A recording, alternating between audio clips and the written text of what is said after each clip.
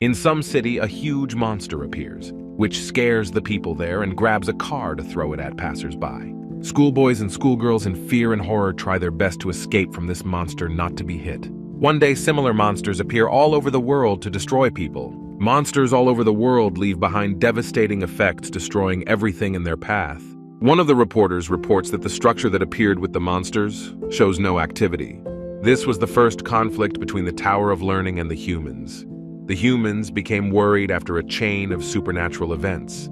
The training tower appeared to draw people from all over the world inside of it at constant intervals. Many people did not understand what was happening and were not at all prepared for such an ordeal. For years, people had been taken for ruthless tests with no one caring about the physical condition of the participants.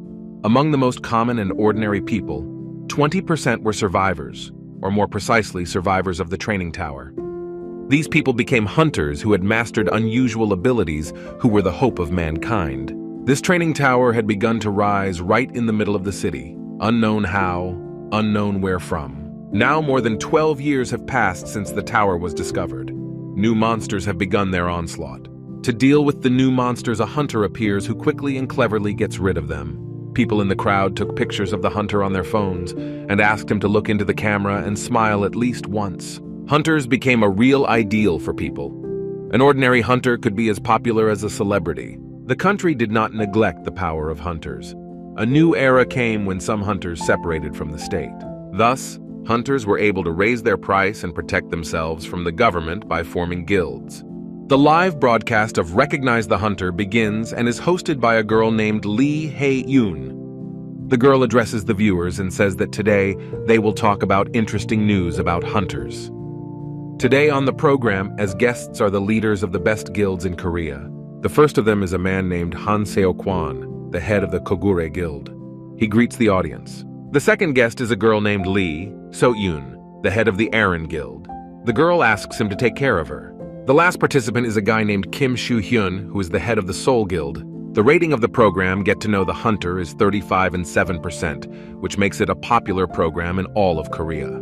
The host Lee Hae-yoon is about to read to the hunters the latest question that was taken from the internet. When Lee Hae-yoon asks about the experienced player that lives in the training tower, the guild leaders shudder slightly. Lee Hae-yoon has heard random stories about the skilled player on the internet before, but she wonders if the guild heads know about him. Han Seo-kwan knows that according to recent stories, this skilled player didn't die and is living a good life. And Lee Seo-yoon thinks that there is no one who knows about the experienced player now. He is the first hunter. In addition, Kim Soo-hyun suspects that it might be a curse that the player is in the training tower after 12 years. This hunter has not left the tower for 12 years and has been clearing the tower repeatedly. The guild heads consider him to be the first hunter. This hunter leaves the tower after training basic abilities with the exception of magic. He has been clearing the tower over and over again for 12 years. Everyone is wondering what are the odds of him being a strong hunter. According to the guild members, this hunter had cleared the tower from the first floor to the 100th floor in one day. How are the people who were forced into the tower supposed to look this hunter in the face? They think it's hell, not training. While the monsters instantly deal with other hunters, this experienced player did not even bat an eye. The experienced player faces a strong final boss on the 100th floor in the training tower. This final boss is named Balock. He leans over to the experienced hunter and begins to threaten him. Balock tells the experienced hunter that if he leaves the training tower, he will not become higher than a rank. A B rank hunter 2 years ago saw such a player in the dungeon who had reached S rank in the training tower. That player was Ben. On the 72nd floor, 3 werewolves came out and he dealt with them alone. This kind of hunter is really an experienced player. He hit the monster from the 1st floor and it flew up to the 10th floor. None of the people don't understand how this is even possible, as if this skilled player is a hero from legend. Experienced player with dexterity manages to deal with and put on the ground the final boss, Balock. Afterward, the experienced hunter smirks and asks Balock who is the real man here. Since he won, it's him. The guy starts gloating and laughing, insanely happy about his victory over boss Balock. The same hunter that everyone is talking about successfully performs the conquest of Balock, after which he can make a stampede or realize his move. This experienced hunter exhales tiredly and looks at the defeated Balock, not realizing what he should do next time. Over the past 12 years, the amount of time that would-be hunters have been going through the training tower has slowly decreased. Because of this, with each group of hunters, the knowledge of the sweep began to accumulate and was passed on to the world, increasing the power of confronting the monsters. In many countries, hunters share the knowledge of the tower sweep with ordinary people. Thanks to this, the survival skills of ordinary people begin to improve on the one hand, and on the other hand, they get themselves excellent hunters. No matter how perfect the person was or how widespread the information was, only a few participants had conquered the tower. As they reached the 99th floor, countless well-trained hunters gave their lives in the final challenge. All of this happened for only one reason, due to the fault of the final boss and master of the tower, Balock. A total of 75 people out of 90 died, a terrifying creature that stole more than half of the hunters' lives. But there is one man who manages to resist this terrifying creature every time. An experienced hunter destroys Balock for the 1,349th time as long as he has been clearing the Tower of Learning. In front of such an experienced player begins to appear a bright purple light that illuminates his face. In front of the player stuck in the tower appears a magical purple portal into which the guy is about to step. The experienced hunter is greeted by a magical portal that informs him that attempt number 1,350 has begun. The guy in a tracksuit tiredly falls to the ground and sinks into his thoughts and reflections. In view of his musings, the guy opens his status window and studies it. This guy's name is Hyun, and right now he has no ability to improve. 12 years ago, Hyun and similar other players successfully cleared the tower and defeated the final boss. The rookie hunters begin to rejoice at having successfully cleared the training tower and can now go home. The other hunters say that if it wasn't for Hyun, they wouldn't have survived. The boys want them to continue communicating outside as well. Hyun agrees with what the other hunters say, but he thinks they're overreacting a bit. This guy in sweatpants is going to go home, but instead he shows up in a completely different place. Hunter Hyun is trying to figure out where everyone else is and why he's back on the first floor of the training tower. Training tower member Hyun gets a curse and now has to clean up the tower with the people who come here next time. After a small bout of anger and denial of reality, Hyun began his search for a cure to break the curse. Hyun spent a lot of time trying to mop up the tower from start to finish all by himself, and he succeeded in doing so. In the aftermath, the guy stuck in the tower re-sweeped the training tower 10 times and increased his physical strength to the limit. In the end, nothing worked, and Hyun was unable to get rid of the curse. After pondering and trying various ways and methods for 5 years, Hyun never found a way out of here. He desperately tried to find a way to break the curse, but besides that, Hyun began to enjoy the situation in his own way. For a while, Hyun played the role of the NPC who guides the students who came to the tower. After that, Hyun played the role of a military instructor who helps with the training of hunters. However, only for a short time he used this approach because it was hard for him to contact people and hear about home. 12 years later, Hyun is once again looking through the status window where nothing changes. Suddenly, Hyun-woo's attention is caught by a sign that the noose has been broken. He can't believe his eyes. After he comes to his senses, he reads a notice that he can now move on when he finishes the next pass. Hunter Hyun-woo rises to his feet quite and determinedly because he realizes that the day has finally come. Hyun-woo, who is finally free, rushes into the magic portal and is madly happy that he will be going home soon. The hostess asks the guild leaders if the 18th hunter group can break the record of passing the tower in 10 months.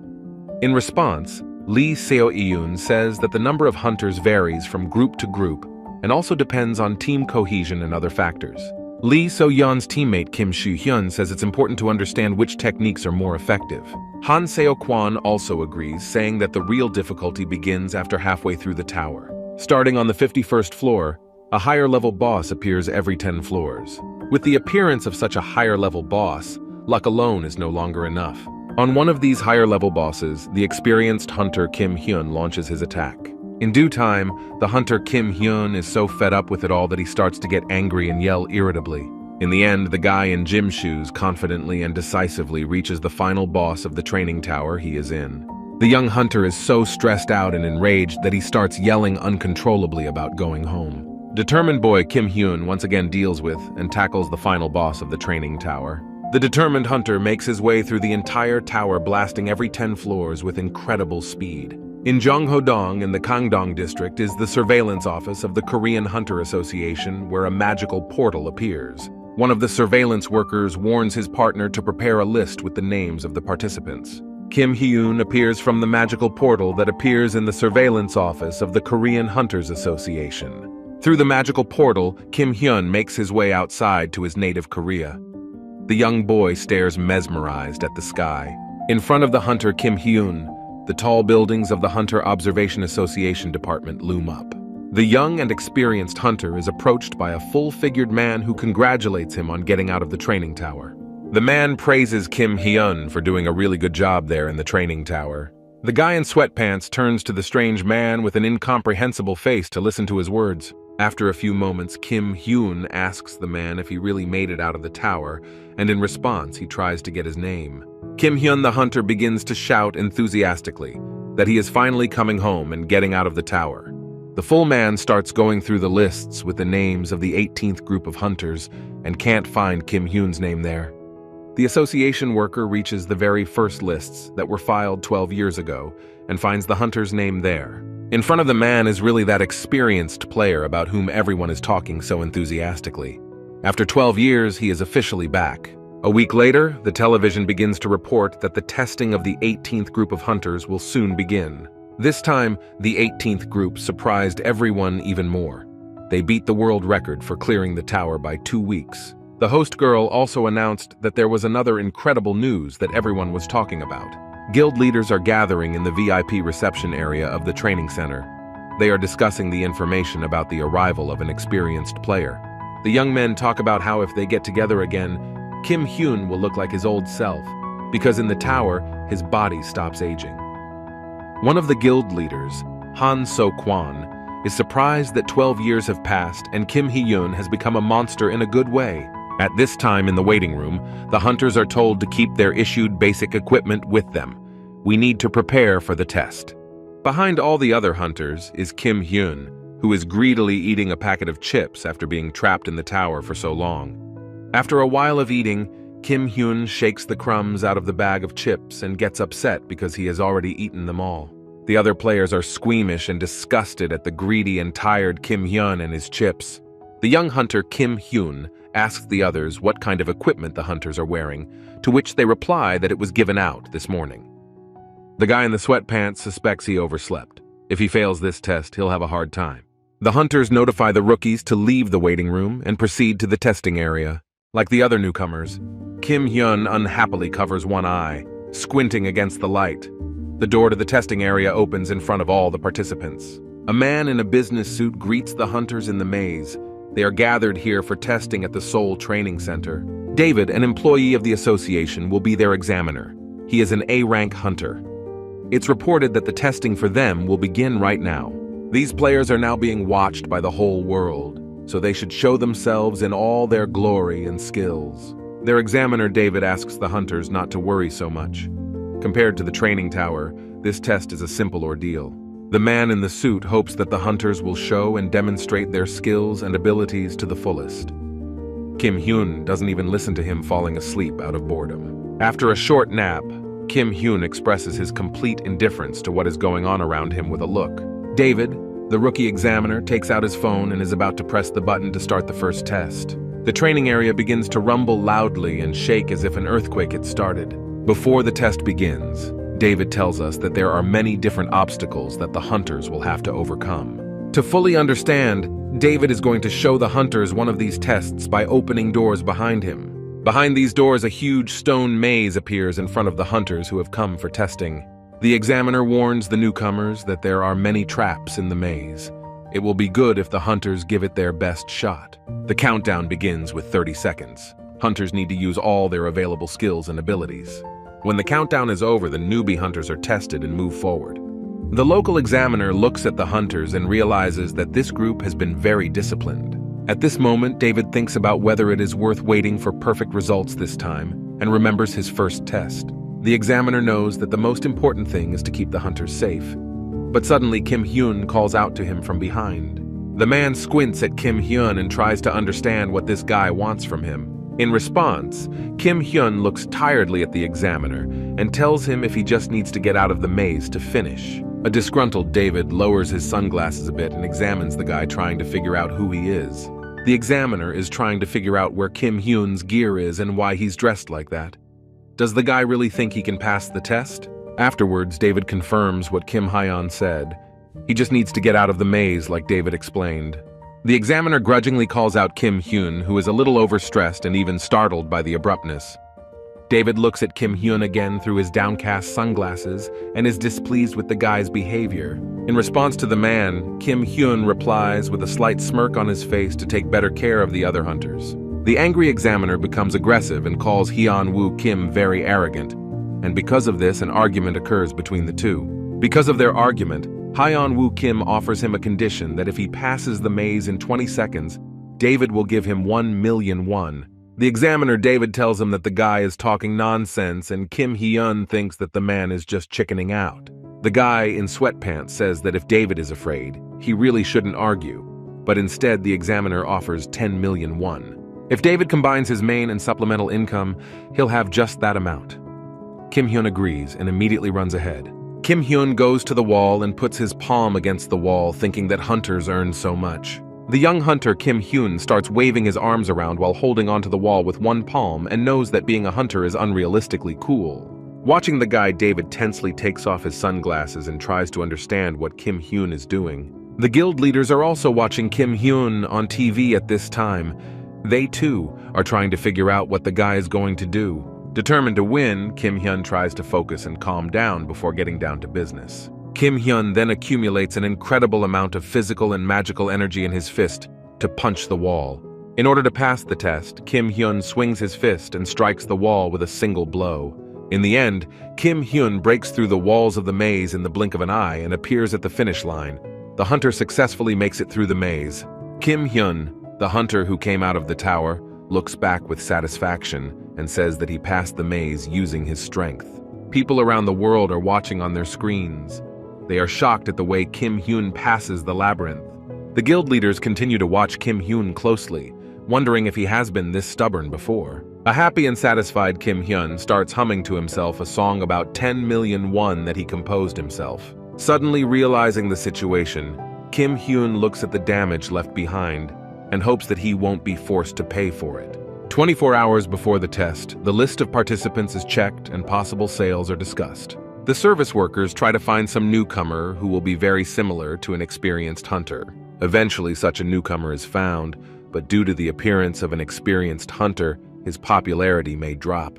After a long search, the service staff opens the profile of a newcomer, Lee Kang-hyun, a blonde guy with pierced ears. The charming Lee Kang-hyun wanted to be a star. He had all the talent skills, even luck followed him. Chosen among other hunters, Lee Kang-hyun resolutely and confidently confronted many monsters and protected other people. Knowing his capabilities and abilities, Lee Kang-hyun looked into the eyes of the threat and did not fear his doom. The best hunter of the group, Lee Kang-hyun, is proficient in level 4 Kendo and has many victories in international Kendo convention. The blonde guy is well aware that if he draws attention to his debut, only success will await him. Some guy unknown to Lee Kang-hyun shows up and deftly and decisively tackles the final boss. Suddenly, Kim Hyun appears very aggressively and violently yells at everyone around him to move because he's going home. Always Lee Kang-hyun had all the power, but not until he met the unknown Kim Hyun in front of him. In the end, Lee Kang-hyun fails to deal with the final boss when Kim Hyun does the exact opposite. Watching the guy in the gym clothes, Lee Kang-hyun tries to figure out who the crazy guy in front of him is, who is so eager to go home. After all this happens, Lee Kang-hyun realizes that Hyun Woo Kim has taken all the glory that he should have gotten. At this time during the testing process, rookie Lee Kang-hyun is also involved. Due to security issues, the first maze testing discipline has been canceled. The hunters need to return to the waiting room. In the reporters' room at the testing venue, the reporters themselves are discussing what is happening. One of the journalists demands to find at least one clear shot of what is going on, but only the experienced hunter Kim Hyun is shining there. While the journalists are discussing who would pay attention to the guy in slippers, another journalist notices him. Kim Hyun's face appears on the screen in front of the reporters. They realize that a star has been born right now. Meanwhile, in the waiting room, Lee Kang-hyun is watching Kim Hyun sitting in front of him with an angry face. The tired Kim Hyun is sleeping sweetly at this time and starts snoring. The hunters discuss how this guy made the explosion when there was practically nothing to see. A disgruntled Lee Kang-hyun listens to the hunters talk about how Kim Hyun has been labeled as the experienced player everyone is talking about, but his plan to gain fame is still in the works. The hunters receive an announcement from the management that the next test will begin in 15 minutes. Kim Hyun then wakes up to a loud announcement that the hunters are required to prepare for the test. Rookie hunter Lee Kang-hyun is not about to lose to an experienced player. Everyone will still see his true strength. The next test of the test is the constant stream of monsters coming out. Like everyone else, Lee Kang-hang is going to fight the hologram monsters that were created by combining the latest technology and monster combinations. To prepare for the test, Lee Kang-hyun gathers all his strength and draws his sword and then fiercely enters the battle. In this discipline, the winner is the one who destroys the most monsters in a certain amount of time. The people watching the test are shocked when rookie hunter Lee Kang-hyun uses magic in the form of lightning. The people realize that the real genius among other hunters has appeared in front of them. In front of the audience, Lee Kang-hyun begins to attack the constantly attacking monsters with his magic. The time trial is coming to an end. The 33rd ranked hunter Lee Kang-hyun destroys 78 monsters. This turns out to be the best result so far. Lee Kang-hang happily says out loud that he has already won. People admire Lee Kang-hyun, who has a fighting spirit and uses magic.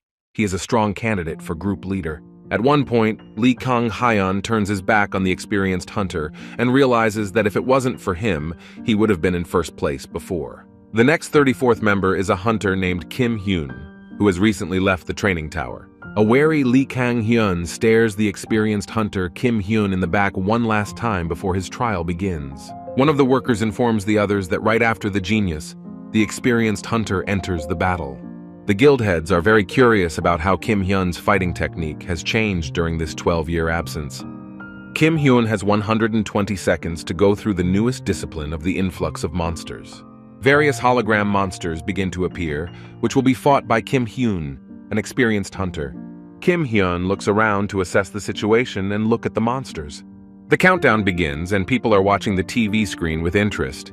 The guild leaders are also watching Kim Hyun on their TV with great interest and fascination. The monsters are also waiting for the countdown to end and are not attacking Kim Hyun yet because the trial has not yet begun. At the last count, Kim Hyun lets out a tired laugh because he's tired of doing all this. The countdown ends and a huge monster with his club starts swinging at Kim Hyun. Immediately after the attack, Kim Hyun strikes the huge monster with a single blow and that is enough to defeat him. The people watching Kim Hyun-woo are shocked by what is happening and try not to miss this moment on the tape.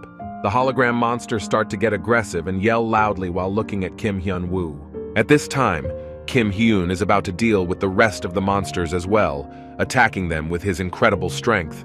Kim Hyun then quickly and deftly deals with each of the monsters. His face expresses fatigue and lack of interest. Only 4 seconds pass from the beginning of the challenge, and the experienced hunter Kim Hyun suddenly disappears. As soon as hunter Kim Hyun disappears, the monsters' heads explode by themselves as if the hunter had used a spell. The guild leaders think it doesn't look like magic. They've only seen a glimpse of how Kim Hyun really moves. It all started when Kim Hyun simply ran up to one of the monsters swinging his fist. After this maneuver, Kim Hyun swung his fist again and hit another monster. After all this, he aimed at the next monster and did the same thing. All of this isn't some incredible technique. The guild heads realized that Kim Hyun is very fast, so it seemed like the monsters' heads were exploding by themselves. Seo Kwon-shi-hyun and Seo Yoon discuss amongst themselves that it doesn't seem like someone who doesn't use magic. I wonder what Kim Hyun was learning in the tower back then. The now famous and popular Kim Hyun actually sometimes did what was rumored about him. Thus, he became an experienced hunter. When the test time is over, Kim Hyun abruptly stops at the same moment and finishes his test. The 34th hunter Kim Hyun destroys 248 monsters in the test. The victorious Kim Hyun smugly raises his head and looks at the camera while making a light chuckle to himself. After the last test is over, Lee Kang-hyun reads the enthusiastic comments from the viewers under the broadcast with Kim Hyun. The blonde guy is so annoyed that the attention is going to Kim Hyun and not him that he breaks the phone in his hands. Lee Kang-hyun throws the broken phone away and continues to silently freak out, unhappy with what is happening. Lee Kang-hyun's hysterics and freak out eventually goes into overdrive and he starts smashing everything around him in the room. Lee Kang-hyun's aggression and rage breaks the stone walls in the room as he was preparing for the test. He went hunting time after time and was even ready to die because he worked hard. Pounding his fist into the wall, he thinks it's unfair. A furious and psychotic Lee Kang-hyun grabs his head and continues to freak out non-stop as he realizes his defeat. After the test is over, Kim Hyun is handed a strange list with guilds and the names of their main members. He wonders what it is. A girl from the association explains to Kim Hyun that it's a list of guilds that want to meet with him.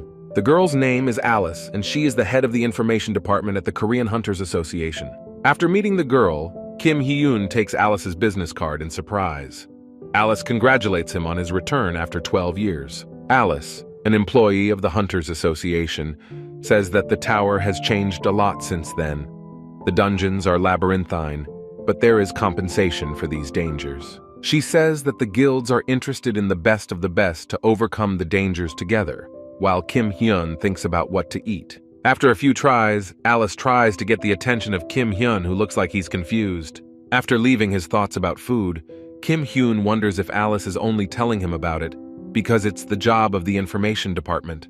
Confused, Alice doesn't know what to say at first, but then smiles slightly and says she came here on a personal matter. The girl from the Hunters Association wanted to personally meet an experienced player that the whole world is talking about and to give him the black folder. Kim Hyun finds the Aries Guild in the folder. It is a copy of the Contract of Rights and Obligations. He should look at the payment clause. The experienced hunter reads that after the successful signing of the contract, the guy will receive a lump sum payment. The figures amaze Kim Hyun. Alice calmly covers her eyes and asks Kim Hyun how he feels about the terms. In response to Alice's question, Kim Hyun tensely asks if it's true that the contract is worth 10 billion won. Even after receiving the information, Kim Hyun doesn't understand what's going on. He asks if the country's currency has dropped in value. Prices have changed, but there was no economic crisis. To prove it, Alice opens her phone and says that land prices have increased significantly. Finding the right page on the internet, Alice shows Kim Hyun how land prices have changed from what they were originally. Kim Hyun, the hunter, is horrified when he looks at the piece of paper and realizes the big difference in prices after 12 years. The girl from the association says that Kim Hyun doesn't have to worry about high housing prices because he will be paid 10 billion for the contract. Alice goes on to explain that if Kim Hyun wants to, he can re-sign the contract at the end of the contract and get a bigger sum. After thinking about Alice's words, Kim Hyun realizes that it's 20 billion won. The girl says that he will have to give the guild some of the magic stones. Alice summarizes the situation by saying that Kim Hyun will get the most of it anyway. In the end, Kim Hyun suspects that this is not the work of the association's information department at all. Alice tells him that the Aries hunters asked her to hand over the contract, but the guy knows that he won't leave the dormitory to sign the contracts. To get what she wants, Alice asks Kim Hyun if he's made his choice.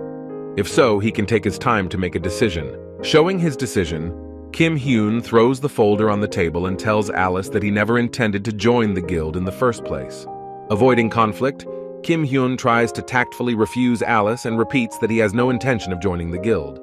The girl from the association, Alice, starts to tense up and says she was scared by Kim Hyun's joke, but he assures her that he's not joking. Kim Hyun reiterates to Alice that he is not going to join any guilds, especially not now. After talking to Alice, Kim Hyun collapses on the bed. Aries is offering him this amount of money for a reason. He will definitely drown in matters he doesn't need. After a hard day, Kim Hyun enjoys his pillow and realizes that he doesn't need all this.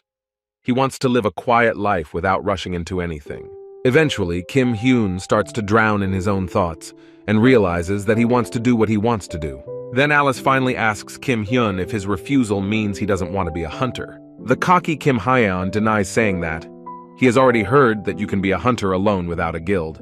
After this answer, Alice realizes that he is talking about free hunters with guild experience, but without such experience, it is impossible to work alone. Finally, Kim Hyun confidently tells Alice that he thinks he can do the job himself, to which Alice calls him arrogant. In an attempt to change the situation, Alice suggests that Kim Hyun call her back at the number on his business card if he changes his mind, but the guy just waves his hand in response. Now Kim Hyun is thinking that if he had known about the free hunters earlier, he could have left the training area and slept longer. He finally realizes that when he starts thinking about all this, he gets angry with himself. Since he has nothing else to do, Kim Hyun is going to read the list of guilds that want to meet him, but they are trying for nothing. After 5 days, the hunters are released from the dormitory, and Kim Hyun meets someone at a restaurant on Mokdong. While at the restaurant, Kim Hyun meets the guild leaders Seo Kwon, Seo Yoon, and Shi Hyun, who are also happy to meet him. When he meets them, Kim Hyun is wary and very surprised to see his former comrades. He realizes that Seo Kwon was exactly the same age as Kim Hyun at the time, but now he looks like a real man. Shu Hyun, the always crying high school student, has become an incredibly handsome guy amongst all the guys. The same girl Seo Yoon, who was in middle school, has grown up so much and changed a lot. Kim Hyun recognizes the same Shi Hyun who was always crying before the battle with the 50th boss. At the same time, he remembers Seo Yeon from another occasion when she saw a spirit on the 14th floor, but she doesn't let him finish talking and starts threatening him. Kim Hyun sums up his thoughts by saying that these guys have all changed a lot, and the sushi he eats now is the most delicious. Speaking of food, Sha Hyun reminds Kim Hyun how they caught Merman on the 70th floor, and he sang a song about wanting sushi. Kim Hyun ends up borrowing a knife from Seo Kwon and cooks up some HWA and strips Merman of his tail. He did it so beautifully that everyone remembers it. The real Uncle Seo Kwon says they realized that Kim Hyun would be a legend outside the tower. Kim Hyun, who has worked up an appetite, stops during his meal and tries to find out what legends are being talked about. In response, Seo Yeon replies that Kim Hyun is very famous. Even on TV, they showed what the guy was doing in the training tower. Kim Hyun is getting tenser and tenser with every word. He doesn't understand how this is possible. Later, Kim Hyun realizes that his concepts were shown on TV, and there were a lot of them. For example, the naked sweep. Remembering his past, Kim Hyun does another sweep when he makes a cosplay of the real Gollum. The guild leaders tell him that the most popular one was the one where he danced strangely, followed by the one where he destroyed the ceiling with his foot. In response, Kim Hyun starts smiling and replies that it was really all him. Shi Hyun asks what else Kim Hyun learned in the tower. After Shi Hyun's question, the guy remembers the moment he was alone with himself inside the tower and dancing wildly. The guys ask him about the moment when he cleared the tower by dancing in front of the surprised floor boss. Shi Hyun and Seo Yeon look at Kim Hyun and are surprised to see him and his strange behavior. At this time, Kim Hyun is quite eating his sushi while smiling and enjoying his food. After a short pause, Kim Hyun smiles and replies that he just wanted to do the cleanup in a strange way. Reflecting on his past in the tower, Kim Hyun laughs as he thinks he can get out of there. When Kim Hyun destroyed the ceiling up to the 10th floor, he was so bored that he just jumped down. Without taking his eyes off the food, Seo Kwon says that he thought Kim Hyun had become a monster during the test, and after hearing his stories, he was convinced. Noticing the interested faces of the guys, Kim Hyun makes a disgruntled face and tells the guild leaders to try and get stuck in there themselves. There's one more thing that Kim Hyun brings up. His follower has already come out of the tower, and Seo Yeon doesn't even know who he's talking about. Kim Hyun says that he once lived somewhere between the 50th and 60th floors for a while. At that time, an unknown hunter appeared who had already fallen behind the others. That's when Kim Hyun appeared next to him. Even then, Kim Hyun dressed up in different costumes and played out various possible scenarios in the tower. As Kim Hyun gets closer, he asks the poor hunter if he wants to survive here and calls him a weak man. At that very moment, Kim Hyun was already dressed up in strange clothes and wearing a mask with horns. He was going to guide the weak unknown hunter. Kim Hyun continued, saying that he had been practicing a martial art and that the unknown man was his pupil. Seo Kwon didn't expect this from Kim Hyun, but Kim Hyun replies that it's like in novels when someone gets stuck somewhere and the truth comes to him. To justify his behavior in the tower, Kim Hyun ends his story by saying that he wanted to try the same thing in case he could escape. At the time, Kim Hyun was training his new apprentice and giving him various tasks and challenges. Kim Hyun, pretending to be a master, made his pupil pull and lift the heaviest dumbbells. The martial arts master Kim Hyun taught this hunter how to destroy pillars and stone structures because he had to open his chakras. The guy also says that all he could do was catch his apprentice when he ran away and scold him, so he feels guilty towards him. All the while, Kim Hyun's conscience is gnawing at him because of his unbearable character, and because he considers such actions to be violence. When Kim Hyun finishes his story about the training tower, he asks the guys what has changed in the world over the past 12 years. The guild leaders begin to tell Kim Hyun all the new things that have happened since he was imprisoned for 12 years. After meeting with his old comrades, the guy goes back to his room and plops down on his bed, about to open his status window. As he examines his status window, Kim Hyun realizes that the phrase, "You have reached the limit," has disappeared, and his age has changed as if 12 years have vanished. Evaluating all the information, Kim Hyun realizes that from now on, he can earn enough and do whatever he wants. At some point, the guy notices interesting information that he needs to clear 3 more dungeons and destroy the bosses. When Kim Hyun tries to deal with his status window, someone starts knocking on his door. After opening the door, a uniformed man appears in front of Kim Hyun and informs him that someone from the Ars Guild wants to see him. Not wanting to go to the meeting, Kim Hyun asks the man to tell them that he won't be coming. But the man has already told the strangers that the guy will show up for the meeting. The uniformed man says it's not about the guild at all, so he asks Kim Hyun to step into his shoes. As he ponders the situation, he realizes that if he doesn't come out, Aries will continue to pester him until he explains everything to them. In the end, Kim Hyun agrees to a meeting with the Aries Guild. A uniformed man tells him that he is waiting for him in the reception area on the 1st floor. Kim Hyun follows the guard's instructions and goes down to the reception area on the 1st floor, where he is greeted by 2 serious men in suits. He reluctantly sits down in front of the men and tells them that he has already told them that he is not going to join their guild. One of the men is named Kang Ben-ho, who is the head of the Ars Guild's Human Resources Department. In turn, Kang Ben-ho asks Kim Hyun if he's really thought this through. Kim Hyun doesn't even realize what he's talking about. The serious man threateningly answers Kim Hyun if he really thinks that if he doesn't join their guild, he will be able to develop properly. Looking at Kang Ben-ho, Kim Hyun starts to feel the tension building when the man says such words to him. Kang Ben-ho continues to insist that if he joins their guild, he won't have to go through all these unnecessary hardships. Kim Hyun smirks and asks the man why they came here at this hour and starts threatening him. Kang Ben-ho's bodyguard starts to get aggressive and is ready to throw himself at Kim Hyun, but the department head stops him immediately. Aries, the guild's human resources director, only wanted to know Kim Hyun's final decision because their guild is one of the best. Kim Hyun replies that their guild is a dump that abuses its power and still manages to call itself a company. During the next meeting, the guild leaders tell Kim Hyun about the various dungeons, including the amusement park. Hyun starts first and tells Kim Hyun that the Ars Guild has 66% of their country's dungeons. Hyun then continues that Aries has taken over D-rank dungeons for beginners and A-rank dungeons for good farming and is siphoning off capital left and right. Kim Hyun, on the other hand, hears that the newcomers are gaining experience and making a living, and then taking expensive tickets from Aries and going to them.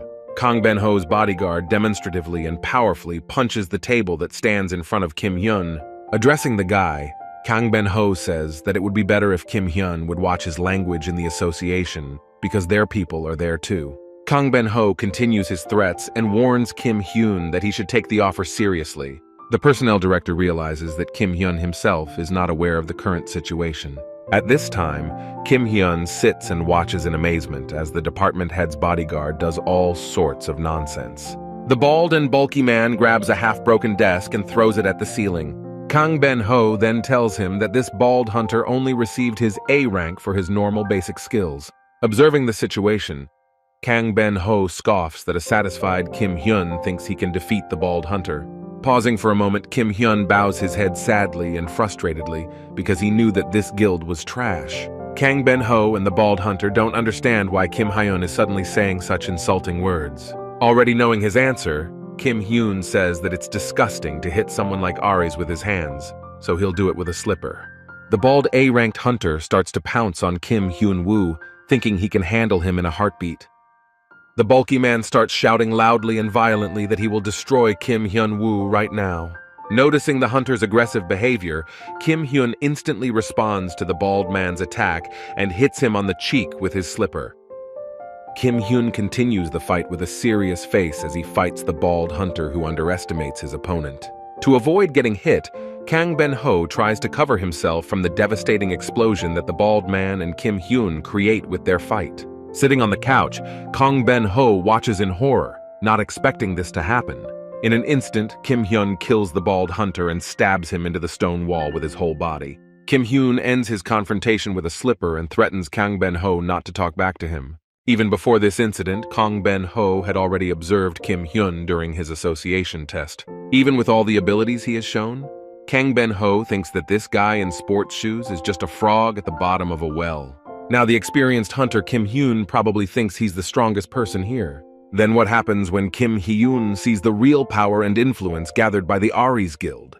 It would make him kneel down. In this situation, Kang Ben-ho realizes that things have not gone according to plan, and Kim Hyun is stronger than he thinks. Watching the guy's attacks, Kang Ben-ho realizes that Kim Hyun can do this even without magic, and that it's impossible. After the fight with the bald hunter, Kim Hyun gets closer and closer to the head of the Human Resources Department to tell him what he hates the most. As Kim Hyun gets closer to the man, he scares Kang Ben-ho so much that he backs up and runs into a wall. When Kim Hyun starts talking, Kang Ben-ho cringes in horror and opens his mouth wide in panic. To put an end to the conversation, Kim Hyun threatens the head of HR with a broken slipper and says he hates being threatened more than anything.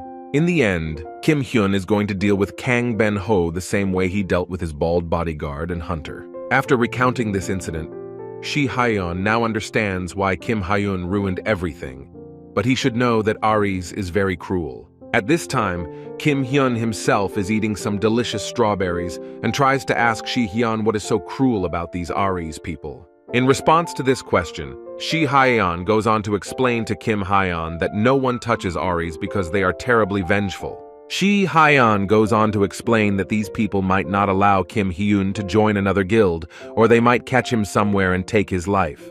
Surprised at this, Kim Hyun doesn't understand what Shi Hyun is talking about. He replies that he is talking about taking a life without witnesses, because there is no one in the labyrinth. He finally realizes how cruel the world has become by popping strawberries into his mouth. Shi Hyun covers his face in frustration, because Kim Hyun has become the same way. Taking advantage of this moment, Shi Hyun suggests that Kim Hyun just join his guild, since that's what the conversation is about. Kim Hyun replies with an annoyed look on his face, saying that he has already declared that he doesn't want to join the guild and wants to live freely. Kim replies to Shi Hyun that they will have to put that idea on hold for now, to which Shi Hyun wonders what happened this time. He answers Shi Hyun's curiosity by saying that he has something to do and asks about the Adiron Research Center. For the past 12 years, Shi Hyun has been wondering why he was the only one who couldn't get out that day. This guy has a lot of anger hatred in him, and now he wants to know who created the tower and why he was imprisoned for 12 years. Once again, Shi Hyun asks Kim Hyun why he is suddenly interested in this Adiron Research Center. Watching the guy, Kim realizes that Shi Hyun doesn't know the answer, and it has to do with the creator of the tower. He too would like to imprison him like they imprisoned him. Adiron's research center is located in Ajeongbu. This dungeon is great for beginner development, and there is a special boss there. Unable to understand Kim Hyun's motives, Shi Hyun asks why he needs to go there, and is told that he has something he needs to do. In an attempt to dissuade him, Shi Hyun assures Kim Hyun that he can't get in. Kim Hyun genuinely wonders why he can't do it. Shi Hyun had already told Kim Hyun that the Aries Guild was appropriating dungeons, and Adiron was one of them. When Kim Hyun hears about Aries, he becomes irritated and resents the government for looking into such situations. Shi Hyun responds to Kim Hyun's outrage by saying that the government is not interested in hunters because they don't influence elections. In the end, Shi Hyun concludes from Shi Hyun's words that even killing people in the dungeon is a real crime. Shi Hyun continues the dialogue and explains that in such a case, the police don't even investigate because it's dangerous and write it off as an accident. An angry Kim Hyun is angered by Shi Hyun's words and stories about the police who do nothing about the incidents. Aries is a new company with high profits, and it's hard to get in from the outside, but Kim Hyun wonders what would happen if he were to sneak in. Since Shi Hyun says that the entrance is guarded at all times, Kim Hyun is going to sneak in another way. Not expecting such a response, Hyun doesn't fully understand what Kim Hyun means by his words. Kim smirks slightly and tells Hyun that he can just break his way into Aries. Hyun is a little tense at this unconventional answer and says that Kim Hyun will definitely become Aries' enemy. But the guy in the sweatpants thinks again and remembers what he did to the bald hunter and Kang Ben-ho, so he's already an enemy of Aries. The Heirs Guild company is discussing their delay in promoting their own guild in China. One of the men replies to his boss that they should delay for at least 5 months. At the head of the meeting sits a hunter of S rank, Hok Seong. He is the head of the Korean branch of the Heirs Guild. Addressing the others, Hok Seong says that he doesn't care how long it takes, they should do everything before the others. With a thumbs up, he philosophizes and says that when farming is dangerous, you don't need to run faster than the boss. You need to be faster than the person running next to you. Directing his attention to his subordinates, Hok Seong waves his palms in front of him and praises them for their excellent work and labor. Eventually, Hok Seong finishes with one thing and asks what's next. One of the workers holds out some documents to him. From the subordinate's hand, Hok Seong receives the skill chart that he asked for last time. After receiving the documents, Hok Seong scrutinizes the chart and asks the employees what it shows. Based on the test video, they created a chart of Kim Hyun-woo's skills using analytical technology. Looking at the chart, Hok Seong chuckles quietly and asks if the department that made the chart was mistaken. One of Yoo Ben-wook's subordinates, the head of Aries' Human Resources Department, was also doubtful at first, but the error could only be within the first rank. Hok Seong realizes that all the information provided is the truth. He asks if they hired Kim Hyun. In response, Ben-wook starts to tell his boss that Kang Ben-ho tried, but in the end, no one was able to hire anyone. Hok Seong looks down at Kim Hyun's profile again and smirks, saying that it's a good thing he wasn't hired.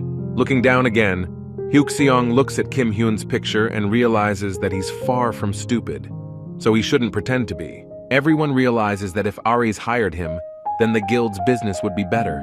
With such skills, Kim Hyun would be a good fit here. With that in mind, Hok Seong realizes that they would also benefit from such a move, but it would be a threat to his precious position. As he continues to philosophize, Hok Seong-woo tells Ben-wook that this kind of thing is called a poisoned apple. It's delicious, but you'll get poisoned if you eat it. Whereupon, Hok Seong-woo tells Ben-wook that if they accept Kim Hyun, he will poison him. It's a metaphor. When the meeting ends, Ben-wook leaves the office, but a man with a ponytail tries to hold him back. Ben-wook turns to the man and tries to calm him down to find out what's wrong. The man with the ponytail begins to tell him that something is going on at the Adoran Research Center, and this leaves the supervisor stunned. At the entrance to the C-rank dungeon of the Adoran Research Center at the Aries checkpoint, a red-headed girl is not allowed to go hunting. This red-haired girl doesn't have a ticket, so she's not allowed in, but she has nowhere else to hunt but here. The men at the checkpoint send the girl to a maze where entry is free and the monsters are of low rank.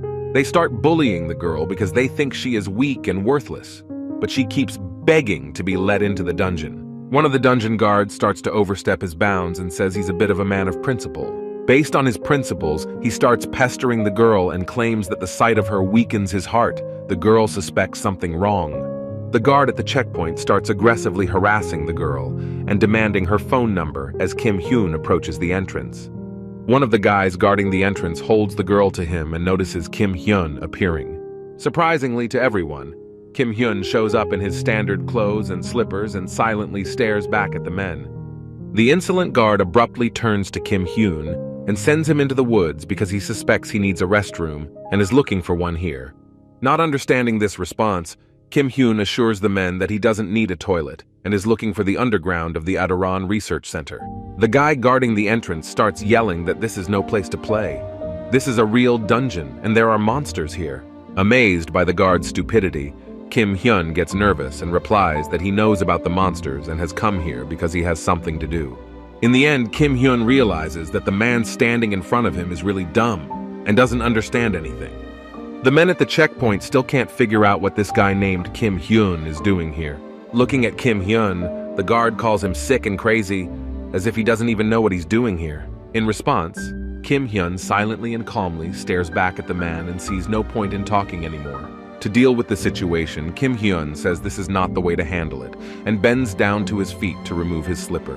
When Kim Hyun lifts his slipper up, He says that these men don't understand anything, which makes the guys at the checkpoint stand in a stupor.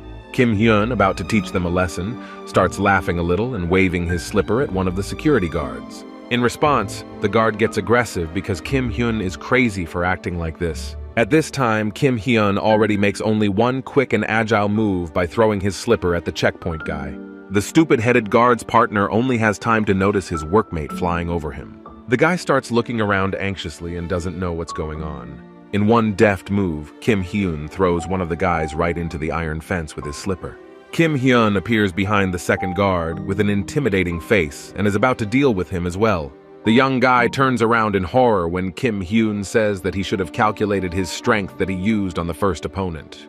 With a completely serious face, Kim Hyun slowly walks closer and closer to the second guy and begins to call him to him. Kim Hyun demands the young man to give him his shoes, but he doesn't even understand why. Showing no interest, Kim Hyun has no intention of answering such questions and suggests the guy do to him what he did to the first guy. Eventually, Kim Hyun takes the guy's metal shoes from him and happily examines them while trying to hop around in one place. The young guard bought the shoes for 5 million won and cast a lightweight spell, but the shoes are suddenly stolen from him, which upsets him.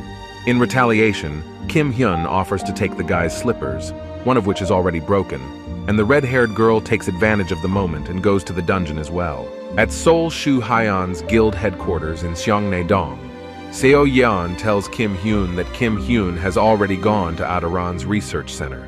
Seo Yeon is outraged that they don't know what to do, and Shu Hyun's eardrums are about to burst from her screaming. Justifying her outrage, Seo Yeon says that it's not about Kim Hyun personally, but that the Aries guild are crazy. In response, Shu Hyun tells the girl that he couldn't help it when Kim Hyun just left and asked her not to worry about him.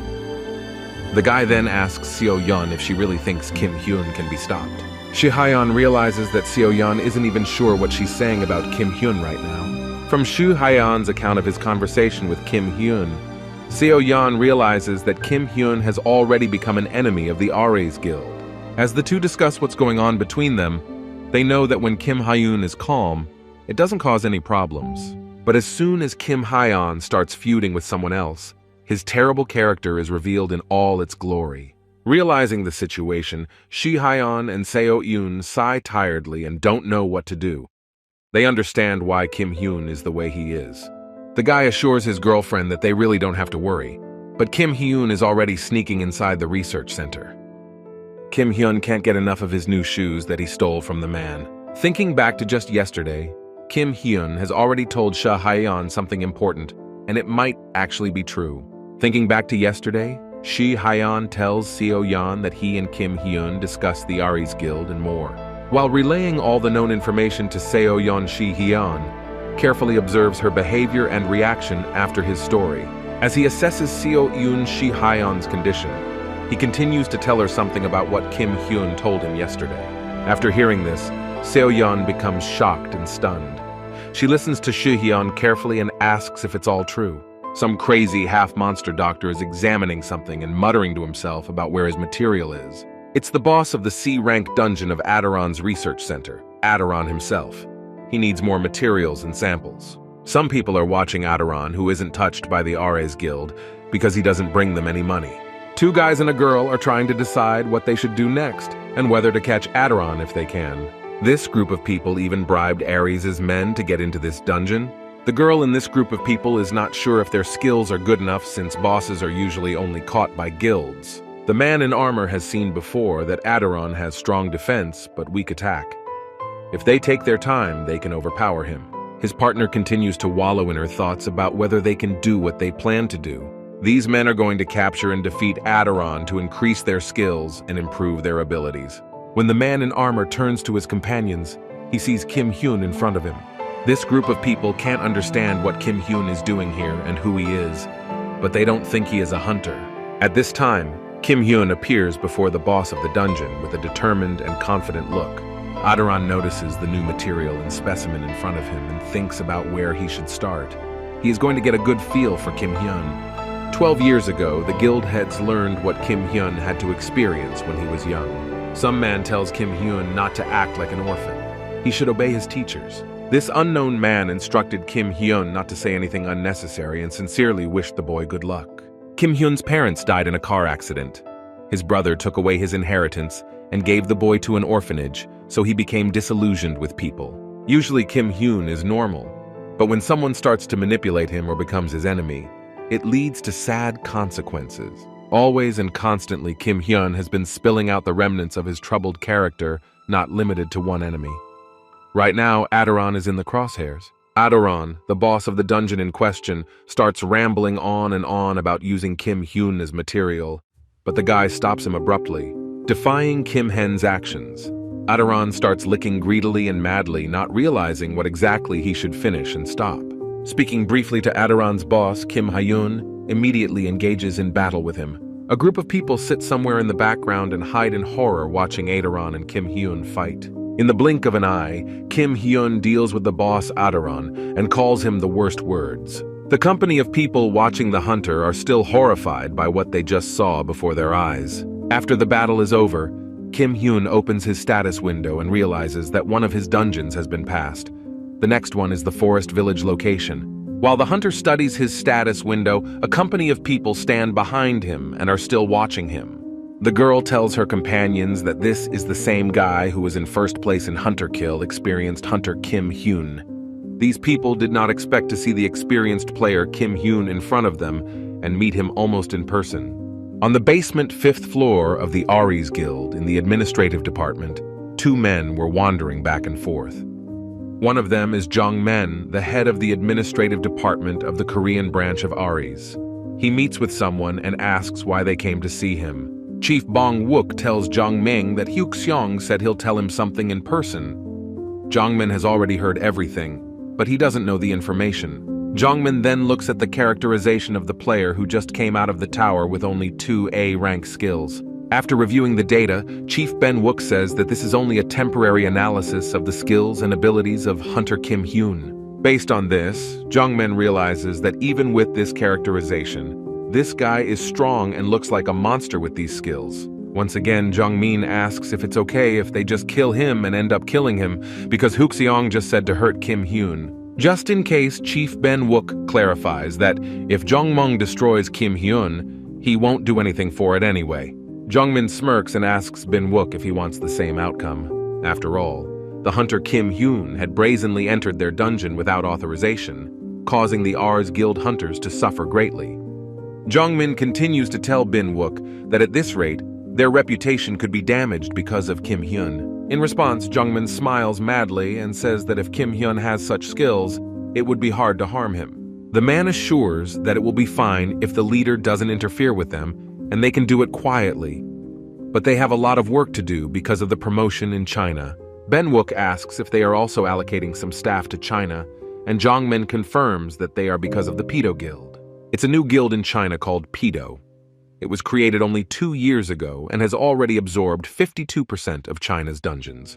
The head of the Pedo Guild came out of the tower only 4 years ago, and all of her followers have incredible skills.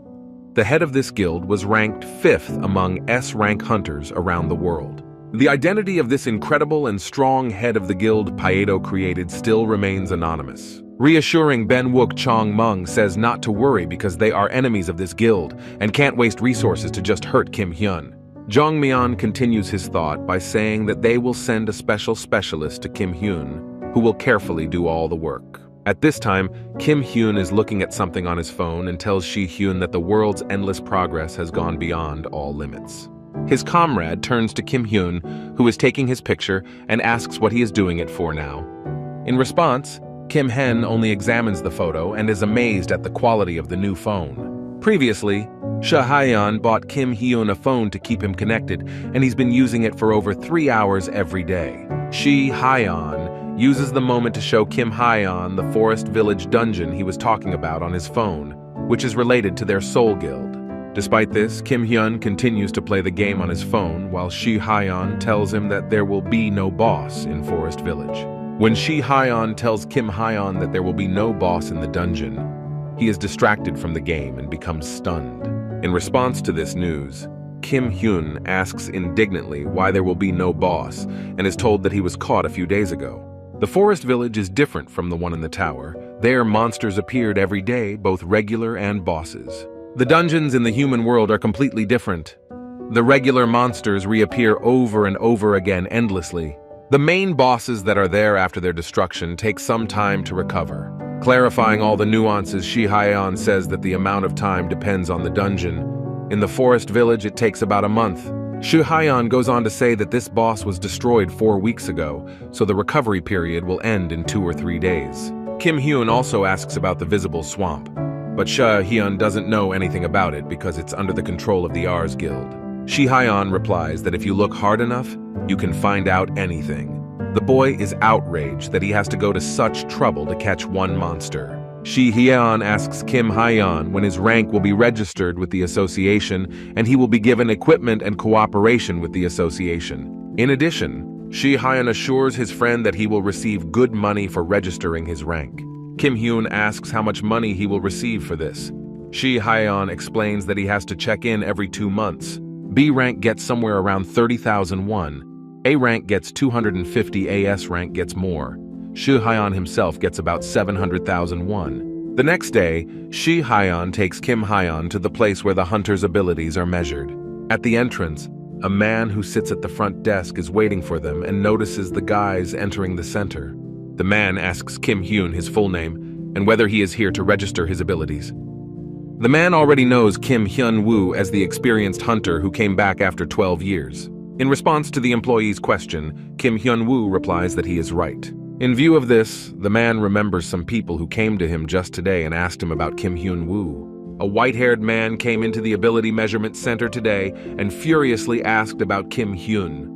He thinks Kim Hyun is just a chick with nothing special, but the only reason he got rumors about him is because he passed the test with flying colors. With an indifferent face, the man tells Kim Hyun that he has verified the information about him and now he should take something from the hologram cone. This time, Kim Hyun should take the look for the looker that will appear next to the status window of the hologram with the guy's rank. When the guy in sweatpants reaches out and takes the seeker's eye from the man, his rank measurement starts immediately. The association worker watches the measurement of Kim Hyun's abilities carefully, suspecting that he's only rank B. As he continues to watch in horror, the man becomes nervous, confused by his own suspicions. Noticing this reaction, Kim Hyun awkwardly and with interest turns to his status window and looks at his result. When the guy turns to the man to check if the measurement is over, his face expresses fear and rejection. This employee from the Ability Measurement Center starts to scream in terror and panic as he looks at Kim Hyun's status window. After what happened, Kim Hyun reads comments that his skills are all rated as A rank. People are jealous of him and wonder that such a thing is possible. Trying to be more attentive, Kim Hyun stares at his phone and is truly amazed that he just passed the test, and everyone already knows everything. Hyun replies that he doesn't see anything special about it because this guy is a real celebrity now. Because Kim Hyun went to the Aries dungeon and turned it upside down, all kinds of people will be watching him closely. His friend claims that the Aries Guild has already gathered information about him. They will not leave alone a man who has infiltrated their territory. Taking care of his friend, Hyun warns Kim Hyun to be careful in the future. Aries are dangerous people, but Kim Hyun doesn't listen and plays on his phone. Watching him, Hyun realizes that Kim Hyun is not paying attention to him at all and is not listening to what he is saying. Then Kim Hyun starts laughing loudly and sharply at something, and Hyun tries to find out what's going on. The guy in sweatpants shows his phone screen to his friend and says that someone has 8th grade syndrome. Turning his phone around, Kim shows Hyun the loading screen of the game that has been appearing every time he goes through the dungeon since yesterday. Looking at the picture, Kim Hyun thinks the person on the loading screen has a terribly stupid pose and the effect of his aura. As Kim Hyun continues to watch, he laughs heartily at the picture and says that hunters are really versatile. Hyun then tries to get Kim Hyun's attention to inform him that the guy on the loading screen is himself.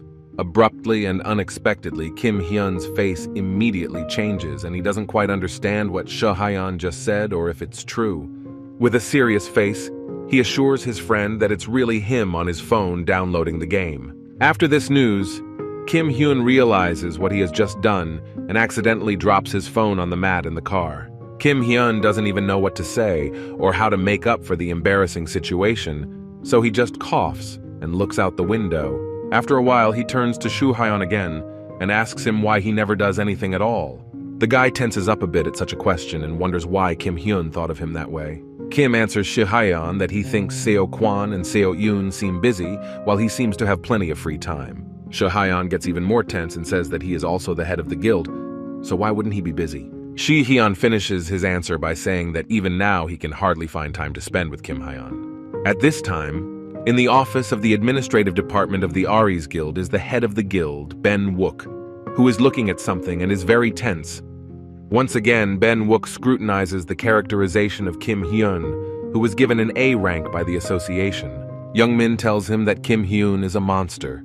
Now he understands why their leader wants to deal with him. Not paying attention, Ben Wook doesn't seem to be listening to what Jong Men is telling him because he's intently studying the characterization of the experienced hunter. At some point, Jong Men notices the confusion of Ben Wook's boss and asks him what he's thinking about. The man smirks and laughs evilly, promising Ben Wook that they will take out the experienced hunter Kim Hyun without any problems. As the conversation continues, Jong Men tells Ben Wook's boss that he has called Shin Jong Gang for the job, which alarms him. Ben Wook asks if he is really the S-ranked hunter from China. He is as strong a hunter as Kim Hyun. After Ben Wook's superior's hunch is confirmed, he begins to chuckle evilly and calms down a bit. At this point, Shi Hyun is already leading Kim Hyun to his dungeon forest village, where there are no guards at the entrance. In a minute, the boss will appear here. The men in the company of an experienced hunter make their way inside the forest, and behind them there is an unknown man who is following them.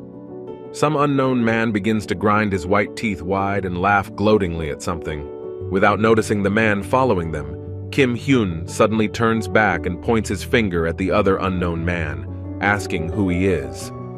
A porter who introduces himself as Park Ga-moon stands next to them and greets Kim Hyun. Guild leader Sul tells them that Park Ga-moon is a follower and has come to collect additional items. Shu Hyun continues his story saying that among the extra items they can get money for catching the boss. It depends on the situation and they can get 20 to 35 million won.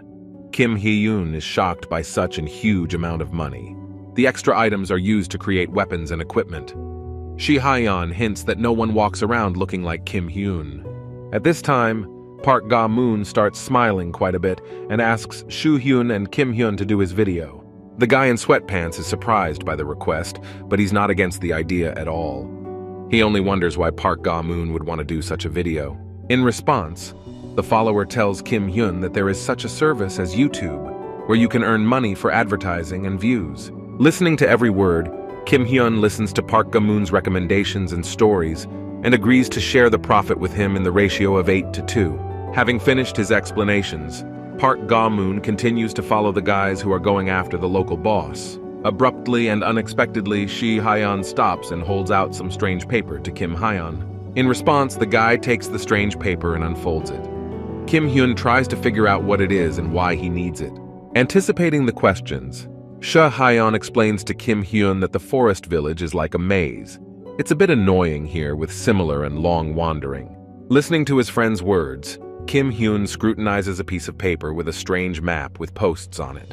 It doesn't take long at all for the hunter to examine this map and tosses it somewhere in the woods without even intending to use it. A group of young guys come to a huge tree with a thick trunk that rises in the local forest. After exploring the area, Kim Hyun calls out to his companions and turns to Park Ga-moon, who continues to videotape him. When he turns to Park Ga-moon, the guy smiles broadly. He asks the guy to get more and better footage on his video. He gives all the necessary instructions to the follower and walks away to a huge tree getting closer to it. After finding the right position, Kim Hyun starts swinging his fists and punching the thick trunk of the huge tree. Kim Hyun's fist is filled with an incredible amount of power, which he uses for his punches. Park Ga-moon's follower, along with Shi Hyun, are watching Kim Hyun closely, and their faces are lit up by the bright light from his strikes on the tree. A huge and bright beam of energy begins to penetrate through the entire space of the forest. Park Ga-moon expresses his genuine surprise. Instead of a huge and thick tree, a two-headed monster boss appears and is already met by Kim Hyun. It is the boss of the forest village, Two-Headed Ogre. He begins to scowl furiously and shout loudly. As Shu Hyun watches with a slight smile on his face, he realizes that the dungeon boss is finally appearing. A follower of the Soul Guild watches Kim Hyun with an eerie delight and continues to videotape him, thinking that this guy is unreal. At this time, Kim Hyun successfully clears the way to the right boss in one go and then calls out to Park Ga-moon. The satisfied kid enthusiastically follows Kim Hyun because he is a real cool and experienced hunter. In order to make a video, Kim Hyun gets up and starts running towards the two-headed ogre to fight him. As he is about to continue his attack, he concentrates his power all over his body again and leaps off the ground to fly up into the air and hit the ogre's head. As he climbs up, Kim Hyun watches the behavior and reaction of the two-headed ogre he climbed on with excitement in his eyes. Utilizing his abilities, Kim Hyun climbs up so high that he climbs onto the shoulder of the huge two-headed ogre. Already on the shoulder of the boss, Kim Hyun stores his concentrated energy in his legs and strikes hard at the monster's head. The strong and huge two-headed boss instantly falls to the ground, defeated by the experienced hunter Kim Hyun. Kim Hyun lands on the boss's back and the two-headed monster falls to the ground with his whole body. The Park Ga-moon follower has been filming Kim Hyun on his phone all this time, looking at the experienced hunter with rapt and admiring eyes. Kim Hyun then climbs even further on the back of the ogre to his full height and beautifies himself in front of the camera against the starry sky. Park Ga-moon begins to cry from happiness and rapture. At the same time, a strange guy sits on a tree branch at the back. The unknown man with wrinkles on his face is wearing a red jacket and is sitting on a tree branch watching the scene below. The same man in the red jacket returns to the Aries Guild's administrative office where Jongmin asks him if he has checked everything. He is the same Shin Jong-gun who was sent after Kim Hyun to deal with the guy once and for all. With his feet on the table, Shin Jong-gun tells Jongmin that he's taken a good look and seen everything about Kim Hyun. The obnoxious mercenary keeps smirking and talking through his teeth. According to him, Kim Hyun really is a real monster in the flesh. Shin Jong-gun continues to say that Kim Hyun has pure abilities with no magic but physical strength. This surprised him a lot. Continuing to smirk, the mercenary says that Kim Hyun has something he can't handle, and it was extremely easy to recognize. All the while, Jongmin listens intently to the man about Kim Hyun smiling back. He learns that the guy is coming to the dungeon Visible Swamp tomorrow. The supervisor praises Shin Jong-gang for a great job and tells him to go and get well prepared for his new job. The next day, Kim Hyun is on his way to the Visible Swamp dungeon to deal with the local boss. It's a sunny day outside with a clear, cloudy sky. The wind is lightly blowing the hair on the experienced hunter's head. When Kim Hyun arrives at the dungeon, he looks around anxiously because he has a bad feeling. He suspects that it might be the atmosphere. Suddenly, the phone in Kim Hyun's pocket vibrates and he receives a message which he immediately looks at. Unexpectedly, Kim Hyun receives a message from Seo-yoon about yesterday's conversation and his promise. He's not happy that everyone is so worried about him. Kim Hyun finally tucks his phone back into his pocket and heads in the direction he wants to go in the Visible Swamp. The experienced hunter is cocky and realizes that he doesn't care about anything, especially the Aries Guild and his men. Kim Hyun has already met Seo-yeon, who asks him why he is going into the dungeon that belongs to the Aries Guild. At some point, the guy gets distracted from his phone and acts like he didn't immediately hear Seo-yeon's question. Once again, Kim Hyun repeats to Seo-yeon that he has already told her that he has some things to do in the dungeon. In response, Seo-yeon anxiously turns to Kim Hyun and wonders what kind of business he might have there. Kim Hyun replies with hidden annoyance that he'll tell her when the time comes, as long as he doesn't go there to piss Aries off. In response to this, Kim Hyun laughs a little and replies that he might actually piss off the Aries Guild a little. With a worried and concerned sigh, the girl realizes that she doesn't need to worry about her friend. Guild leader Seo-yeon knows that Kim Hyun is very strong, at least from the YouTube videos and Soo-hyun's words, but she is still worried. She then tells Kim Hyun to act quickly anyway to avoid getting caught by the Aries people. The Visible Swamp is a rank A dungeon. Kim Hyun will go there when the boss appears there, but at the same time, the Aries Guild and the raid will also go there. Kim Hyun listens to Seo-yoon's story and agrees to her warnings. Kim Hyun still tells her not to worry. The next day, Kim Hyun is already in the dungeon in good health and with a big smile on his face. The guard at the checkpoint shakes with fear, but still threatens Kim Hyun who has come here. After that, he starts yelling loudly that Kim Hyun is becoming an enemy of the Aries Guild right now. Because of this behavior, Kim Hyun immediately remembers Seo-yeon's words to stay away from the Aries Guild people. But he already does so. In an attempt to make things right, Kim Hyun tiredly tells the guard that his behavior is wearing him out, but he doesn't even understand his motives. Pointing his finger at the knocked-out guard, Kim Hyun realizes that they never understood anything. Every time they disregard everything to beat him up. A genuinely disgruntled Kim Hyun smiles at the fact that when these people get into trouble, they cover themselves with the guild name and are therefore all the same. One of the local guards is very aggressive and provoked by Kim Hyun's words, so he comes at him with a gun. There is a small but noticeable explosion that kicks up all the dust in the air. After that, a calm Kim Hyun steps outside the fence. The guy in the sweatpants exhales tiredly as if he's doing it out of boredom. He's getting bored with the whole thing. Heading towards his boss, Kim Hyun approaches the nearest body of water where a reptile-like creature peeks out.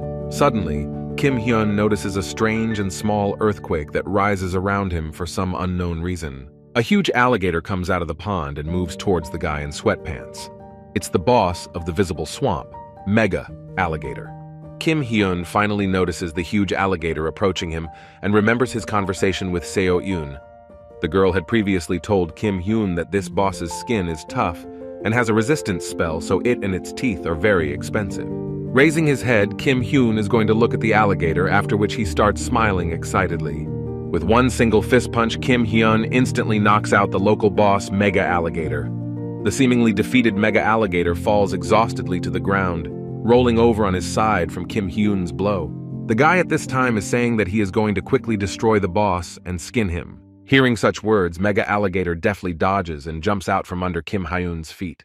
The alligator tries to escape and heads back into the water, frightened and shocked, but Kim Hyun is not about to let him go. Abruptly grabbing Alligator's tail, the guy suggests to his boss to arrange a giant and interesting merry-go-round. The shocked alligator turns in horror to Kim Hyun, who threatens him that he is going to spin him around. At this point, the guy already has a firm grip on Mega Alligator's tail and starts spinning him around hard. After Kim Hyun spins the alligator in the air enough, he releases its tail and throws it aside with an explosion. The huge Mega Alligator crashes into the stone surface and leaves a mark in the stone. The tired alligator shamefully directs his gaze towards Kim Hyun and begins to let out tears of pity.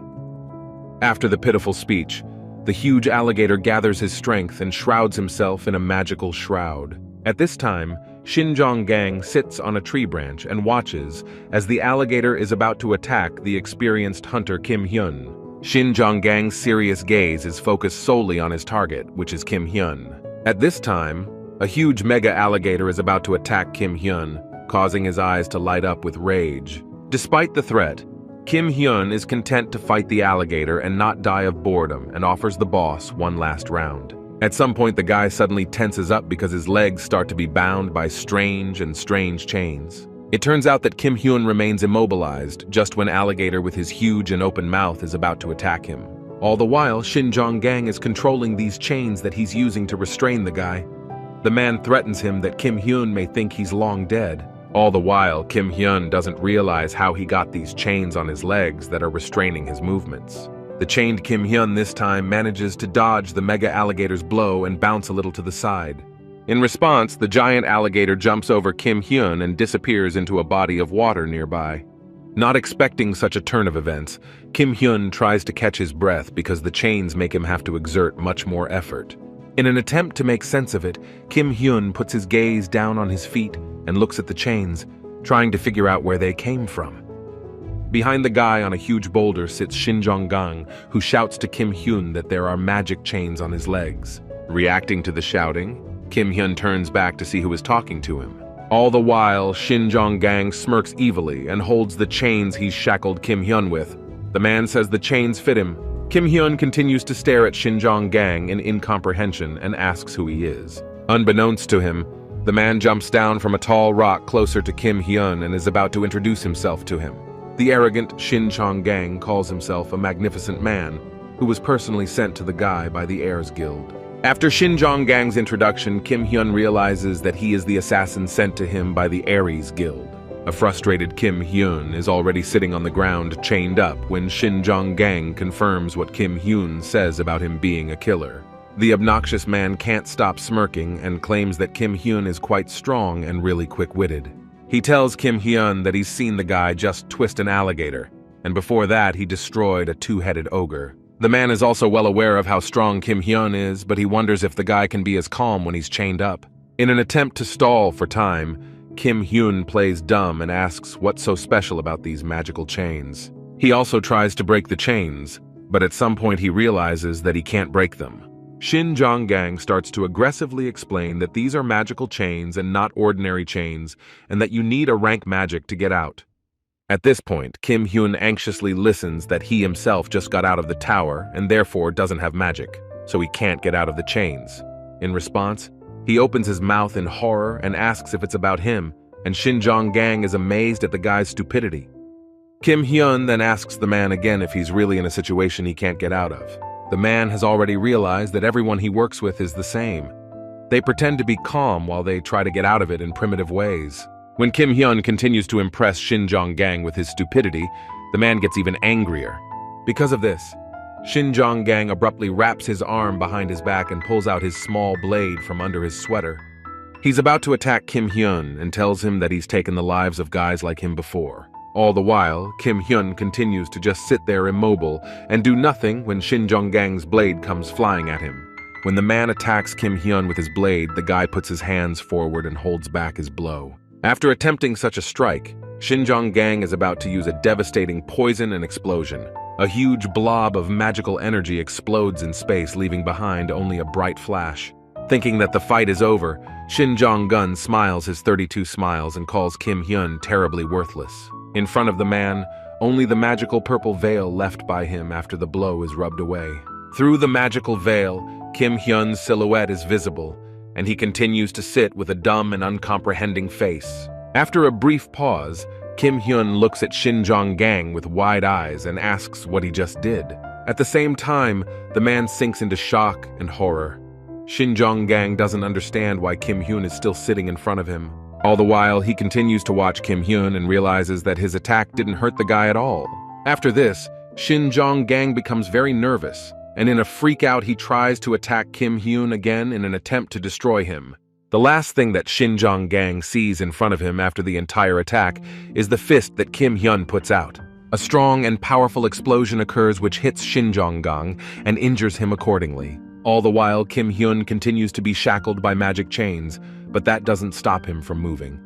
He forcefully pins the man against a tree. Ahead of his questions, Kim Hyun smiles and explains to the man that if he wanted to immobilize him completely, he should have chained his entire body. A shocked Shin Jong-gang is shaking from fear and his injuries. He asks Kim Hyun through gritted teeth how he did it. Even before that, Kim Hyun had long ago realized that Shin Jong-gang was immediately scared as soon as he saw that the guy was okay. Scaring the man even more, Kim Hyun lifts his wrist and shows Shin Jong-gang the chains that suddenly loosened and couldn't do their job. The guy then lifts his foot and swings it straight at Shin Jong-gang, who's on the tree trunk. Kim Hyun's kick is so strong and powerful that the man just flies backwards along with the tree. Kim Hyun picks up the tree trunk that Shin Jong-gang is pressed into and is about to do something to him. One last time, Kim Hyun explains to Shin Jong-gang that if he came here to take someone's life, he should be prepared to have his life taken. All this time, Shin Jong-gang can't even respond to Kim Hyun's words, but only hiccups and hiccups in terror. At the same time, Mega Alligator continues to swim in his body of water without trying to get into a fight with Kim Hyun. Suddenly, a huge tree trunk with Shin Jong-gang pressed into it flies at Mega Alligator's boss from above. Kim Hyun takes advantage of the moment and poses like he's playing volleyball, but instead of a ball, he has a tree trunk with a killer. Using this maneuver, Kim Hyun takes out two problems at once, Alligator and Shin Jong-gang. Even in spite of all that, Kim Hyun does not feel any emotions, but just stands and silently watches the defeated enemies. A status window suddenly pops up behind the guy and shows him something important. The system congratulates the hunter Kim Hyun that he has successfully completed the task, and now he has a lower title. After the incident, a girl from the Aries Guild's administrative department reports to Jongmen that Shin Jong-gun has died. The girl sadly tells him that the tree Shin Jong-gang was on is already deep in the swamp, and it is not the case that they will be able to check the body. At this time, Jongmen listens attentively to his subordinate and realizes that Shin Jong-gang's body has long been eaten by monsters. Saddened by these events, Jongmen realizes that he was a strong hunter. Shin Jong-gang had 2 S-rank abilities and 7 achievements. Accepting the situation, Jongmin slams his fists on the table in anger. He can't believe that such a strong hunter was destroyed by Kim Hyun. As he tries to figure out what to do next, Jongmin starts laughing aggressively and madly at the absurdity of the situation. But at some point, Jongmin stops laughing abruptly and clutches his hair with the palm of his hand, writhing in helplessness. At this point, Kim Hyun returns home and lays down on the couch, thinking hard about something. At one point, Kim Hyun falls asleep for a moment, deep in thought. After a moment, Kim Hyun abruptly jumps up and tries to open his status window to check something. What opens up in front of the guy is his huge characterization, which he scrutinizes and examines. Looking over the data, Kim Hyun is given the lowest title of temporary guardian and is invited to a mission for that title. He has 2 hours to complete the task. After studying the characteristics, the guy realizes that something has changed in his status window and tries to figure out what it is and why. Looking at the text, Kim Hyun realizes that he can find out some information about the tower, but what does the invitation from the system to 12 o'clock even mean? Immediately, Shu Hyun returns home and turns to Kim Hyun, who is home early and has already had dinner. When he sees Shu Hyun coming, he suddenly asks him to stand near the front door for a while. Shu Hyun is stunned by this unexpected and incomprehensible request, but he listens to it anyway. All the while, Kim Hyun is trying to look at Shu Hyun because this is his new achievement from his lower title. Thanks to the Right to Information achievement, Kim Hyun manages to discover the characteristics of his comrade. When the notice appears that he can't check Shu Hyun's skills because of the lower title, Kim Hyun starts to tense up. Not trying to contain his outrage, Kim Hyun immediately becomes aggressive and loudly yells about how outrageous the system offers from the tower are. At this point, Shu Hyun listens to all of Kim Hyun's outrage and swearing out loud. Shu Hyun clutches his chest in despair because he takes Kim Hyun's words personally. Upset, Kim Hyun is not going to accept the invitation, so he just sits and waits for 12 o'clock. It's trash, but something's different. If Kim Hyun accepts this invitation from the system, he'll definitely be able to find out something about the training tower. The time is 12 o'clock, but the guy still sits in front of the phone and nothing happens at first. After that, Kim Hyun plunges into the darkness where he can't see anything at all. Eventually, the guy finds himself in some stone room which starts to be brightly illuminated with light. He sharply raises his head and looks around, assessing the place he has moved to. Kim Hyun's eyes stare at something, and the guy doesn't realize what's happening in front of him. In front of him, there is only one single table in the middle of the room, and behind it sits a little girl in white. This little girl in white, without expressing any emotion, greets Kim Hyun like a guard in this place. She speaks very calmly and carefully to the guard Kim Hyun and assures him that she is his assistant named Avi. All this time, Kim Hyun doesn't understand what is going on, and who is this girl with such a strange name, Av? In response to his questions, Av's assistant explains to him that they will see each other very often, so he can call her by that name. After realizing the situation, Kim Hyun is delighted that finally there is someone who will answer all his questions. He clenches his fist and waits for Av to tell him why he has been imprisoned in the tower for 12 years. In response, Av's assistant just calmly watches her guard without saying or doing anything. Kim Hyun waits for assistant Av to explain everything to him.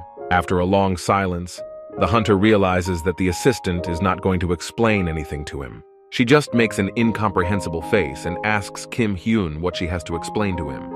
Abruptly, Kim Hyun jumps up from his seat and gets angry when he realizes that Av didn't call him to explain everything. In response to the guy's anger, the girl only tilts her head slightly and replies to Kim Hyun that she can really answer him. Confused by the situation, Kim Hyun doesn't quite know what she means, so he asks if she will answer his question if he asks her, to which Av's assistant answers Kim Hyun affirmatively and positively without showing any emotion at all. Hearing the confirmation of his words, Kim Hyun rubs the back of his head thoughtfully and tries to choose the question that interests him first. Kim Hyun asks his assistant Av, who imprisoned him in the training tower for 12 years. Looking directly at Kim Hyun, assistant Av sighs thoughtfully for a moment and pauses in her conversation with the boy. Without expressing emotion, she explains to Kim Hyun that such information is not available to a lower-ranked hunter. Already upset, Kim Hyun asks Av about the skill of the right to information. He realizes that he must raise his rank to find out. An extremely tense Kim Hyun is not happy that first he was rejected because of his low rank in the status window, and now here on Av's behalf. Kim Hyun then continues the chain of questions, asking if he can find out who did it when he raises his rank. All this time, Av's assistant has been sitting at the table idly. She now replies to Kim Hyun that such information is not available to low ranks. Once again, Kim Hyun tenses up but comes at it from a different angle. He wants to know what a training tower is, but that information is not available to him. He keeps trying to ask Av's assistant many different questions about the tower, but the girl just keeps saying that this information is not available to him. Kim Hyun is furious at the situation, so he simply clenches his fist and punches Av's assistant right on the top of her head. Kim Hyun is already shaking with anger and rage. The guy thinks Av is just bullying him. Kim Hyun asks why Av called him here, but she doesn't tell him anything, which makes her a little stunned. In the end, the guy laughs nervously and asks if they called him here because of some nonsense. Holding back her anger, Av's assistant irritably replies to Kim Hyun that she can't give him answers to such questions, and there's nothing she can do about it. Getting even more irritated, the guy waves his hands in front of Av's face as if trying to threaten her. Trying to somehow save the situation, Av abruptly stops Kim Hyun by saying that there is something she can tell him. The guy stops abruptly and demands Av to start her story immediately, to which she tells him that the guards must guard. Kim Hyun is not calmed down at all by this response, but tries to wait for the story to continue. In the end, Kim Hyun has to calm down and accept what he doesn't want to accept. He is very tired and sighs desperately. In an attempt to learn something, the guy turns to Av again and realizes that the girl can't give him answers to the questions that are important to him. The assistant explains to Kim Hyun that the only thing she can tell him is what the guardian should do next. Realizing again that the girl is not going to tell him what he is interested in, Kim Hyun almost gives up, but Av is willing to argue the point. The assistant with a serious face again tries to explain to Kim Hyun that he is now a temporary guardian. You have to become an official guardian to learn about everything. Listening to the girl, Kim Hyun grudgingly wonders how he has to do such a thing and become an official guardian. Av goes on to say that in 5 days where Kim Hyun lives, there will be a glacial fissure with a key that will raise his rank. Listening carefully to Av's recommendations, Kim Hyun hears that he needs to find this key to become an official guardian. That same evening, the boy returns to his room and ponders everything that his assistant has told him. Before that, the girl also tells Kim Hyun that he needs to improve his skills, so she brings him back. When the hunter realizes that he can learn about everything if he becomes a guardian, he makes an important decision and is going to go all the way. After meeting Av, Kim Hyun meets with the guild leaders and tells them everything that the girl in white told him. Eventually, Kim Hyun finishes his story and asks his comrades what the glacial crack is. Seo Kwan and Seo Yoon look at each other in surprise, but don't answer Kim Hyun. At this time, Shi Hyeon was about to start telling the story when he suddenly stopped and asked Kim Hyun why he needed such information. Not understanding the reason for his comrade's concern and excitement about his question, Kim Hyun tenses up slightly. Explaining his concern, Shi Hyeon calmly tells Kim Hyeon that the glacial crevasse is more of a real disaster. At the same time, the Aries Guild building is occupied by Jongmin Chief Ben Wook and head Huk Seong, who breaks a table out of aggression and rage. Huk Seong smirks slightly and wonders aloud what they should do now. The head of the Korean branch already knows that they sent the department's best man, Jong Mung, but Kim Hyun just took his life. There's nothing they can do about it. Huk Seong smirks even more and assures Jong Mung that he doesn't blame anyone because Kim Hyun is a very strong hunter. At the same time, Jongmin bows to his head and tells him that he is really ashamed of what happened. Suddenly, Hyuk Sung calls out to his boss, Ben Wook, and tells him that if they find Kim Hyun's weakness, they should destroy him immediately. He continues to assure the boss that he is willing to pay for everything, and he needs to find a few people stronger than the Shinjong gang he hired. Aries, the head of the Korean branch of the guild, looks at Kim Hyun's picture and orders his guys to bury him. Hyuk Soon turns to Ben Wook once more and asks if he understands what he's saying, to which he nods in agreement. After that, the branch manager calms down a bit and stops being so nervous, sitting down on a chair and sighing heavily. Huk Seong's last instruction is for his men to finally take care of the issue with the Paido Guild. Once again, Huk Seong tells him that the Paido Guild is putting together a secret unit like an army to take out Aries' men. In response, Huk Seong gets a nod from Chief Ben Wook, who realizes that things are pretty bad right now.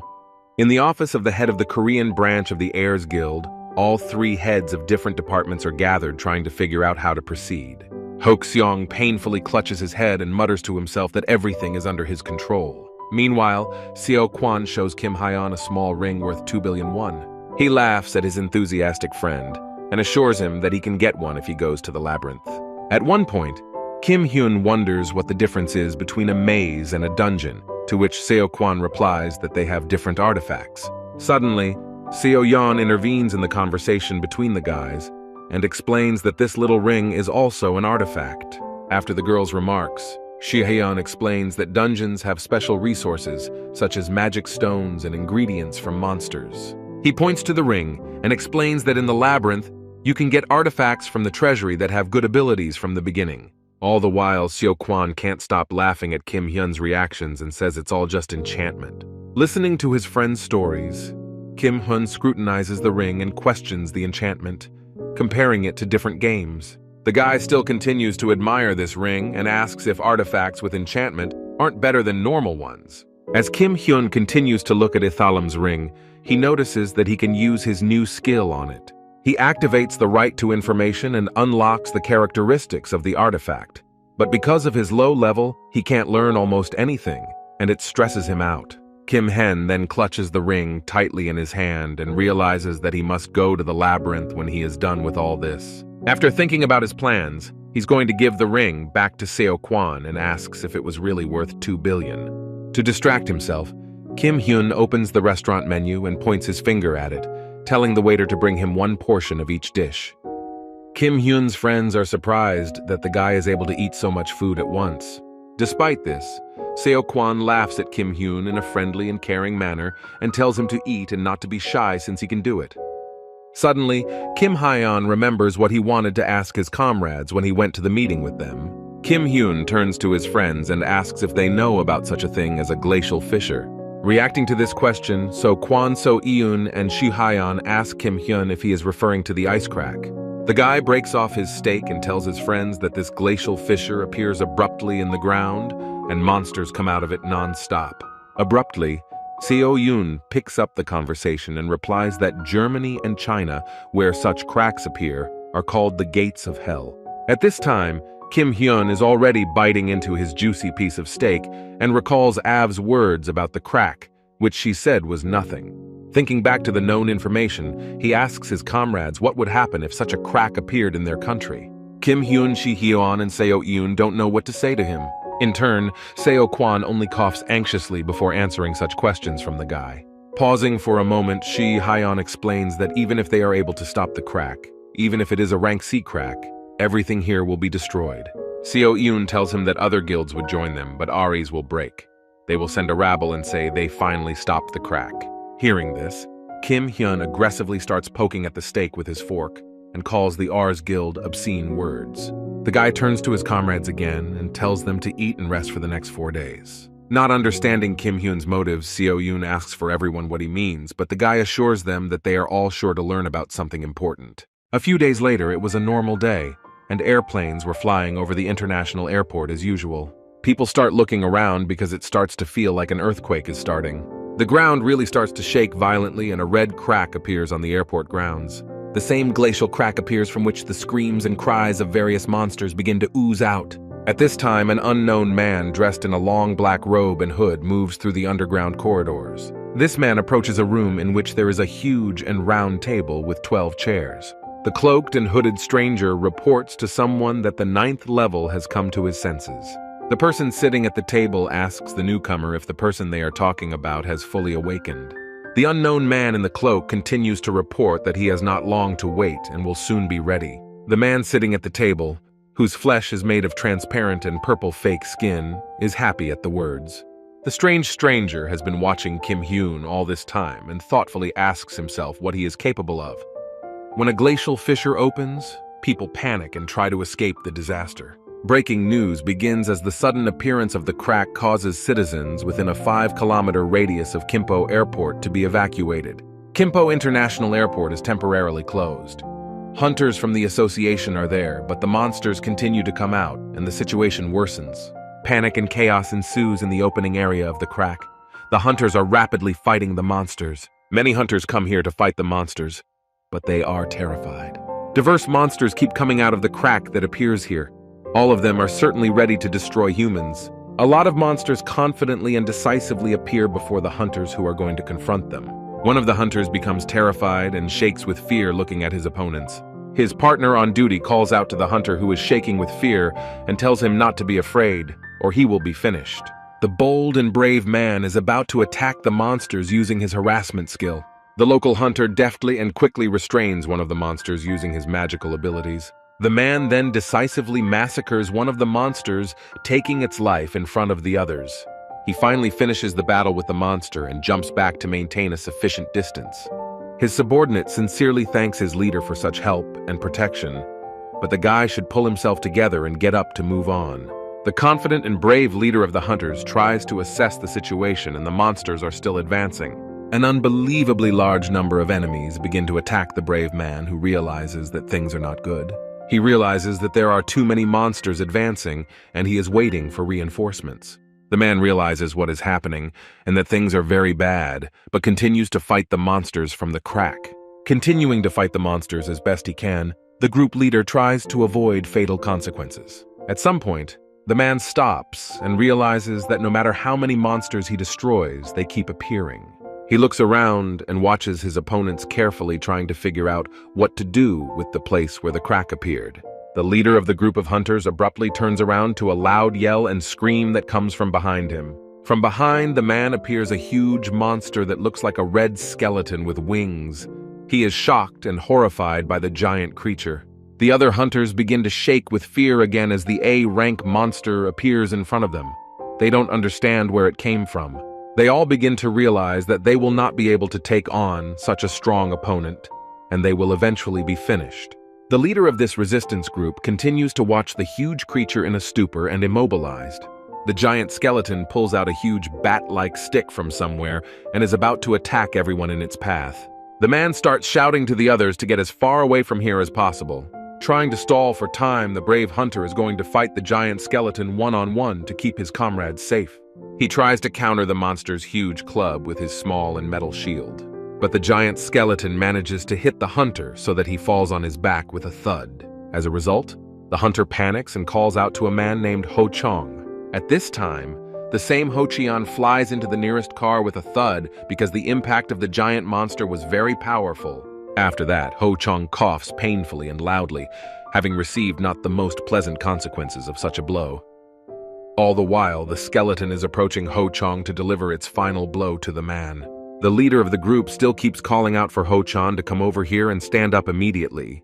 Eventually, Ho Chong stops moving and ends up passing out as the leader tries to wake him up and get him up. The man is already lost in his own surroundings and does not realize what is happening. He's overcome with the horror of panic and fear. Unexpectedly, Hyun appears and kills the giant skeleton in one blow.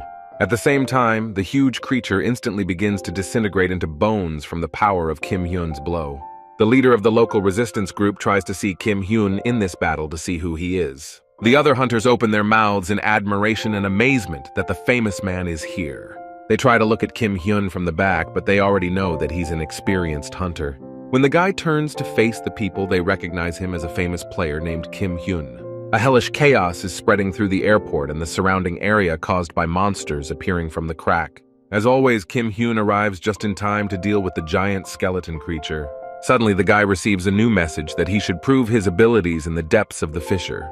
Noticing it, Hyun carefully examines the conditions and realizes that in addition to everything else, he also needs to enter the airport. Because of this, the hunter turns to the side and notices people getting closer and closer to him. The other hunters are shocked that Hyun took the skeleton's life with a single blow. This is unbelievable even for an experienced hunter. In response, Hyun awkwardly turns to the unknown men and asks what they are doing here. To their surprise, the guy only asks this question because a lot of monsters are already appearing behind them. At this time, Hyun tries to look behind the backs of the other hunters and assess what's going on here. After that, he smirks when he realizes that there are indeed a large number of monsters here. Hyun then watches the battle between the hunters and the monsters and realizes that his friends are coming, but he would like to finish quickly. Without waiting for his friends, Kim Hyun abruptly changes his plan of action and is going to help the other hunters. The other hunters are already tired and exhausted when they notice that Kim Hyun is up to something. They want to understand what the guy is going to do. One of the men is genuinely shocked at how Kim Hyun picked up what the skeleton was holding. Kim Hyun himself grabs the club that was in the hands of the defeated monster and soars into the air with it. The leader of the group of hunters also observes the actions of the guy and is sincerely surprised by his incredible abilities. At the same time, Kim Hyun starts to spin in the air with a huge club in his hands, intending to attack the wave of attacking monsters. He then swings the club with all his might and throws it towards the crowd of monsters. The huge club flies through the many monsters that are here. The huge weapon instantly hurts them. Because of this, the monsters start flying around in terror and can't dodge the club flying at them. The other hunters continue to watch in shock at what Kim Hyun is doing, but the guy only tiredly and boredly shakes his hands off the club he was holding in his hands. The leader of the group of hunters realizes that thanks to Kim Hyun, they will be able to hold out until help arrives and orders everyone to gather around him. At this time, Kim Hyun quickly runs past the hunter group leader and awkwardly glances back at him. Unexpectedly, the guy pays his respects to the leader and tells him to deal with it himself. Kim Hyun then runs past the chaos that is going on here and disappears in a haze of dust. The rest of the hunters realize that Kim Hyun is gone, and they are left all alone with the monsters. Already upset, the leader tells his men that there is nothing they can do, and they will have to try to deal with the rest of the monsters themselves. At this point, the man awkwardly and panikedly mentally tells Kim Hyun that if he had stayed a little longer, everything would have been better. Eventually, the hunters continue their attempts to fight the local monsters that have crawled out of the glacial crevasse. They have all heard the order to deal with the remaining monsters, but there is simply no end in sight. Noticing this, the leader of the group of hunters realizes that all his subordinates are already very tired and are about to give up. He himself is tired and desperately bows his head when he realizes that the monsters have long exceeded the number of their people. But the man is not going to give up and says that if they surrender now, they will die. They should hold on a little longer. When the leader of the resistance group starts to move his motivational speech, an ogre with a hammer appears behind him. At the same moment, an unknown hunter appears and uses a slash to destroy the ogre attacking the leader. The man turns back in horror and surprise to see who dealt such a blow to the ogre. In front of the hunters appears the head of the Soul Guild, Kim Shi-hyun, who comes to their aid just in time. In addition to coming here himself, Hyun also brought his hunters and aides. The people of the local resistance group look at the Soul Guild members with delight and admiration and rejoice at their appearance. Suddenly, a bright lightning bolt appears in the sky and strikes the ground directly at the monsters. The goblins are pinned down by the bright lightning that appeared out of nowhere from the sky and attack the enemy. The people immediately turn around and notice Seo-yoon, who is the head of the Aaron Guild, and with her guys also comes to the rescue. All of them also react admiringly to the Aaron Guild, certainly recognizing these people. The hunters start turning their heads around to look at all the people who are coming here to help. In addition to the others, Han Seong-kwan, who runs the Kogure Guild, also appears here. The man who is the leader of the local group is overjoyed at the appearance of these people and realizes that they are saved thanks to them. Seo-yeon looks around and remembers that they told Kim Hyun to come early, but he's nowhere to be seen. As if reading her mind, the local leader replies that if they are talking about Kim Hyun, he went inside the airport to the center of the crack. Hearing such news, Hyun and Seo-yeon exhale tiredly and say that they tried to come as early as possible anyway. Han Seo-kwan calls out to all the other hunters and guilds to follow Kim Hyun. To do so, the man uses his acceleration skill to squeeze through the crowd of monsters with his shield. Facing the opponents, Seo-kwang begins to yell and scream loudly, pushing the monsters in front of him and making way. At this time, the man's body begins to glow brightly with the blue energy he exudes. Hyun stands back and faces a battle with a green goblin ready to attack him. The goblin does not come alone and brings other monsters with him, but Hyun is not so simple and attacks them almost immediately. For this, he uses his unusual sword that concentrates the power of fire flames. At the same time, Seo-yoon keeps up with the guys and has an incredible magic that allows her to use lightning.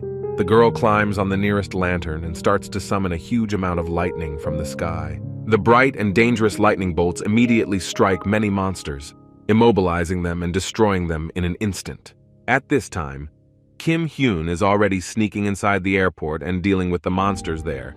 The guy hopes that the guys outside can do it without him. Now Kim Hyun has one task. He realizes that he needs to go downstairs, so he has to find a way down there. At some point, he finds himself in front of a huge crevice that appeared here, so he thinks about how he can get down there. Kim Hyun looks up and sees a path of monsters coming up from the crevice. He thoughtfully puts his fist to his lips and tries to think of a plan of action. Kim Hyun starts shaking his head and looking around to find what he needs. At one point, he suddenly notices a broken-down car that is literally hanging on the edge of a cliff in a crack.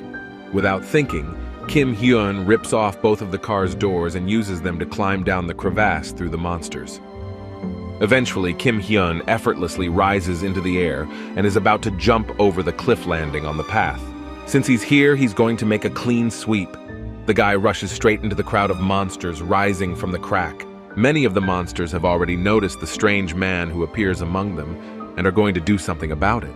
At this time, Kim Hyun himself lands on a narrow path, and from his blows only a bright blue light can be seen. Through the thick pall of smoke, you can see first the silhouette of the guy, and then the guy himself moving towards the monsters with determination. Because of this, the goblin monsters flinch in terror when they see the threat and danger coming at them. Eventually, Kim Hyun descends into the crevice and spots the same monsters that he had thrown down here earlier. He looks around again and examines the area. He realizes that this is the bottom of the crevasse. Kim Hyun's gaze moves forward and sees an unknown monster walking towards him. The boss of the glacial crevasse, the mountaineer, appears in front of him. It is the purple horse, Arkir. Kim Hyun notices the key that he came down to the deep crevasse for. Looking at the mountaineer, the guy realizes it's bingo. Did the monster put the key on his belt to make it easier for him to grab it? Kim Hyun is determined to attack the mountaineer, as he thinks it will be an easy fight. He immediately attacks the climber with his fists, but the purple horse successfully dodges his blows. Kim Hyun realizes that he should also dodge his counterattacks. Then he suddenly and abruptly flies backwards, crashing into a stone wall and leaving a pall of dust behind him. This situation surprises Kim Hyun because Arkir Mountaineer hits him back. He wasn't prepared for such a turn. While Kim Hyun is deep in his thoughts, the Mountaineer is already on the offensive and is about to launch his next attack. Once again, the guy in sweatpants manages to react and dodge a punch from the boss who is attacking him. The Mountaineer starts swinging his fists aggressively, trying to hit Kim Hyun in the face. Thanks to this, he picks a good moment, and with his hands on the ground, he makes a sharp push and kicks the Arkir boss with his legs. The leg kicks are followed by fist punches. Kim Hyun beats the local monster relentlessly. Eventually, the Mountaineer flies off into a nearby stone wall and crashes hard into it. But he doesn't lose consciousness, and even manages to get up after Kim Hyun's strong attack and starts shouting various swear words. Kim Hyun himself doesn't understand what the monster is saying to him, but is sure that it's some kind of scary nonsense. While the boss is wiping his mouth from the blood, Kim Hyun jumps up and steps towards the monster again. The guy manages to get close to the monster and swings his fist right in front of its scary face. When Kim Hyun is about to strike again, the Mountaineer catches his fist and stops him, which the guy didn't expect. The local crack boss also grabs Kim Hyun's other arm, stopping his movements and preventing him from striking. Before that, the guy didn't even realize that the Mountaineer would resist so much and wouldn't give in. At this time, Arkir manages to forcefully push Kim Hyun away from him, preventing him from striking again.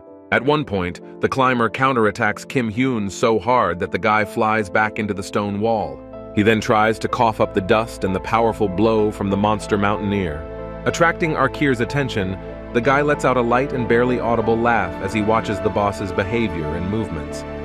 But then Kim Hyun realizes that the situation is heating up, and he didn't even suspect that the monster in front of him will be stronger than he thought. The guy in the sweatpants starts to have a slight tremor from the tension. The climber is different from the monsters in the training tower. Kim Hyun holds onto his side with his hand and tries to get back on his feet to continue the battle. Realizing that he has to do something after all this time, he calls out to the Mountaineer. Arkir reacts to Kim Hyun's calls and turns to him, grinning his fangs. Kim Hyun responds by pointing his finger at the monster and warning him that he is about to be killed. The dumb-headed monster stares back at the guy with surprised and uncomprehending eyes. Kim Hyun then begins to twist his legs and arms as if he is building up all the physical power in his body. Eventually, he assumes a fighting pose as if he's going to use some kind of martial arts technique. Kim Hyun now realizes that he will have to use this technique again, even though he doesn't want to. When a tired Kim Hyun was imprisoned in the training tower, a short story said that he came out when he created his martial arts and learned the truth. At a certain point in time, Kim Hyun does come to the realization that there is a way out of the training tower. At the same moment, Kim Hyun immediately gathers his strength and jumps up, amazed at himself for not thinking of it sooner. Kim Hyun doesn't waste a second of his precious time and is about to get out of the tower. At that time, the guy was going very hard towards his goal to get out of the training tower. He really tried everything he could and thus began to create his martial art. From martial arts, Kim Hyun knew only incredible things that he had seen in movies and webtoons, but that didn't bother him at all. The most important thing in all of this was that he hoped that anything was possible, and he too would become a master. At that time, Kim Hyun used fake techniques that he could think of. The determined guy came up with various interesting and unorthodox names for his new techniques. In the end, everything led to the fact that Kim Hyun's attempts were completely in vain. But he was not going to give up and continued to go to his goal, trying to create something new. At that time, Kim Hyun continued to try to strike monsters with various fictional techniques without end. At one point, he actually managed to realize his potential and deliver a devastating blow. The very skills that Kim Hyun had earned by mopping up the tower for hundreds of times came in handy later on. These skills were indeed able to make his fake techniques very real. Now Kim Hyun is going to use this system again, even though he doesn't want to remember his dark past. At this time, the monster mountaineer picks a good moment and is about to attack Kim Hyun, who is also ready. Boss Arkir begins to swing aggressively, and with all his fury at the guy who is behaving calmly and then immediately strikes back. While swinging his strong fist at the mountaineer, Kim Hyun says the name of the defeated king technique out loud. The form of his technique is called Lord. The guy uses martial arts that he once invented himself. Thanks to the technique of his invented martial art, the guy manages to defeat the boss of the mountaineer. Afterwards, Kim Hyun awkwardly looks around and is glad that there's no one here to hear him shouting out the stupid names of the techniques. These awkward habits from Kim Hyun's dark past aren't exactly something to show off to the rest of us. At the end of the battle, the guy successfully extracts the key he needed from the defeated monster. After Kim Hyun takes the key, a status window suddenly appears behind him. Kim Hyun is now undergoing an aptitude test and will be invited to become a guardian in 3 days. Now he will definitely get the answers he needs. Suddenly, Kim Hyun starts to hear strange sounds and then he raises his head and notices a strange device on the wall. Above the guy appears a drone that has been following the guy all this time and during the battle as well. Kim Hyun doesn't even know what the device is and the drone actually transmits his image to the TV screen. All the while, the hunter is being watched by people from the Aries Guild who have resorted to the help of this drone. It is at the same moment that Jungmen is unhappily looking at the TV screen and watching their enemy Kim Hyun. Together with the girl worker and Ben Wook, they watch Kim Hyun like the rest of the guild members. At one point, Hyuk-sun is amazed that with such abilities, the experienced hunter has only been given an A rank, which seems low for him. The girl tells the guild leader that this time she has brought Hyuk-seong an analysis not from the guild's analytics department. She puts the results of Kim Hyun's skills analysis from the Hunters Association itself on the table in front of the man. Looking at the results, Hyuk-seong aggressively points his finger at the documents and is angry that the others haven't realized that this guy's skills are clearly above a rank. The subordinate girl just sadly and tensely bows her head in front of the boss, not knowing what to say. Hyuk-seong himself has already realized that Kim Hyun has no magic or items and is dressed in an ordinary tracksuit. It's nothing special. The man also realizes that even without the extra attributes and artifacts, Kim Hyun has incredible strength. The chapter once again turns to Ben Wook, who is also at this mini-meeting. Once again, Hyuk-seong starts to smirk slightly and asks Chief Ben Wook if he has gathered the necessary material. In response, Ben Wook replies to Hyuk-seong that he's done everything he can. There is something that can prevent even that much power from Kim Hyun. The guild leader then orders his men to go into action as soon as they are fully prepared. The next day, there are many reporters and photographers taking pictures of the celebrities at the Korean Hunter Association. A merit award ceremony takes place. The association awards everyone for their participation in stopping the glacial crevasse. All the heads of the participating guilds are present, and in addition to them, Kim Hyun, an experienced hunter, is also present. A follower of Park Ga-moon is also present at the ceremony and takes pictures of the celebrities on his phone, sobbing with boundless happiness. This young guy is shaking with joy that there are an incredible number of people joining his live broadcast. Many people watching the broadcast call Kim Hyun a crazy and daring A-rank daredevil, while others truly believe that he is an S-rank daredevil. One of the influential hunters who is going to reward Kim Hyun makes a disgruntled and squeamish face when looking at the guy. Kim Hyun himself is not happy and excited about the event. The gray-haired man looks at the guy and says that he will have to buy Kim Hyun some decent clothes at this rate. Without realizing it, Kim Hyun examines his tracksuit a little anxiously and then asks him not to worry about it. Everyone is amazed at the rudeness and crazy ripeness of this young guy in a tracksuit. The gray-haired supervisor starts to get mad and annoyed trying to remind Kim Hyun about simple manners. Afterwards, the guy in the tracksuit is given a box with a medal and a bouquet of flowers, but he wants to get out of here as soon as possible.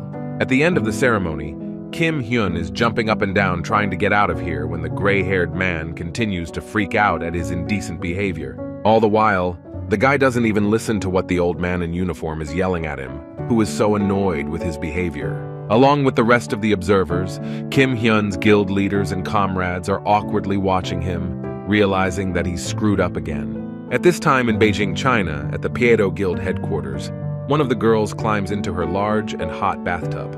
A girl with long hair and a tattoo all over her back is immersed in the relaxing bathtub. She stares intently at the TV screen and watches Kim Hyun deal with the mountaineer deep in the crevasse. She manages to recognize this strange pose of Kim Hyun's as if she has seen it once before and is very familiar with it. Eventually, the girl does recognize Kim Hyun and asks her subordinate what the hunter's name is.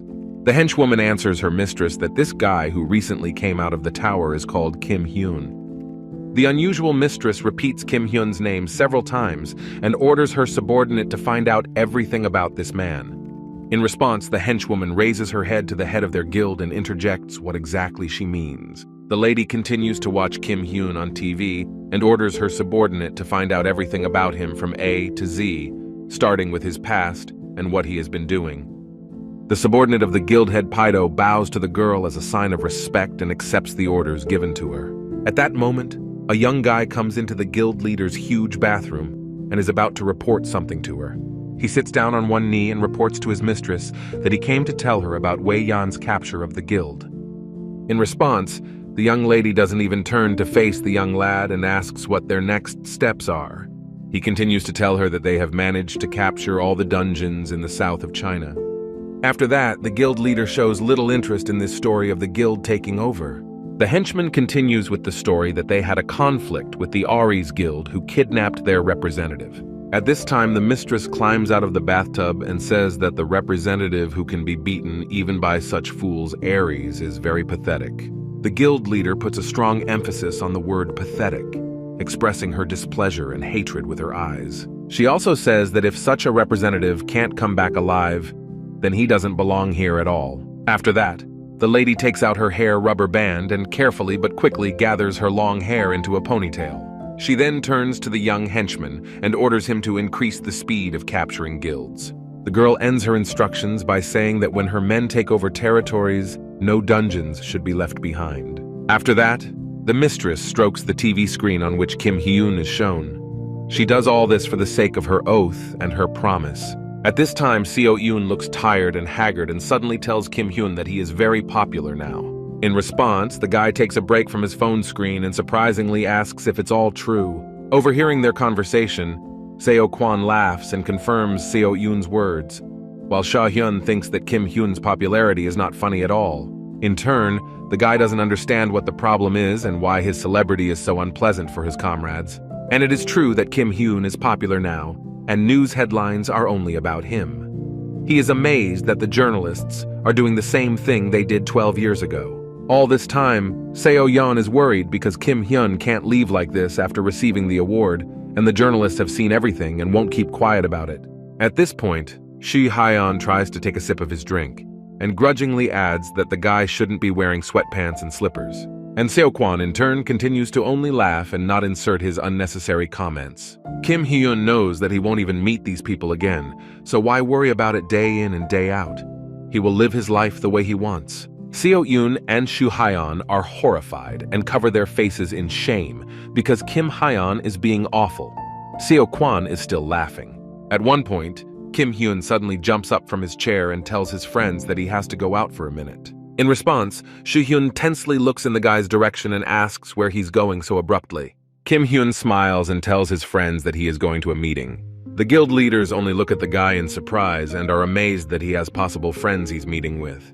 Seo Yoon shows that he's worried about Kim Hyun, but Seo Kwan doesn't understand why he's so worried because he has such abilities. Shi Hyun, on the other hand, expresses his displeasure that the guy has become Aries' enemy and has made the media crazy.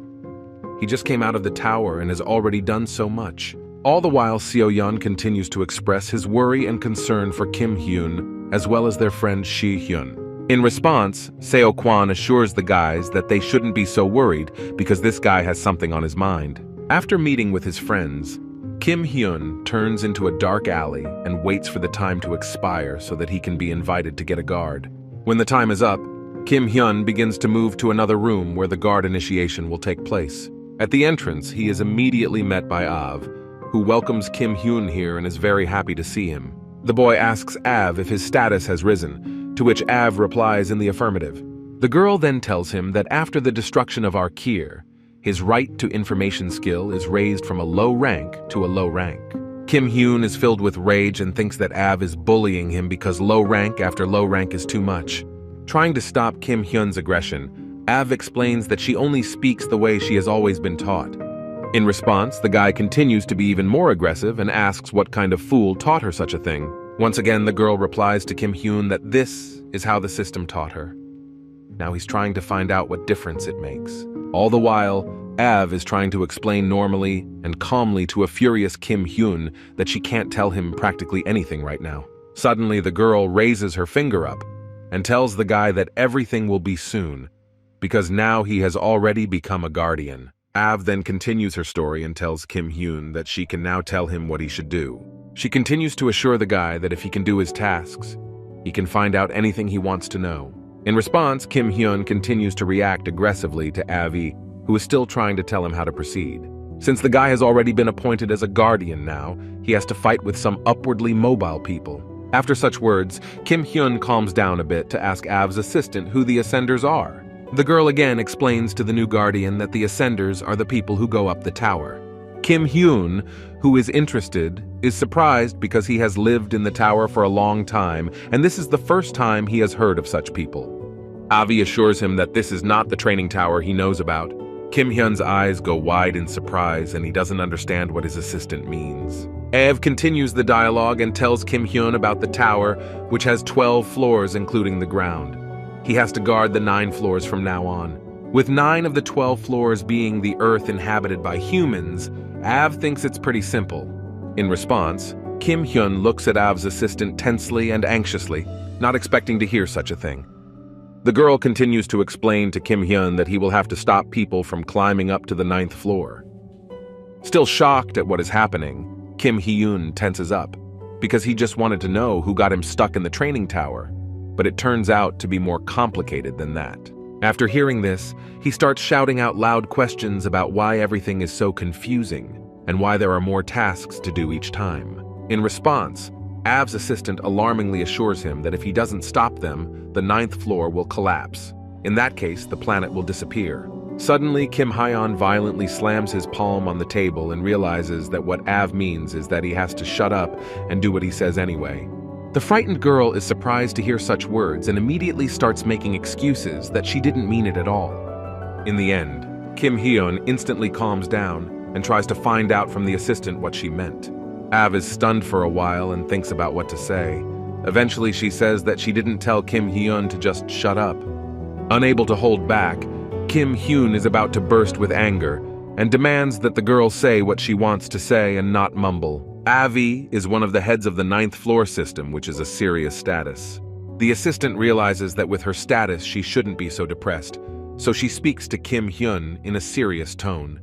At the same moment, the guy catches Av's serious tone and asks her what she wants from him. But in the end, she doesn't last long and tries to ask Kim Hyun normally again, not to get mad at her. Av goes on to tell Kim Hyun that they chose him to be the guardian of the earth for his own good and really want to help him, adding to his story that there will be a reward, and it will be better with each new feat and achievement Av manages to attract Kim Hyun.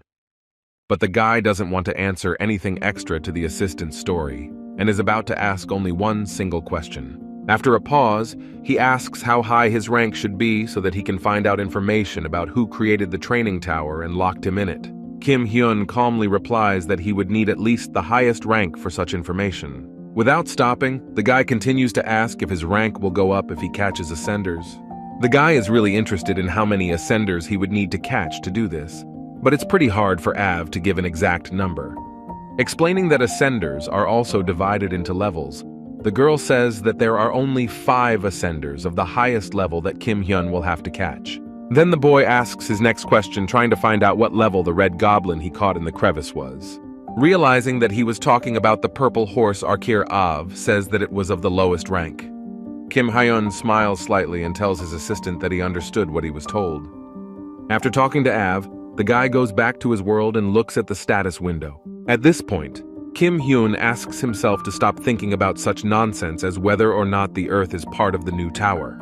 Thinking that it's impossible to live with a headache, he realizes that he needs to find out who locked him in the tower, and so he will destroy the Ascenders. He turns to the globe on the dresser and wonders if he should save the 9th floor where the Earth is. Suddenly, Kim Hyun's phone starts ringing and a call comes in from Lee Seo-yoon. The guy is genuinely curious as to why the girl is suddenly calling him. At this time, the girl starts to panic and yells into Kim Hyun's phone that it's an urgent call and he needs to watch the news. At first, the guy doesn't understand what Seo-yoon wants from him and then turns around to turn on the TV. The news on the TV shows the horrifying news that Kim Hyun has taken the life of an Aries guild hunter. Immediately, the guy falls into a stupor and continues to hold the remote control. He doesn't understand what the hell is going on. Listening carefully to the news that he took the life of an Aries hunter in their own dungeon, Kim Hyun is speechless. Then he smirks and realizes that the Heirs Guild is responsible for all of this. Kim Hyun arrives at Han Seo-kwan's house in Mokdong. Next to him on the table are phones that are ringing off the hook. Seo-yeon is panicking and anxiously pounding her fists on the table, trying to figure out who caused all this to happen. This time she thinks that Kim Hyun should realize that he came out of the tower after 12 years, and that's why he's a famous person now. In addition to that, he single-handedly dealt with the glacial crevasse, and because of that, other countries are watching him. Seo-yeon shouts and says that now everyone is talking about taking the hunter's life.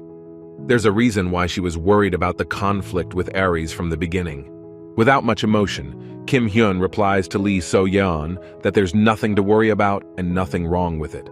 Kim Hyun says that there's nothing to worry about and that there's nothing to worry about and nothing to worry about. At that moment, Kim Hyun catches himself thinking that his wife is now dripping on his brain, but he has never even had a girlfriend. Suddenly, the guy points his finger at himself and asks Seo-yeon if she's really that worried about him. In response, the girl keeps pounding her fists on the table and replies to Kim Hyun that it's very obvious. Kim Hyun then thoughtfully puts his fingers to his chin and wonders if Lee Seo-yoon likes him. The girl didn't expect such an unexpected question at all, and is surprised to ask Kim Hyun this moment again. She is still trying to recover from such a question and takes a deep breath. After that, the girl shows all her rage and anger. She thinks that Kim Hyun is joking and one more word, and the girl will fry him with lightning. Kim Hyun sighs anxiously and knows that Lee Seo-yoon is really capable of such a thing, so he doesn't continue. In turn, Shu Hyeon gets up from his chair and turns to the guy about to show him his phone. Shi Hyeon has never had such a huge number of missed calls before, and in the popular search, they are all at the top of the list. To understand what's going on, Shi Hen reads an article about Kim Hen and his friends being suspected of taking the life of an Aries hunter and attacking the guild. The guy then raises his gaze to Kim Hyun, and his eyes express hateful anger and growing rage. At that moment, Kim Hen tenses up at Shi Hyeon's gaze and asks why the guy is looking at him like that. Shi Hyeon realizes that they're in for a real treat and society is going to trample them. He was hoping that Kim Hyun had some integrity. The calm Han Seo-kwan turns to the guys and smiles. They should just pick up the phone and turn it off. Unexpectedly, Kim Hyun turns to So-kwan and asks when the press conference will start. The guy calmly tells Kim Hyun that it will start in half an hour and asks if he's ready for it.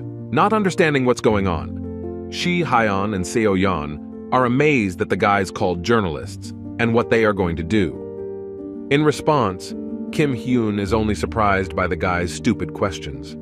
They called the reporters for a reason and prepared for it. That doesn't sound like Kim Hyun. Shi Hyun and Seo Yeon suspect that he's going to beat up the reporters and announce that he's going to destroy Aries. Han Seo Kwan laughs out loud at his friend's ridiculous suspicions and conjectures. Kim Hyun starts to act as if he's feeling down about himself. He asks who his friends think he is. Meanwhile, Ben Wook tells someone that everything is going according to plan, and they made a fuss as soon as the news was made public. It was all over the channels last night, and special meetings were scheduled to discuss the news. Everyone is seething in condemnation of Kim Hyun. Hook Seong can't contain his smile and wonders aloud how Kim Hyun and his friends are doing now. Ben Wook reports that Kim Hyun has scheduled a press conference today at 2 o'clock. Judging from the public mood, he's going to have a hard time. Hyuk Seong laughs lightly and faintly as he realizes that Kim Hyun is really going to have a hard time. He really thinks that in order to win, they should attack Kim Hyun first. All this time, Hyuk Seong knows that he has to be one step ahead of Kim Hyun, and his absurd actions have played into their hands. Then, Hyuk Seong asks Chief Ben Wook if there will be a live press conference. Ben Wook confirms the chief's words and says that they've sent a few people there just in case. At this point, Hyuk Seong smirks to himself and thinks to himself that Kim Hyun shouldn't have contacted him. At this time, a press conference starts where Kim Hyun is asked if what they say about him is true. People start shouting and asking the guy why they attacked the Aries Guild and how they feel about it. They all continue to question Kim Hyun and start filming him on their phones and tablets. At one point, Kim Hyun takes a short pause before he starts answering the questions of the people who came. The guy then starts his answers by saying that he doesn't even know how press conferences are conducted, so he'll just be himself. Some man in the crowd once again asks Kim Hyun how the guy is feeling at the moment. To which he replies to the stranger quite simply, Kim Hyun feels disgusted at this situation. People react shocked to Kim Hyun's answer as if the guy just lost his mind after what is happening. From the crowd of reporters, another man raises his hand to whom Kim Hyun gives the opportunity to ask a question. The man immediately asks a question about whether Kim Hyun really took the life of that Aries Guild hunter. Without further ado, the guy immediately replies to the man that he really did. The reporters immediately squirm at Kim Hyun's answer, expressing their displeasure and disgust for the man. They begin to whisper amongst themselves about what is now happening at the press conference. Suddenly, Kim Hyun turns to the reporters and thanks them all for listening to him first, and then drawing their own conclusions. Continuing to express with his face the strange feeling they have the reporters, and they themselves don't realize what is going on. Kim Hyun continues to answer and says that he doesn't know why the Aries Guild did this to him. All the while, Kim Hyun says that there was one time when he refused the Aries Guild, but he didn't know how rude they were. Before that, the guy recorded a conversation with the Aries assassin on a tape recorder. In this conversation, the assassin confirms that he came to take down Kim Hyun. The reporters are surprised to hear that Kim Hyun recorded their conversation back then. They discuss amongst themselves that the man from the Aries Guild really called himself an assassin. All the while, the reporters listen to the conversation on the tape recorder that the assassin confirms his actions where he binds Kim Hyun with chains. The killer's next words were that everyone they were destroying was the same and primitive. The last thing the killer said on the tape was that he had already destroyed guys like Kim Hyun and more than once. When the battle between Kim Hyun and the Aries Guild hitman starts, the guy turns off the tape recorder. The reporters and journalists start looking amongst themselves, shocked by the tape recorder recording. One of them asks his next question, asking where the tape recorder was recorded. Without hesitation, Kim Hyun replies that Aries should have told him about this place by now. It's the same place where he took down a hitman named Shin Jong-gang. Reassuring the others, the guy tells them that he went there to take out the boss, and now it's all being retold on the news as if Aries is the victim. At this point, the reporters realize that what Kim Hyun means is that the Aries Guild's accusations are completely false. Only smirking at the reporter's question, the guy asks if they think the same thing. In response, the man asks how Kim Hyun can prove the authenticity of the recording, and he thinks it was easy to fake it. In turn, Kim Hyun settles for an interesting question that asks him about the authenticity of the recording. Then the guy claims that he would be upset if the reporter didn't ask him a similar question. He thought they would be satisfied if he just showed the tape. But since that wasn't enough, Kim Hyun raises his phone up to show it to everyone at the conference. Turning to the people, Kim Hyun asks the anxious reporters if they know what the thing in his hands is. Kim Hyun says that it is the phone of the assassin who was going to kill him. He explains to the reporters that the killer's phone has a lock on it, but if the police get a hold of it, Kim Hyun can confirm his words. Showing the phone, he insinuates that this is what happened to that killer. Kim Hyun was a rookie just out of the tower. The guy then holds out the killer's phone and explains that he could have just fought back, so he fought to survive. People keep recording what Kim Hyun says at the press conference on their phones the whole time. Unfortunately for Shinjong Gang, according to Kim Hyun, the killer fell into the jaws of the mega alligator dungeon boss during their fight. One reporter starts to get indignant and argue with Kim Hyun because the guy just said that he destroyed the killer himself, and he doesn't deny it. In any case, you can't relax when fighting with him. The guy wanted to keep silent, but Aries started it. After that, Kim Hyun sighed and left the building where the conference was held. This wasn't the first time the Aries Guild had harassed him. With a smile on his face, the guy looks at his phone and knows that the heirs think they can get away with anything. At this time, Ben Wook reads the news that the Aries Guild has staged an act and made false accusations against Kim Hyun. He's very nervous because Kim Hyun provided a tape that turned the whole thing upside down. Youngmeng says that this is a great opportunity for journalists to get their hands on Aries, and they won't miss it. It's much more interesting than their news. All the while, Ben Wook continues to aggressively pound his fist on the table and get nervous, while Jongmeng just silently watches him. Then he laughs at himself because he thought Kim Hyun was just a simpleton who only had power. From now on, they must be vigilant. After the incident, Shi Hyeon asks Kim Hyun how he thought to record the conversation during the battle, as if he knew what would happen. As he did, Seo Kwan was just as surprised when he watched the broadcast. Seo Yoon didn't know Kim Hyun was so thoughtful. The satisfied guy listens to the enthusiastic responses of his comrades and informs them that it was a lie. Kim Hyun's comrades are shocked by this turn of events, but the guy assures them that the lie was only about the phone. At this time, Seo Yeon and Shu Hyun simultaneously open their mouths in shock. Was everything that was said at the press conference a lie? Kim Hyun takes out the phone again and says that it's not the killer's phone, but the tape recorder is real. He recorded the conversation because his comrades warned him about the danger from Aries. And he took the phone from Shi Hyun's room, which were lying on the table. Seo Yeon gets nervous again because Kim Hyun will be in trouble if the phone is taken for inspection. Everyone is bound to find out. So Yoon assures his friends that no one will find out. Turns out it's simple. Aries will find him faster than the police will take the phone.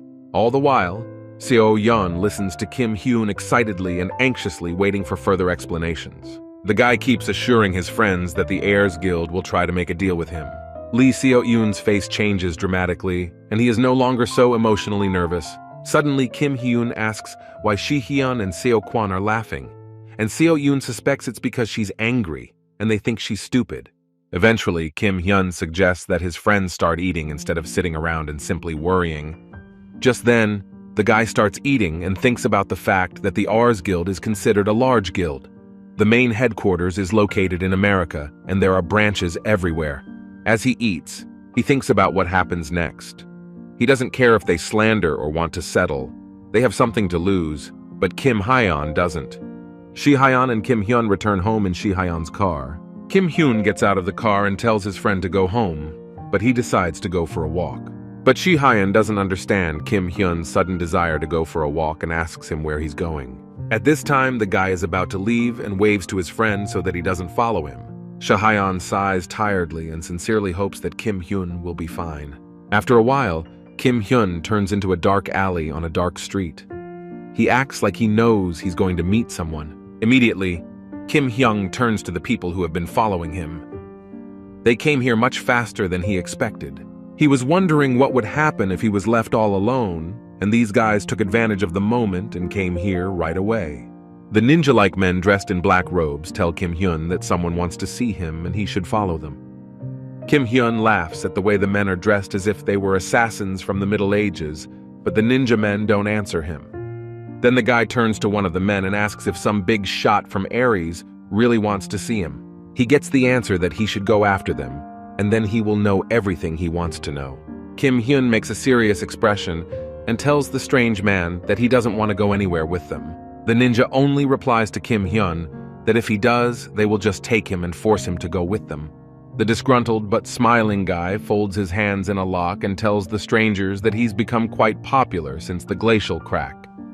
Continuing to smirk, Kim Hyun calls the strangers very cocky for saying such things to him. Immediately, when Kim Hyun abruptly and suddenly starts to move, the male stranger jerks in fear. Then the guy turns his back to the strangers and starts doing something as if he was just digging in the ground.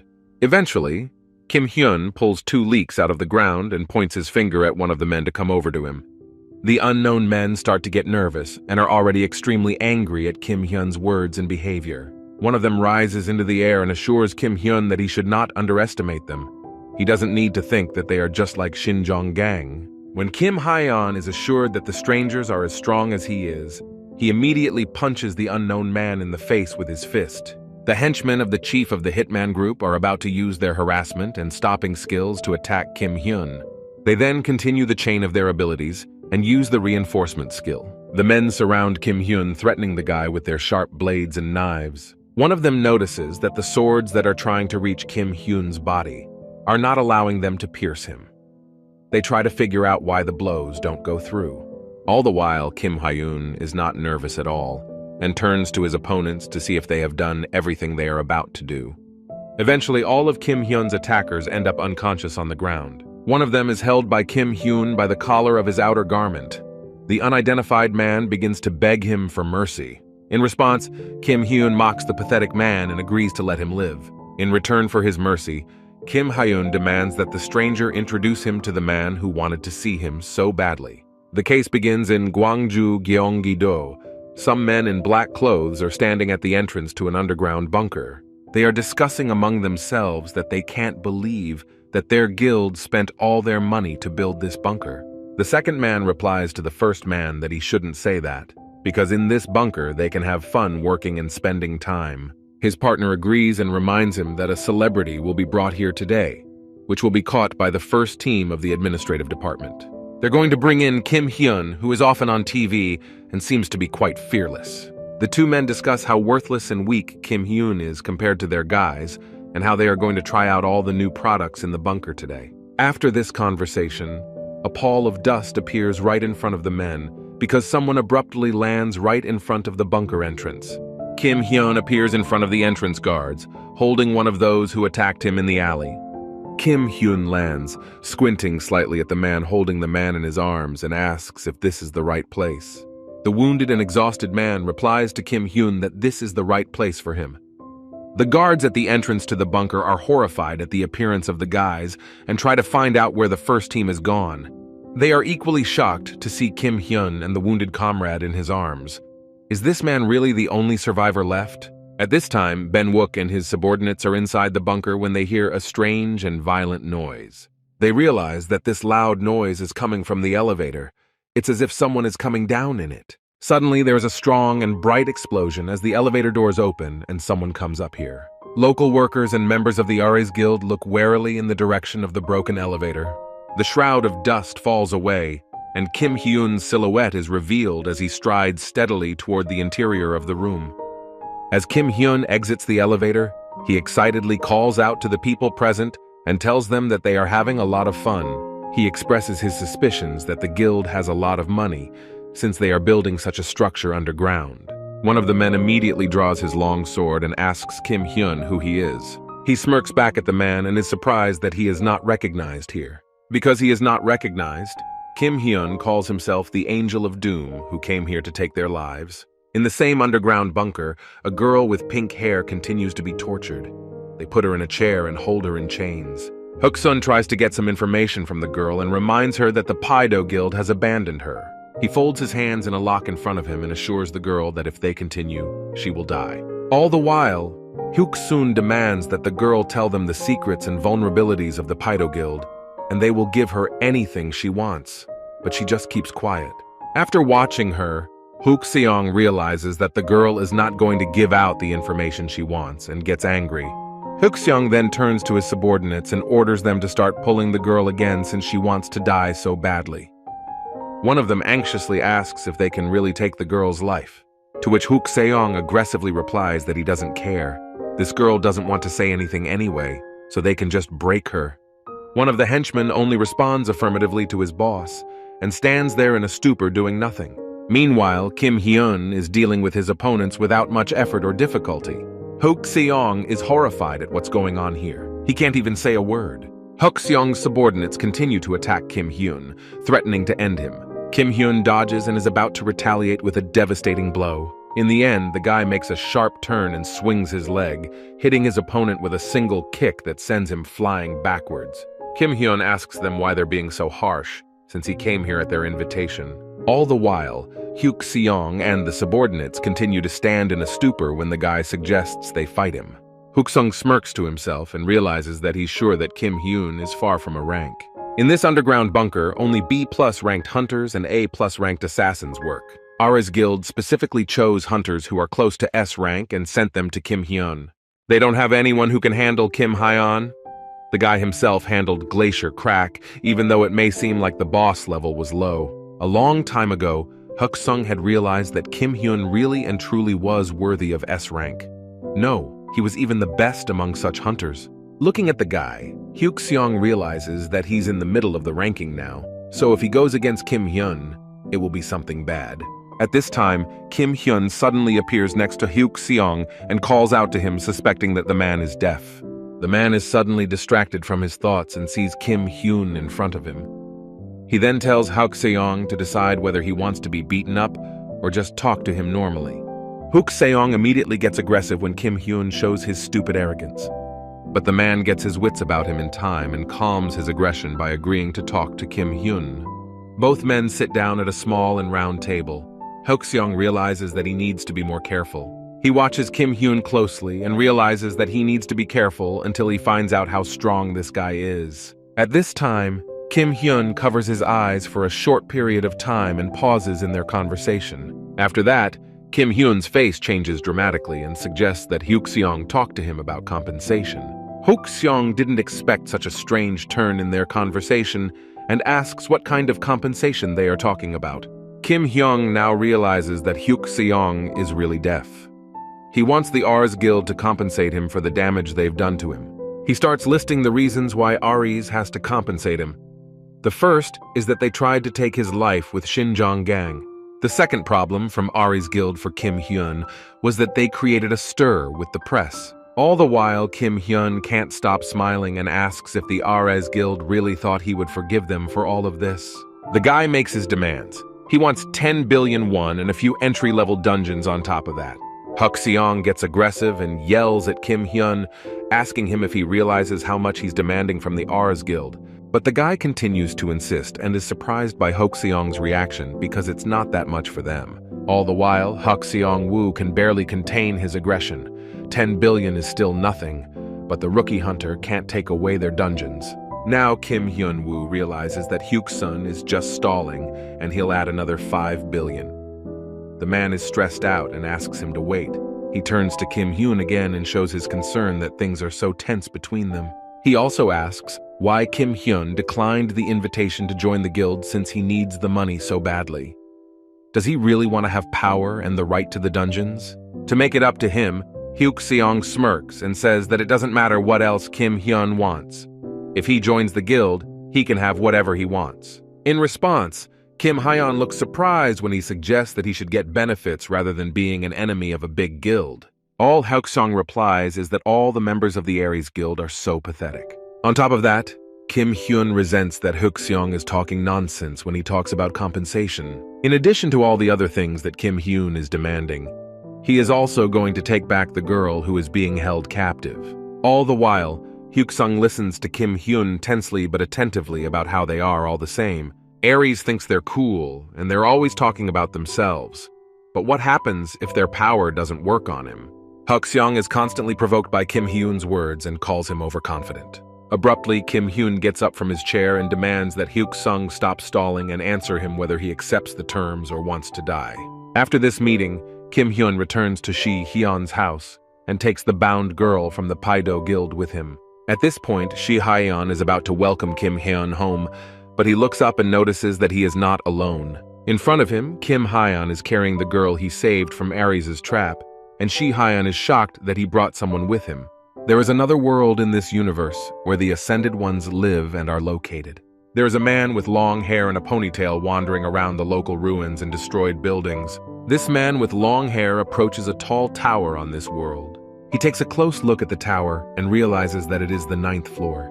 Kim Hyun tells his friend that he received 11 billion won and 4 low-ranked dungeons from Seong as compensation. But as if he hadn't heard about it, Shi Hyun looks at the girl Kim Hyun brought with him and asks how he managed to get her. Kim Hyun replies to his friend that he took the girl as a hostage and wants to question her. He also assures Shi Hyun that he shouldn't worry because it's all his own business. In response, Shi Hyun shrinks back and gets very upset that Kim Hyun has some personal business with him. In the end, Shi Hyun tells the guy that he's leaving. Today all the bosses will recover, so they should be cleaned up, and Kim Hyun wishes him luck. Meanwhile, the girl from the Pado Guild continues to lie unconscious and doesn't even move. Kim Hyun takes this moment to look at the tattoo on the girl's shoulder and realizes that it reminds him of something. When the guy carved a similar mask, he told himself the real emptiness comes from denying himself. Now Kim Hyun is trying to figure out if it's a coincidence that this tattoo is similar to the mask he made. All the while, the guy is looking at the girl he took hostage and trying to open her window of information. Kim Hyun doesn't have access to the girl's skills, but he doesn't notice anything unusual. He also realizes that he doesn't know the girl, and it would be better if he asks her when she wakes up. Suddenly, Kim Hyun receives a notification that a new ascender is coming up to the 9th floor. He is given only 5 seconds to automatically move to the place where the ascender will be, which alarms him. After a moment, Kim Hyun suddenly moves to the room where Av's assistant is sitting, wondering why she called him to her so suddenly. The assistant just makes a serious expression on her face and addresses Kim Hyun in a calm tone. Suddenly, Av gets nervous and shouts out that he's already approaching. Kim Hyun doesn't understand what the assistant is saying to him. At some point, the girl calms down and tells Kim Hyun that the next ascendant is coming. At the same moment, Kim Hyun gets serious and tries to find out who he's talking about and how soon he's coming. Av's assistant shows the guy a notice about when and how long before the ascendant arrives, but the numbers are obscured by question marks. After the girl shows him the notice, Kim Hyun immediately hits the assistant on the top of her head with his fist. At this time, Kim Hyun is frustrated and furious, and repeats Av's words that she can't say anything because everything is written on the notice. The girl tries to justify herself and has already told Kim Hyun that there's nothing she can do because his level is too low. Kim Hyun can't even see how long it will take for the Ascendant to show up, but Av called him just to warn him. Kim Hyun is once again surprised and alarmed when he doesn't understand what he needs to be warned about.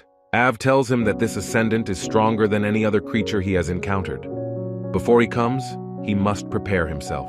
The girl also explains to Kim Hyun that he needs to awaken his magical abilities soon or he will be in danger. Once again, Kim Hyun clarifies with a smirk if this Ascendant is really that dangerous. Is he really a high-ranking one? But Aw's assistant denies it and explains that if such a one comes here, magical powers alone won't be enough. A real apocalypse will begin. The girl also adds that without magic, Kim Hyun won't be able to resist even a mid-ranked Ascendant. The guy asks if he can find out where the Ascendant will appear and if there will be another crack, but Av can't answer because she doesn't know. Av then goes on to explain that the form the Ascendant takes is determined by its abilities and accomplishments. In the end, Kim Hyun sums it up. The middle-ranked Ascendant is coming here, but Av won't say anything to him and will just watch him struggle. The guy then starts threatening Av with his fist and asks him again if there's anything he forgot to add. The assistant is already covering her head with her palms and panics and asks why Kim Hyun keeps venting his anger on her. Furious, Av points her finger at Kim Hyun and asks if his parents taught him not to hit girls. At this point, Kim Hyun slows her down with his stuporous face and tells her that his parents died in a car accident when he was young. In response, Av immediately starts bowing repeatedly in front of Kim Hyun to apologize because she didn't know about this story. Kim Hyun assures her that it's okay because it's not a big deal, so he has nothing to regret. The girl is stunned and looks at Kim Hyun, realizing that despite her beliefs, he's not a bad guy. Later at the guild headquarters, Aran Seo-eun discovers Kim Hyun's magical abilities and scolds him for almost breaking the magic circle. In turn, Kim Hyun looks tired and exhausted. He wonders if it's possible that he's the kind of person who just doesn't have mana. Seo-eun tiredly tells him that such people don't exist, and she has never seen such hunters. She has also never heard of people who can't unlock their mana, especially with the help of a magician like her and the concentration of mana. Hyun comes over to the guys and notices their tiredness, and asks why they are both so depressed. He's surprised that after 4 days Kim Hyun hasn't managed to unlock his mana, to which he resents Hyun for coming here to mock him. Hyun replies that that's not the only reason he's here. The guy brings Kim Hyun a letter that came in his name. It's from the Korean Hunter Association, or more specifically, the Consulate of Guild Formation. Seo-eun is surprised to see such a letter and asks Kim Hyun when he had time to form his guild. Kim Hyun replies that as soon as he had a dungeon, he decided to try to do something similar. His guild is called Guardian. The guy then tensely turns to his friends and reminds them that the girl he brought hasn't woken up yet. That girl from Pato's guild is still lying in bed and can't regain consciousness in any way. Nothing is changing. At this point, Kim Hyun anxiously asks Hyun if she might have brain death or something, but he denies that it's just shock. Kim Hyun replies by covering his eyes and lowering his head in frustration. All they have to do is wait for the girl to come to her senses. Then the guy starts to freak out because he's not sure if he'll get mana just by sitting in the magic circle all day long. Seo-eun gets tired and offers to turn to someone who can breathe mana into Kim Hyun. Hyun realizes what the girl is talking about. It's about a man named Nagaki Yasumi. All this time, Kim Hyun overhears his friends talking and doesn't understand what kind of mana breath they are talking about. Inazami, the head of the Japanese guild, has the unique skill of inspiring mana. She pierces through the pathways of mana that are blocking her. Kim Hyun then begins to research information about such a cool method that exists to unblock mana. Interested in this, the guy scrutinizes the profile of the head of Nakagawa Yasumi. He realizes that he will have to fly to Japan to see her.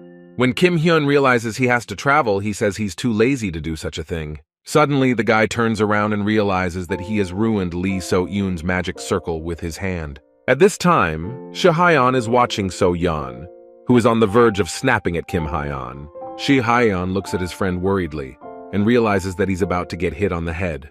Kim Hyun promises Lee So-eun that he'll pay for everything. At the same time, in front of the middle dungeon in the Suganami district of Tokyo, Japan, there is some kind of battle involving the head of Nakagawa. Izanami guild head Nakagawa, Yasumi Nakagawa, looks very tired and anxious from the battle. Now Nakagawa Yasumi is facing some monster that can't be seen just like that. Then the girl turns to her comrades and orders them to get down because they are being attacked again. At that moment, Nakagawa Yasumi's subordinates ask the guild leader what's going on in a panic. In an instant, the girl bursts into the air and dodges, attacking the attacker using her techniques. Nakagawa Yasumi then lands on the ground after her attack and tries to catch her breath after the battle. The determined girl tries to keep her self-control by calling some people bad words and gets angry at them. Suddenly, a high-ranking ascendant appears in front of Nakagawa Yasumi, who colors her with his huge sword. In response, Nakagawa Yasumi looks at the ascendant in horror and can't gather her thoughts. She asks what he is. The man with long hair replies to her that she was very lucky to have dodged his blade, but he will surely answer for it. Turning to Nakagawa Yasumi, he asks her what his name should be. People call him various names, from Ascendant to Annihilator. Then the Ascendant starts swinging his blade at Nakagawa and says that he is also called the Devil and the God of Lightning. He is going to take Nakagawa Yasumi's life and tells her his real name. His name is Jung Ma, and he doesn't tell her the rest. At the same moment, a notification appears in front of Kim Hyun that the Ascendant has reached the 9th floor through a passageway in Tokyo, Japan. Immediately, Kim Hyun turns to his friend Hyun and demands him to immediately prepare transportation to Japan. After a while, Kim Hyun is already riding in the car and reads the news that Japan is in a mess from this Ascendant. At the same time, Kim Hyun remembers what his assistant Av said about using mana and wonders if he can do it without magic. At this time, Hyun turns to the unpredictable Kim Hyun and asks him why they suddenly went to Japan since he was too lazy to go there. In response, Kim Hyun anxiously tells his friend that he has some business in Japan and will stop by Nakagawa Yasumi on the way. Hyun suddenly asks him if he has a passport, but Kim Hyun's expression makes it clear that he doesn't. Now Kim Hyun realizes that without a passport there will be difficulties and doesn't know what to do. He really needs to get to that ascendant.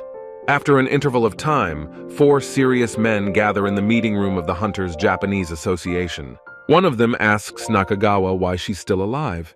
He heard that she died yesterday in a battle with Jung-ma-na. To which Nakagawa Yasumi grudgingly replies to the man that she managed to resurrect herself using an artifact. The men then discuss again whether or not Chan-ma-na is really that strong, and Nakagawa Yasumi confirms this fact. The men present discuss amongst themselves that this is the end, because the death of the S-rank hunter did not summon other hunters to help. One of them says that there are no willing helpers. Even if the 3 of them move to fight, there is nothing they can do to help them fight Jung-ma-na. None of the hunters who were sent to fight the Ascendant could handle him. There are many casualties among the civilians too, and they can only watch. Suddenly, an image of Kim Hyun appears on their TV screen, which surprises those gathered at the talks. Looking at the image, Nakagawa Yasumi immediately recognizes this guy on the TV screen because he is very popular all over the world. At this time, Kim Hyun already makes it to Japan and comes to do battle with the rising Jung-ma-na. Looking ahead, Kim Hyun is watching Jung-ma-na carefully and expresses absolutely no emotion. In front of the guy appears a tall man with long hair who is holding a long sword in his hands. This is the Ascendant Jung-ma-na. At this time, Kim Hyun can't confirm the Ascendant's skill because such a thing is impossible on them and wonders what Jung-ma-na is like. But Jung-ma-na himself is not going to talk for long and silently pulls out his long sword to attack Kim Hyun. When the Ascendant attacks Kim Hyun, the guy disappears in an instant to dodge the oncoming blow. At the same time, Jung-ma-na dodges Kim Hyun's blows just as deftly and quickly. The 2 men begin a fierce confrontation of magic power versus Kim Hyun's physical strength. At one point, the guy starts smirking and tells Jung-ma-na to stop swinging his sword and answer his questions. At this point, the Ascendant looks a little tense and is about to answer Kim Hyun since he managed to dodge his sword. He answers short and clear, giving the guy only his name. After that, the man swings his sword again. Then Jung-ma-na starts to create a bright magic circle around him that shields him from Kim Hyun. This magic circle starts to spread and gets wider, so it almost hits Kim Hyun, who successfully dodges it. Once again, the guy turns towards Jung-ma-na and realizes the fact that this Ascendant is very fast and agile. Because of this, Kim Hyun starts laughing quietly to himself that Jung-ma-na is not so fast that he can't dodge. All the while, the guy is watching Jung-ma-na's technique and realizes that there are dozens of swings in one, so if he hits him, he'll be chopped to pieces. Kim Hyun then starts to approach Chan-ma-na and realizes that a super close fight is the most advantageous for him, and he won't be able to swing his sword. The guy comes so close to the rising man that he manages to deliver a devastating blow to the man. In turn, Jung-ma-na tries to stay on his feet and move away again to organize a distance for himself. Kim Hyun immediately rushes after the rising man and realizes that he must not let him increase the distance. In the end, he manages to injure Jung-ma-na, who finds what is happening very interesting. Because of this, the Ascendant summons his lightning bolts to shield himself from Kim Hyun, who is rapidly approaching. During the battle, Jung-ma-na tries to find out who Kim Hyun is because on the previous floor and on the floor before that, no one has been able to stop him. The people gathered at the negotiations in the Association of Japan are watching Chan-ma-na and Kim Hyun on TV with interest and attention. In addition to them, Hyun is watching in the same horror and is extremely surprised that the rift happened at 2 o'clock in the afternoon. Nakagawa Yasumi tells them that they were waiting for reinforcements because everything changed so quickly. They still don't understand how to measure Chan-ma's strength. Hyun remembers that as soon as they landed in Japan, Kim Hyun immediately disappeared from there. In his thoughts, Hyun wonders many questions. He wonders why Kim Hyun is standing at the rift and if he can know where the rift will appear. At this time, Jung-ma-na continues to attack Kim Hyun with his lightning bolts, and the guy tries to run away. The guy with a satisfied face and interest dodges the Ascendant's lightning bolts that try to hit him. All the while, Kim Hyun seems to be enjoying himself and finds Jung-ma-na's skills disgusting and boring. Jung-ma-na himself looks back at the guy with a serious expression on his face and is surprised that he calls his abilities skills. The man then explains to Kim Hyun that he uses a combination of lightning aura and demonic sword to strike Kim Hyun. He is also extremely indignant because none of what he uses comes from the power of the uncivilized system called skills. At this point, Kim Hyun realizes that he should dodge right now. Thoughts of retreating to increase the distance creep into his head. Once again, the guy approaches Young Ma-na sharply and suddenly grabs his robe, pulling him even tighter. This causes the up-and-comer to start spitting blood from the blows he received, while Kim Hyun prepares for his next attack. While Young Ma-na is trying to regain consciousness, Kim Hyun takes advantage of this moment and starts swinging his fist. At the same time, Kim Hyun shouts out the name of his Power Lord technique and lands a strong punch on the Ascendant. The guy then tries to assess the situation and see if he succeeded in his plan. Suddenly, Young Ma-na seems to rise from the undead and envelops himself in an aura of lightning. He asks Kim Hyun to let him take back what he said. A magic circle appears from behind the Ascendant and Young Ma-na calls Kim Hyun unusually outstanding. Forcing Young Ma-na to use all the techniques he hasn't used since becoming an Ascendant, Kim Hyun should dodge his punch. At this point, the guy realizes that the Ascendant is a real psycho. He needs to close the distance quickly and immediately. Now Young Ma-na surrounds himself with an incredible magical aura, because of which he is nicknamed the God of Lightning, and uses the lightning sword Raiden Blade. The gathered people at the talks continue to watch the battle between Kim Hyun and the Ascendant mesmerized. Like everyone else, Shu Hyun watches the battle in horror and realizes that Young Ma-na is a monster. The objects that his sword touched disappeared without a trace. At this time, Young Ma-na tells Kim Hyun that he has a keen eye. He managed to grab him by his cloak while he was turning his body around. Kim Hyun is then engulfed by lightning, and Young Ma-na realizes that the guy didn't fully dodge the strike. The guy holds on tightly to the Ascendant's cloak and feels the electricity flowing through his body. Thanks to this, Kim Hyun manages to unlock E-level mana in his body. The guy starts to feel unusual sensations. At this time, Young Ma-na looks at Kim Hyun with a disgruntled face and is about to see how he can dodge the second time. About to attack, the Ascendant raises his hand up again and creates a black and blue magic circle above him. All the while, Kim Hyun is amazed at the power of the Ascendant. It's all too amazing for abilities that have been honed without the help of the skill system. Right now, the guy is thinking that this is the Chong Ma, who has been mentioned in countless martial art books and has risen to the top of them. At this moment, Young Ma-na realizes that Kim Hyun still wants to confront him after seeing his Raiden Blade, and it's adorable. Abruptly, Kim Hyun turns to the Ascendant, who thought he would scare him. Young Ma-na thinks the guy is prideful because he can't beat him, to which the guy replies to the man that he's right. With the powers that are available to him now, he can't defeat him, but Young Ma's lightning has already pierced his mana paths. While Kim Hyun was trapped in the tower, there was a technique that eluded him. Back then, he didn't know how mana flowed to create a certain technique. All Kim Hyun did back then was follow Chong Ma's path from the many books he read, blindly copying the moves. Now the guy is going to put away all his regrets and then soars into the air and creates magical wings on his back. Kim Hyun then smirks and says that for 10 seconds, Young Ma-na was his master. In turn, the Ascendant begins to tense up for the first time in the entire battle and watches Kim Hyun in a stupor. As soon as Young Ma-na notices that the guy seems to be bursting with magical energy, he begins to accumulate his own in response. All the while, the Ascendant continues to watch Kim Hyun in panic as he sees him discovering new powers. Kim Hyun himself continues to concentrate his magical power in his body and shows it to Young Ma-na. The guy smirks and replies that since he has learned something from him, he will reveal all the cards at once. At this point, Kim Hyun already knows how to proceed. He needs to gather all the mana in one spot and blow it up in one hit.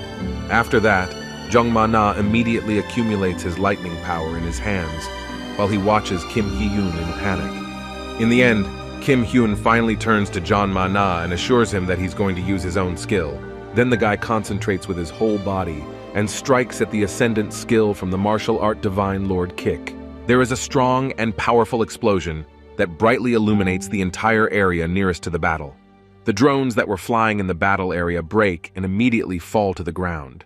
In the end, Kim Hyun is left standing alone in the middle of the devastation and some kind of junkyard. The rising Chong Ma-na is nowhere to be seen because he wins. At one time, somewhere in the outskirts of Beijing stands a huge and beautiful imperial palace. In this imperial palace resides the head of the Pedo Guild, who is mesmerized by something she is watching. On the huge screen in the girl's room, Kim Hyun is shown who has dealt with Young Ma-na in front of everyone. All this time, the girl is mesmerized by Kim Hyun and is completely sure that this man is her teacher. She constantly remembers the days when she was in the training tower and was attacked by monsters. The monsters took this girl by surprise, and she realized that she couldn't take it all anymore. That day, this girl falls to the ground and hugs her knees to hide from everything, and she is shaking with fear. She thinks she's going to die. Suddenly, an unknown man appears who hides his face under a mask. This man deals with all monsters. He was the first one who taught the girl to fight, and the first one she served as the one above her. The head of the Pedo Guild calls this man her teacher who started it all. She then turns to the guy and asks him what areas are left to capture, to which he replies that it is only the dungeons of the Wee Yan Guild. Continuing to tell his chapter that if they take over this dungeon, then all the zones will belong to the Imperial Guild. They will settle this matter in a month. This time the lady will go along with them, causing her minions to be surprised by such a decision. Long ago, she had promised her teacher that when he went out into the world, she would prepare a place for him that would suit him, and she was going to keep her promise. Thinking about all this, the girl blushes with embarrassment when she remembers her master. She really wants to meet him. When Kim Hyun and Shi Hyun appear in public, they are immediately greeted by reporters who ask the experienced hunter about his magical abilities and mana. People try to shout out their questions as much as they can. They wonder if Kim Hyun knew that a similar rift would appear in Japan. He gets annoyed and asks people to shut up. Shi Hyun mentally supports the people as he wants to know the answers to such questions.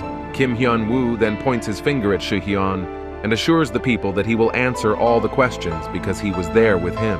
Shi Hyun himself notices the journalists in front of him, who are eager to ask him about everything about the experienced hunter. While the journalists are distracted by him, Kim Hyun rushes forward and tries to run away as far as possible. After all this, Kim Hyun finally returns home and takes off his shoes. He is horrified at how many curious people there are at this time.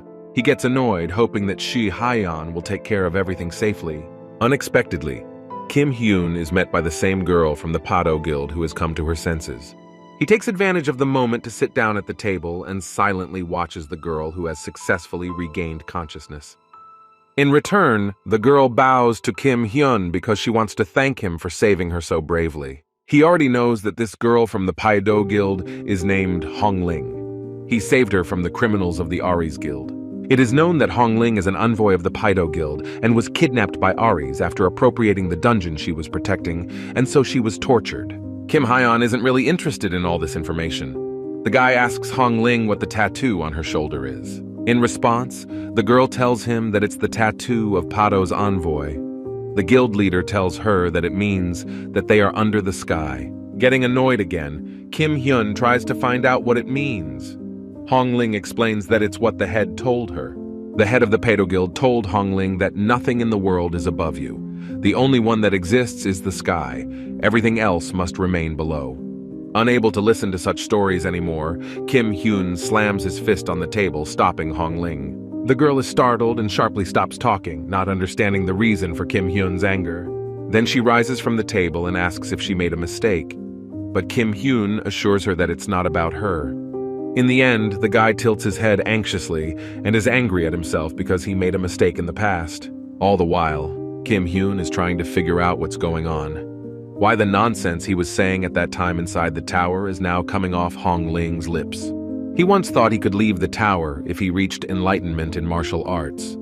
Back then, he still had 8th grade syndrome. At that time, Kim Hyun really believed and followed the things described in comic books and anime. Now the guy is trying to figure out who is spreading his dark history through the meaning of body tattoos. Suddenly, Kim Hyun remembers the very student he had caught in the training tower back then. He was training him. At the same moment, he realizes that the man he accidentally rescued has become a member of the Pedo Guild. In the end, Kim Hyun turns to Hong Ling and asks her to tell his head of the guild something very important. With an annoyed look on his face, he asks her to tell his head to never look for Kim Hyun. A few days after Hong Ling's departure to China, the program Recognize the Hunter with Lee Hae-yoon begins. The host introduces everyone's famous guest, Kim Hyun, who is now the center of everyone's attention. Like many others, Lee So-yeon, Shi-hyun, and Seo-kwan are also watching this program and did not expect to see their friend there at all.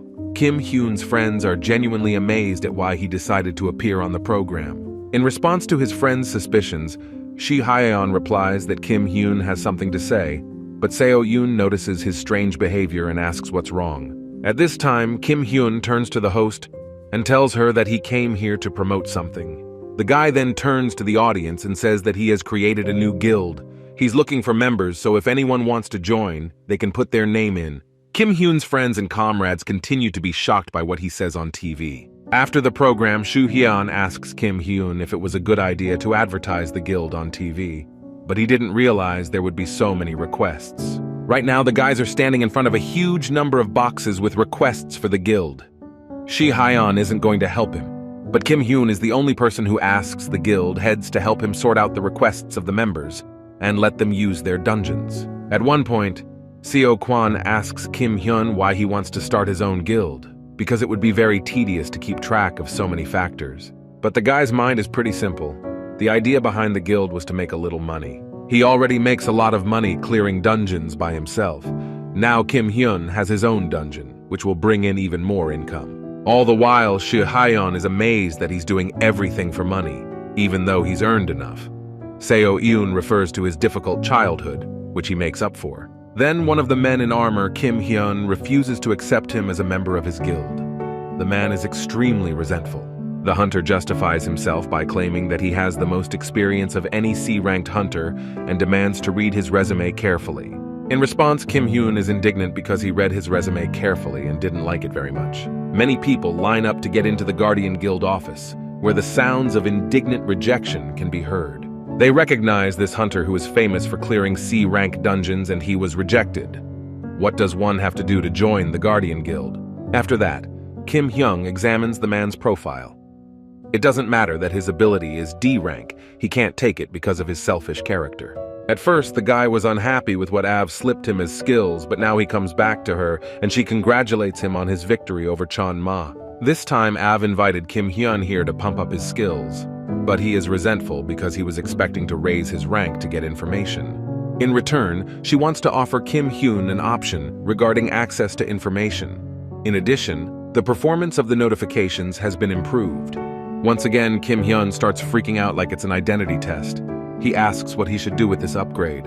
Even though he didn't expect such an upgrade himself, he was able to conduct another interesting interview in the cast of contestants thanks to this skill. A girl with pink hair walks into Kim Hyun's office. He uses the access to information skill on her and learns that she is an opportunistic person. After scrutinizing her profile, the guy doesn't even know what her character description means. After that, he squints at someone else. In front of Kim Hyun are two different men who are excitedly waiting for their turn. In these two guys, Kim Hyun discovers qualities like a sacrificial personality and a personality based on friendship. That's what he was looking for. The guy then points his fingers at each of the members in turn and tells them that they have been accepted into the Guardian Guild. After the interview, Soo Hyun picks up Kim Hyun and asks why the interview went so quickly. He accepted guys who won't carry money behind their backs. But Soo Hyun doesn't quite understand whether he chose these people after checking their abilities or not.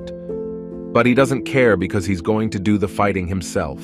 In response to this, Kim Hyun suggests that Soo Hyun think about the fact that there were no S-ranked hunters among so many applicants. But again, Soo Hyun assures his friend that S-rank is rare. There are only 5,000 such hunters in the world. Kim Hyun asks what rank Soo Hyun is in. Soo Hyun replies that he and Seo-yoon and Seo Kwon are in the top 200. In that case, everyone will recognize you and everyone will want to take you in. All the while, Kim Hyun is listening to his friend's stories intently and thinking about some guys and whether they were in that spot in the top 200 rankings. The last time Kim Hyun saw the list of S-ranked hunters by generation, there were a lot of names that have disappeared. Soo Hyun explains to him that these people died. To this, Kim Hyun is grudgingly surprised that the strong S-rankers died in such numbers. They died while holding back an ST+ class artifact. There is a limit to which a hunter can pump his skills and rank. To forcibly reduce the gap, you have to seize an ST+ artifact from the depths of the labyrinth. From all of this, Kim Hyun-woo concludes that the maze is a veritable graveyard for any S-ranked hunters. In response, Soo Hyun assures the guy that there are hunters who obtain such an artifact outside of the maze. They simply take it from other people. After that, these people become hunter killers and are subsequently expelled from all guilds and organizations. Those guys who were sent to Kim Hyun from the Aries Guild were these hunter killers who were expelled from all guilds and organizations. After learning these details, he realizes that the Aries Guild used all kinds of dirty tricks to kill him. After talking to Hyun, Kim Hyun heads to one of the initial dungeons taken from the Aries Guild, the Visible Swamp. As he enters the dungeon, Kim Hyun stands in the bright afternoon sun and asks someone if the dungeon belongs to him now. Getting out, the guy turns to Hyun and tells him to follow along until he beats the recovering boss and gets back to him. If this kind of trickery is really going to make Kim Hyun money, he wants to start milking the boss as soon as possible. Kim Hyun opens the door and peeks into a security booth where two guys he already knows are sitting and drinking tea. These young men call out loudly to Kim Hyun, but he assures them not to shout his name left and right for no reason. Kim Hyun then turns to these guys who he's already beaten with his slipper. The guy mockingly laughs at them. In response, they are horrified and try to stop Kim Hyun and prove to him that the last time was enough. Eventually, Kim Hyun explains to them that he is going to enter the dungeon since it belongs to him now. One of the young guards starts to contradict him because the transfer is not finished yet. But Kim Hyun doesn't care, and this guy understands it perfectly well.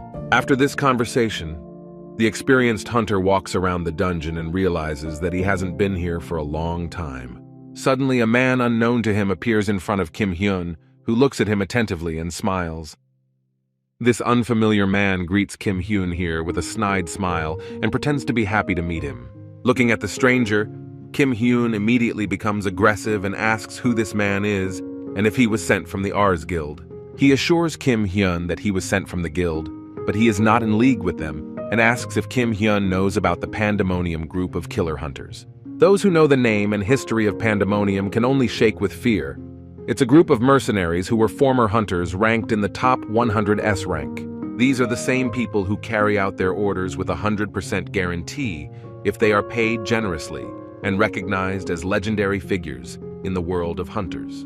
The most basic in their ranks are Shooter Jack Bloodwind Asuyo Master Aslan and Surround Anya.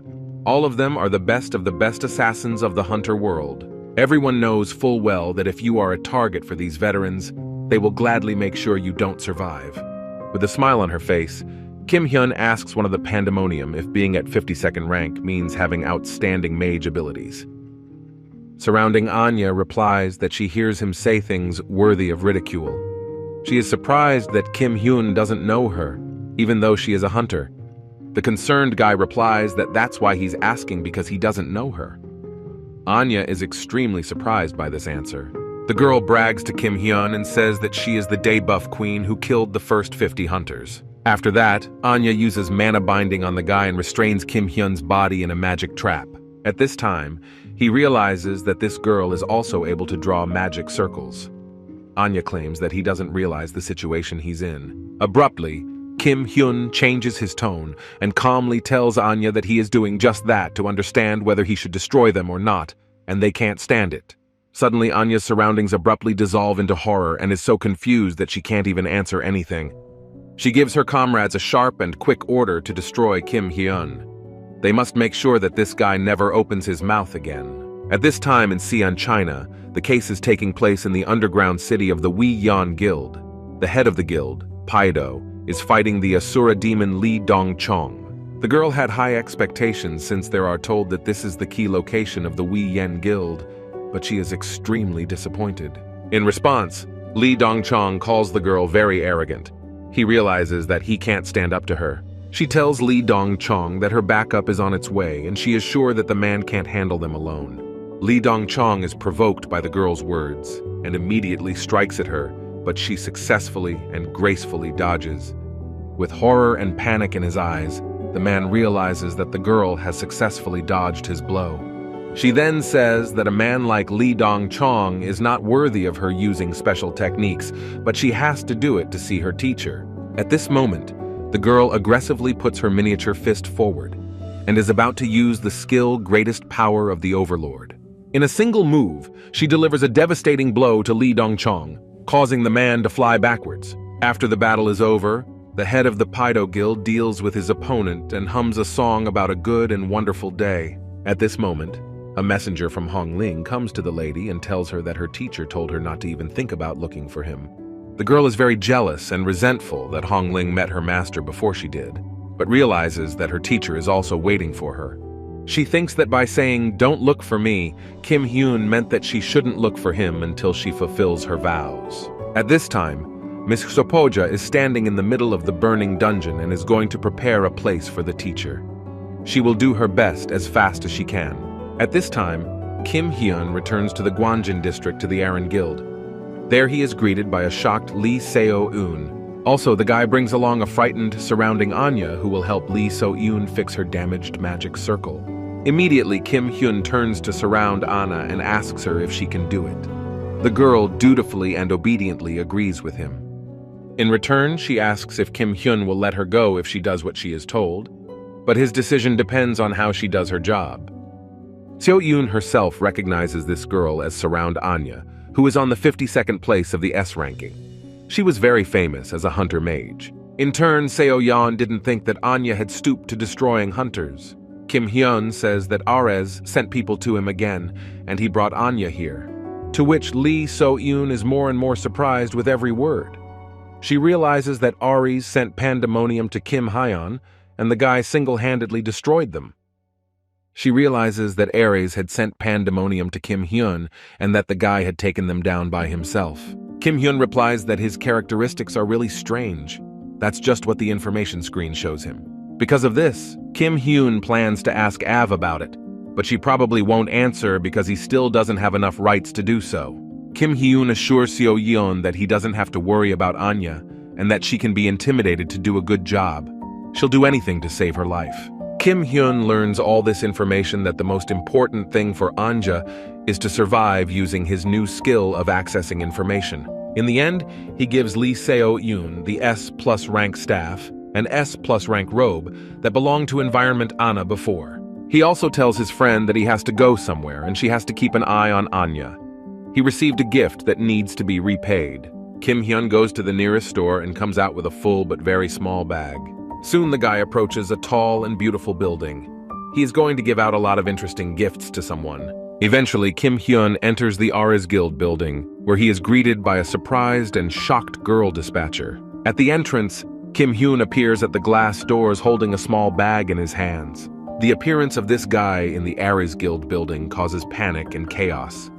The guards demand him to leave immediately because he is not a member of the Ares Guild. At this time, Kim Hyun starts rummaging through his bag trying to get something out of it. He asks the workers if the head of Hokseong is here. Finally, the guy pulls out a long white stick with the words, "Stick of Justice" on it. After the stick, he pulls out a toy hammer and shows it to everyone. He shouldn't be told that there are people who will complain about him because of it. After that, Kim Hyun starts going in order and pummeling everyone who gets in his way with the toy hammer. Some of the Ares Guild members are stunned as they are about to be beaten with a toy hammer. It's ridiculous. Kim Hyun, on the other hand, mocks them all and realizes that they are doing this because they are about to retire. They shouldn't be blocked. The people of the Ares Guild are so scared that they're not going to resist anymore and give in to this crazy guy. Suddenly, Hokseong receives a call from one of the workers who tells him that Kim Hyun has come here and is beating everyone with his toy hammer. After the call, Hokseong is shocked. Kim Hyun's insanity is out of line. It's absurd to attack a guild with a toy hammer. He's trying to figure out what to do next. If this goes out into the world, Ares Guild won't clear his name soon, and the head office will question him. While Hokseong is thinking about what to do with Kim Hyun, the guy gets to him and breaks down the door to his office. When this happens, Hokseong is distracted from his thoughts and stares at the broken door to his office. Kim Hyun holds a toy hammer on his shoulders and asks the guild leader how he's doing and how he's doing. Trying to keep his self-control, Hokseong doesn't even have time to respond to the guy's words before he gets hit in the face with the toy hammer.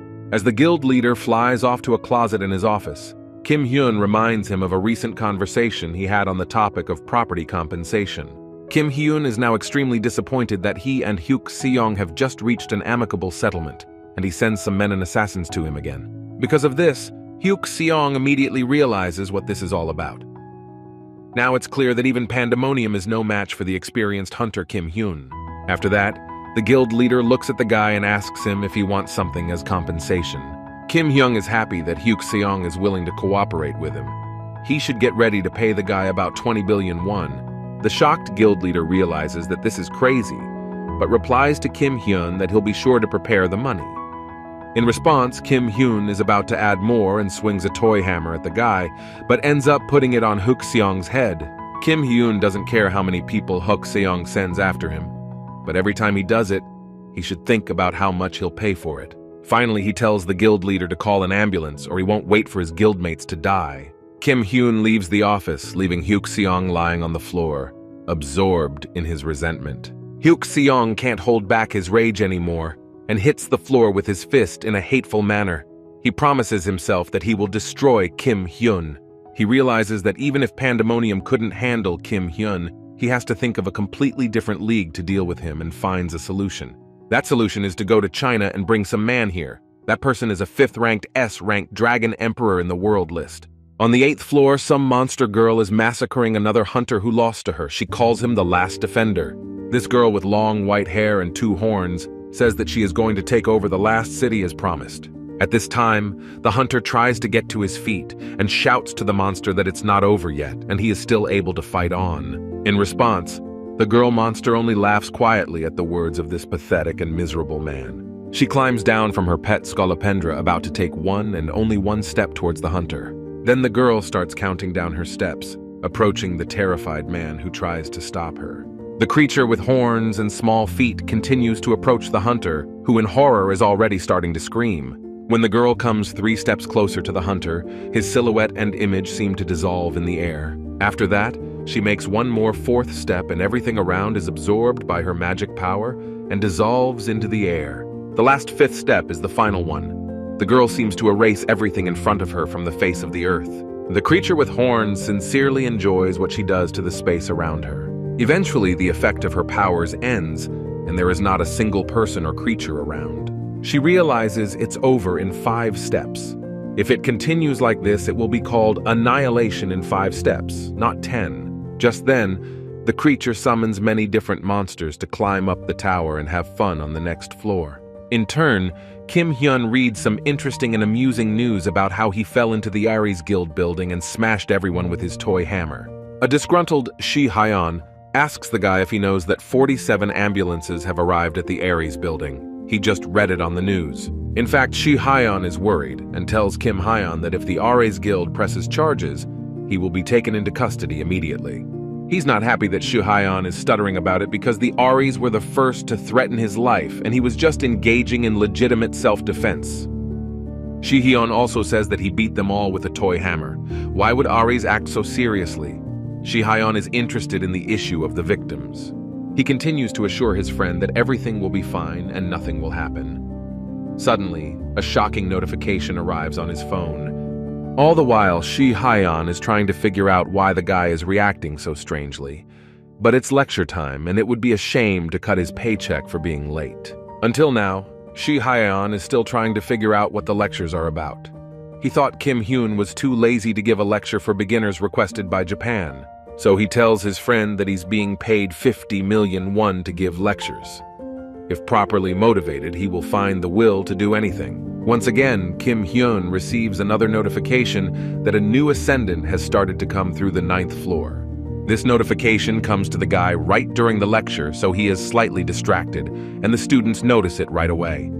After receiving the notification, Kim Hyun tenses up a bit, but tries to smile so that he doesn't let on that something has happened. Now the guy is going to show the students how to catch the boss with their bare hands. They shouldn't lag behind too much and need to follow him. Kim Hyun then moves towards the boss in this dungeon while thinking seriously about something. Abruptly, the guy moves to Av and asks why the new ascendant showed up so soon. He hasn't raised the level of access to information and is already given a task. Av's assistant awkwardly waves her hands and agrees that the information possession has not been raised, but there has been a slight relaxation. Kim Hyun again asks if Av's words are true, to which she smiles and assures him that she is going to tell him the information about the Ascendant. She tells Kim Hyun that this time the new Ascendant is not alone and is coming here with many companions. Kim Hyun reminds Av of the rift monster he saw at the beginning of Arkir Mountaineer, but Av replies that it's something else. Av also claims that such ascenders summon rift monsters. The system creates them to support the low-level ones and help destroy the world. It's hard to call such monsters that appear with these ascenders real companions. In addition, Av tells a surprised Kim Hyun that the new Ascendant is a mid-level Ascendant, and is stronger than the previous Young Ma-na in the last crack. With all her looks, the assistant shows and states that the new Ascendant is indeed stronger than the lightning god Young Ma-na. The guy happily accepts such news and asks if he can increase his skill level if he figures it out, but Av replies ambiguously. After talking to his assistant, Kim Hyun returns to the Aaron Guild to see his friend and head of the guild, Lee So-yoon. When they meet, Seo-yeon resents Kim Hyun for opening the doors to the room with his foot again. Apparently he's going to break it too. Just then, the girl awkwardly turns to the guy and asks what he came here for. Kim Hyun came to check on the diligence of the surrounding Anya. Stuttering, Anya tells Kim Hyun that she's almost finished fixing the magic circle and that it will be better than before and will last much longer. In response, Kim Hyun is surprised at how quickly and efficiently Environment Anya has done her work, and suggests that she do something else.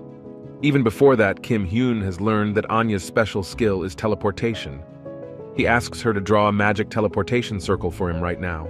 Lee Seo-yoon is surprised that Ani's special skill is teleportation, so he asks her again. After hearing this confirmed, Seo-yeon is even more surprised and asks Ani why she didn't run away with such a special and interesting skill. In response to the girl, Anya explains that she can't activate the skill with her own mana and needs the help of a magic circle. Then the girl continues to make excuses and explains that she didn't intend to run away. Kim Hyun, at this time, gets a notification that the Ascendant is in Germany. Lee Seo-yoon turns to the guy again and asks him where he wants to go by teleportation. Kim Hyun is going to Germany. In Leipzig, in central Germany, the new up-and-comer has already shown up. Soldiers are surrounding her to confront her. The head of the German guild, Schuweiser, gathers many soldiers and orders the Ascendant to surrender. Only then they will spare her. In response, the girl only laughs at Schuweiser's words of surrender. People's words sound very self-confident to her. After that, Schuweiser gathers a whole army including drone-like equipment. He tries to scare the monster with his numbers. In the German Hunter Association, an elderly man watches Schuweiser trying to prove to the Ascendant that she can't defeat all S-rank hunters. The elderly man tensely and nervously watches what is now happening in the center of Germany. At this moment, the creature with horns begins to approach Schuweiser and already realizes that this man is trying to overwhelm her with numbers. Once again, the girl smirks and is happy that the entire army is fighting against her shoulder to shoulder with her comrades. She tells the army that she too will fight with her fellow monsters and will not blame Schuweiser for the consequences. The German soldiers and hunters begin to open their mouths in fear and horror, looking at the army of the new Ascendant. Now the girl would like to introduce herself. She is the master of everything they fear in the dark. The leader of the night parade of 100 demons is a mystical chaos god. One of the night parade leader's fellow Scolopendra-like creatures begins to enter the battle at her command. This huge and incredibly terrifying creature begins to destroy everything around and underneath it. At this time, Kim Hyun nervously glances at his phone and realizes that the flight from Seoul to Germany is at least 11 hours long. Nervously turning to Anna, he asks how long it will take to complete the magic circle, and she replies that she has 5 hours left to paint. At this moment, Lee Seo-yoon receives a sharp notification on her phone, which the girl opens and reads carefully. She then shouts to Kim Hyun that a new rift is appearing in Germany right now. Kim Hyun drops his head tiredly and frustratedly, and replies that he already knows about the new rift. At the same time, Lee Seo-yoon tells the guy that he has been given and sent a support request right on the news. But Kim Hyun is already looking at the very news the girl is talking about on his phone. He's worried that all the headlines on the news are really weird. Once again, Lee Seo-yoon anxiously turns to Kim Hyun and asks him if he can stop the rift this time too. She looks at her friend awkwardly but anxiously, and wonders if he has always had a desire to help everyone around him. In the news feed, Kim Hyun sees a strange picture of the boss of the emerging rift making a strange proposal.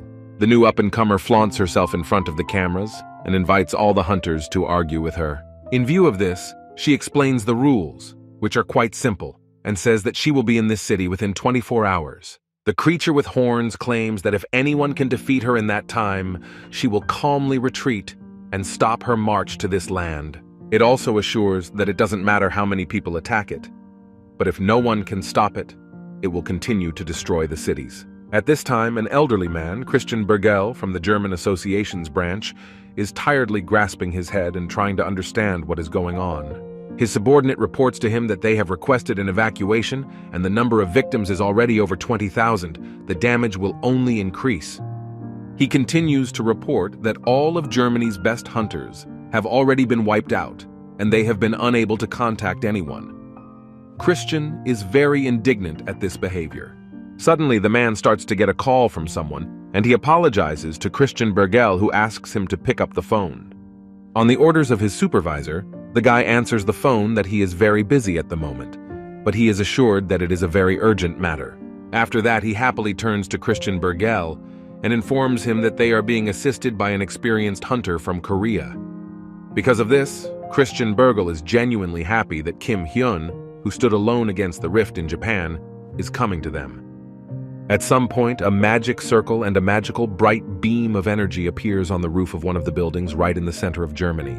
It's the same teleporter that surrounding Anya organized for Hyun to arrive in Germany as soon as possible.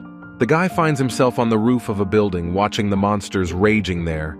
He thinks that the teleporter is very convenient since he can get here at once. One of the new Ascendant's companions notices Hyun on the roof of the building, who has already appeared here. Hyun immediately attacks the monster with both feet and aggressively tells him to stop squeaking. Not having time to appear here, the guy immediately engages in a fight and thinks these monsters are just ordinary weaklings. Then Hyun climbs on a huge and long scolopendra, going to get close to it on its own body. Eventually, the guy gets to the monster's head and starts attacking it with his fists, saying that they called him here. Eventually, Hyun deals with all the monsters working his way upward. He grabs a scolopendra by the tooth and asks where his mistress is. In a live broadcast around the world, the new Ascendant is shown sitting on a tank waiting for Hyun. Hyun himself appears in the frame and moves decisively towards the sitting girl with horns. At this time, she sits on the tank and asks Hyun if he is her first opponent. Hyun smirks at the creature and asks what her dialect is since she's so young. Has her mouth only gotten old in the meantime? The girl immediately changes her face and replies to Hyun that he talks too much. Without stopping, the guy points out to the girl that she could have been quieter, but instead she turned the city into ruins. She should be held accountable. Just then, the new up-and-comer starts to rock and asks Hyun if he is brave or still dumb. But the guy continues to provoke the girl again and tells her that it's none of her business if he's dumb or brave. Out of anger, the Ascendant clenches her fists and gets up from the tank. She usually takes her time with her first opponent, but Hyun has crossed all lines. Soon, she gets closer to the guy and offers to see if he's as good as he expresses himself to be. After that, the girl tells how many steps her previous opponents have endured. Now she wants to see how many steps Hyun can handle. Starting her performance, the Ascendant lands on the ground and begins to step towards Hyun, counting her steps. At this time, Hyun looks around and tries to figure out what the Ascendant is doing. Something strange is going on with the energy in the neighborhood. He also tries to assess the situation and realizes that it is mana energy that is expanding and destroying the area and affecting him as well. But Hyun quickly thinks and realizes that there is a problem and he has to stop it. In turn, the girl continues to make and count her steps, and Hyun counters with his strongest attack. To do this, the guy begins to concentrate all his magical and physical power in his body by spreading his magical wings. All the while, the new up-and-comer continues to smile and make his slow but destructive moves. Unfortunately, Hyun realizes that he can't control his mana because the god of chaos is not only pushing it, but expanding it. At this moment, he realizes that at this rate, his body will be torn to pieces, but that doesn't mean he can't do what he wants. Hyun then abruptly rushes towards the girl, who expresses her admiration that he is better than the strongest man from the previous floor. As the new Ascendant takes her 9th step, Hyun attacks her with the divine strike of the Lord of the greatest destroying feat of the Overlord. At the end of the attack, Hyun lowers her gaze down and starts to get nervous because it's like the girl didn't take any damage at all. All the while, the Ascendant continues to smile with a grin and congratulates Hyun for almost succeeding in stopping her 9 steps. She is really completely confident that Hyun will not be able to stop her last final 10th step. To make sure, the girl takes her final 10th step and the most powerful explosion in recent memory occurs. Kim Hyun covers his face with his hands and feels all the mana rushing out. His body is being torn apart. All this time, the horned-up girl has been watching the guy and thinks it's incredible that he's still standing up to her. She managed to use all 10 steps of destruction, and Kim Hyun managed to survive and even continues to stand on his feet. Looking at this, the girl starts clapping her hands enthusiastically and marvels at Kim Hyun's incredible skilled hunter. She then points her finger at the guy and explains that because he survived, this place was not destroyed unlike the previous one. At this point, Kim Hyun realizes that the situation is taking a terrible turn. Av had warned him that this girl was much stronger than Jung Ma. Looking at her opponent, the girl asks Kim Hyun what he is going to do next. Even though he stopped her attack, he won't be able to fight any further. Because of this, she suggests to Kim Hyun, who can barely stand on his feet, to beg for mercy or to keep his honor and fight to the death. In response to this, the guy raises his head sharply and addresses the girl that she had forgotten about another option. As if finally coming to his senses, Kim Hyun assures the girl that he will destroy her right now. She laughs out loud and can't believe that such a thing is even possible. Rising continues to say that Kim Hyun is very different from the previous fools. In that case, she too will keep her courtesy. The girl then raises her hand up and tells him that she's going to go all out, going to use all her mana as a chaos god. For a moment, Kim Hyun tenses up when he notices that the girl is going to use a completely different attack. It's become many times more powerful, but even so, he's going to hold on as long as possible and won't give up even though the girl's attack is very painful. Suddenly, Kim Hyun notices that he has stopped the infinite mana expansion and his stamina level has increased. Originally, his resilience level was S rank. Thanks to that, he was able to survive against this terrifying damage. He will definitely withstand the attack, but something happens. At that moment, Kim Hyun realizes he needs to calm down. In the tower, he's mastered thousands of comic book styles. It's only fiction, but it's become his training. One of the techniques that Kim Hyun has passed on to him is the Crusher, a technique used by Asura to stop the demon god in the myths. Kim Hyun's body begins to fill with thick and red magical energy, as if spreading invisible wings. The guy then begins to transform his magical power into something powerful and terrifying. Watching him, the new Ascendant starts to panic a little and tries to understand what Kim Hyun is trying to do now. The girl sees Kim Hyun creating 4 pumped-up arms and magic stones flying in the air behind his back. At this point, she realizes that the guy looks very dangerous, so she should hurry up and finish everything quickly. Then the girl starts to take the first step and count it down, as suddenly one of Kim Hyun's hands grabs her leg. At that moment, the Chaos God looks at her feet and realizes that those hands were just behind her opponent's back.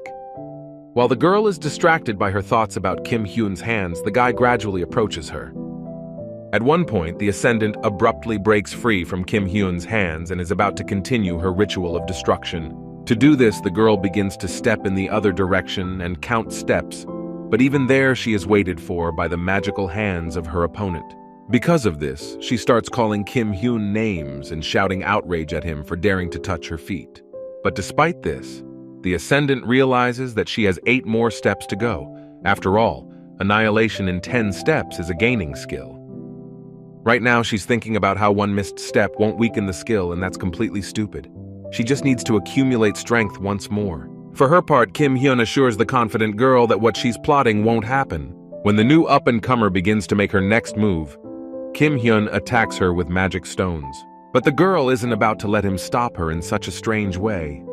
The power of her destruction does not increase in 10 steps. This makes the god of chaos become very aggressive and asks Kim Hyun with rage in her eyes, how dare he slow her down like that? At one point, she points her finger at the guy who keeps moving towards her, but doesn't fully realize what else she's going to do. With a mad face, the Ascendant continues to move towards Kim Hyun and is about to attack him again. This time, she aims her magical beam of destruction at Kim Hyun in 10 steps, but the guy is determined to resist. Because of this, the girl starts yelling frantically that she's focusing all her powers on Kim Hyun, who can't resist her abilities.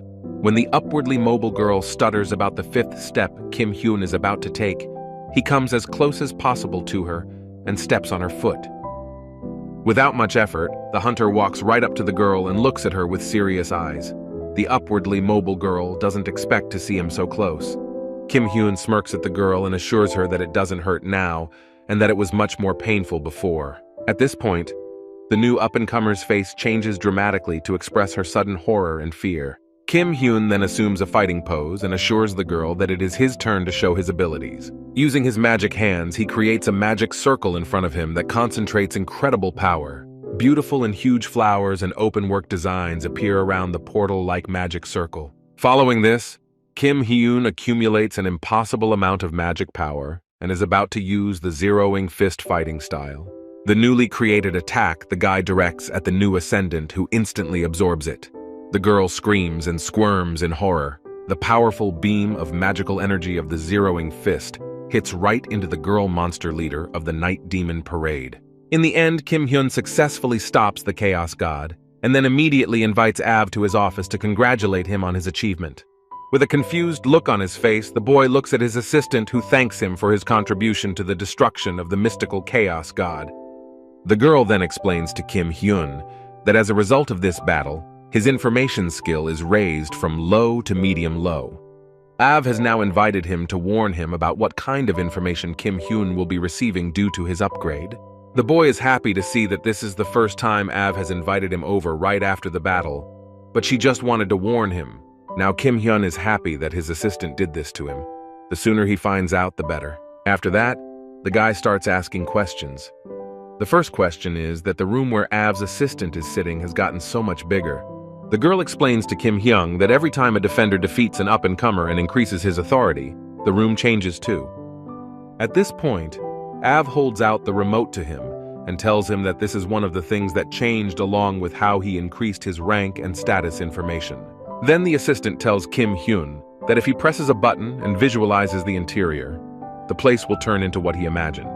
The guy imagines one of the rooms in the dungeon of the training tower, then presses the button and the interior changes. At this time, Av's assistant looks around and realizes that the interior now looks like the first floor of the training tower. Next to this room is a normal room in Shi Hyun's house where Kim Hyun lives. Av is genuinely surprised and Kim Hyun doesn't understand why. The girl explains that she only knows how to use the button, but she can't press it herself. It's also the first time she's seen a human room.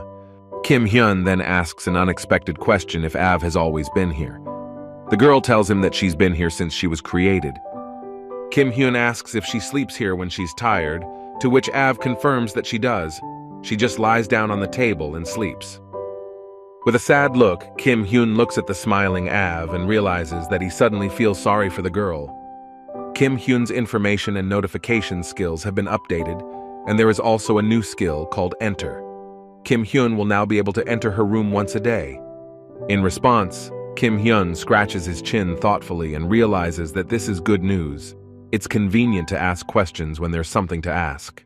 The guy also asks Av to let him ask a question because he thinks there's something wrong with his information screen. He says that his stats have increased since the Chaos God stopped, but it feels like his abilities are higher than what's listed here. Now that Kim Hyun has a medium-low rank, Av's assistant can answer his question with certainty. He is glad that he is going to get the answer and asks Av to explain it to him as soon as possible. The lockdown was imposed by the creator of the tower to prevent anyone from becoming strong in it. Kim Hyun's stats can't go any higher, but it's only in the system. All the while, the guy listens attentively and with great interest to Av's assistant, demanding her to continue the story. Immediately, the assistant continues that, unlike the information that was blocked, the body of the defender continues to improve. Kim Hyun is surprised that the answer is so simple and then asks what the difference is between his characteristics on the screen and in reality. When Av realizes that she can't answer Kim Hyun because his level of information is too low, she tenses up and doesn't answer his questions anymore. But the guy gets aggressive and tries to find out when a strong ascendant of the highest rank will come to them. Av says it could destroy the world. At this time, in the Wei Yen Guild building in Shanghai, China, the guild leader of the Paido Guild is dealing with Hongmu Hongchun S, ranked 17th in the world rankings. The head of the guild, Pado, thought that at least this man will interest her because he is an important member of the guild, but all in vain, so she throws him aside. The girl is approached by her subordinate young man Jung Yoon, who has already prepared everything for her. Jung Yoon also reports that the pictures of Kim Hyun near the German Rift are here in his tablet as the girl requested. At the same time, the The lady looks at the pictures of her teacher Kim Hyun and blushes embarrassedly seeing his face. All the while, the girl scrutinizes the picture where Kim Hyun is using his skill nullifying Asura Fist. After that, she smiles gently and realizes that she is very happy. Her teacher has exceeded her expectations as always. Then Madam orders Jong Yoon to report on the situation of their guild. He agrees with her because they now own 92% of the dungeons. Jong Yoon also reports that the remaining 8% of the dungeons belong to people loyal to the guild, so the takeover of China's dungeons is over. With this news, the girl happily walks out into the bright sunlight and realizes that it is time to fulfill her vows to her teacher. She had once made a promise to her teacher that when he got out of the training tower, she would create the right place for him. Even back then, this little mistress shouted loudly that she would organize a place that would be worthy of the teacher and would please him. At that time, the skeleton-masked teacher listened to the girl student attentively and thanked her for such promises. Well, now she raises her happy eyes to the sky and realizes that the right and long-awaited time has finally come. In the moment, the girl enjoys the rays of the bright sun and is happy that the time has come to see and meet her teacher. After dealing with the crack, Kim Hyun examines the list of awards that Germany sent him, but in short, they just invite him to live there. In turn, Shu Hyun asks him to read what the document says. In addition to the money and items after the god of chaos, it also says that taxes will be cancelled. At this time, Seo Yoon joins Shi Hyun and reads that Kim Hyun will be given a house, car, and guild office in Germany. But on top of that, Seo Kwon remarks that this is even more unconventional than the awards from Japan. Kim Hyun asks about Jung Ma-na's sword. Shi Hyun replies that Seo Kwon gave it to him. In turn, Lee So-yoon is very indignant that she has forgotten. But then Kim Hyun reminds her friend that she has received a new and improved magic circle, and also that item from the Hunter Destroyers. In this situation, Seo Kwon is not indignant at all, unlike the others, and remains silent even though he realizes that he didn't get anything at all. Seo Yeon asks why Kim Hyun is stopping the rifts all over the world without considering the items and rewards. Her friends support Seo Yeon's question, because first Kim Hyun dropped out and went to Japan, and now the same thing has happened to Germany. To all this, the guy replies that he has no reason to do so, but he has such a hobby of beating up people who show up and think they are the strongest. Kim Hyun's friends look back at the guy with surprised faces and are amazed that the answer ends up being so simple. After hanging out with his friends, Kim Hyun looks out the window and looks at the training tower that appeared with the monsters and summoned the humans. Like many others, Kim Hyun was also forcibly conscripted among the first humans and ended up being imprisoned in the tower for 12 years. From the first floor to the 100th floor, the guy went through and cleared this tower without end over and over again 1,000 times. All the companions he had gotten into the tower with had long since left it, and he kept coming back to the first floor every time. He must understand why the tower held him. Now Kim Hyun has managed 3 rifts, and his access to information has risen from low to medium low, so he's making progress. At some point, Kim Hyun is suddenly called by his friends, who ask him why he is standing here and what is bothering him. In response to all this, the guy only smiles slightly at his friends and pretends to rephrase the question about whether something is bothering him. In the end, Kim Hyun reassures his friends not to worry about it because it doesn't matter and then follows them. 10 days after defeating the mystical god of chaos, the Recognize the Hunter program begins again. In this new week of this program, the same single guest Kim Hyun appears again. When the host Lee Hae-yoon introduces Kim Hyun, the guy is looking at something on his phone. In an attempt to get his attention, Lee Hae-yoon asks him about what he said at the previous press conference, to which he replies that it's the truth. When Kim Hyun stammers about telling the truth, the host and the rest of the audience start laughing about it. After that, host Lee Hae-yoon turns on a large video screen and offers a look at an interesting video. In this video, Kim Hyun is asked if he could tell a little bit about his unique skill. In response, the guy scratches his ear in a silly way and assures the viewers that he has no unique skills. All the abilities were created by him in the training tower. Suddenly, Lee Hae-young enthusiastically informs everyone that thanks to this videotape, the forgotten martial arts community has become popular again. This is the reason why the Discover the Hunter program invited the martial artists here to get some tips. At this point, Kim Hyun turns to the old men and silently sneers at them because they even look incapacitated.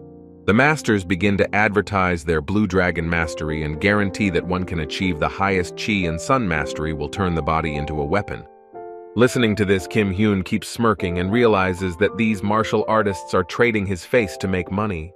Because of this, the guy gets very angry and shows with all his appearance that it's best not to mess with him. He appeals to the wary guests that they have misunderstood everything.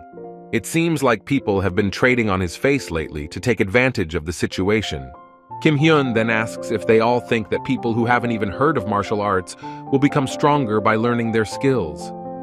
In the end, Kim Hyun concludes and tells the audience that martial arts is not the reason why he is a strong hunter. At this point, the guy creates a magic blade in his hands because he's going to show off his skills to everyone. One of the guests looks at Kim Hyun in surprise and realizes that the guy is showing the blue dragon kicking stance he just demonstrated. All the while, Kim Hyun smirks at the camera and tells everyone to watch how to use the sword. Come to think of it, he had read a similar web novel recently, and now he's going to show the techniques from there. Kim Hyun then summons a huge dragon and shows everyone his blue dragon beam skill. All the reporters and viewers are just shocked by what they see. Many even lose their consciousness from fear. At the same moment, Kim Hyun abruptly stops and turns to the audience to make sure they understand.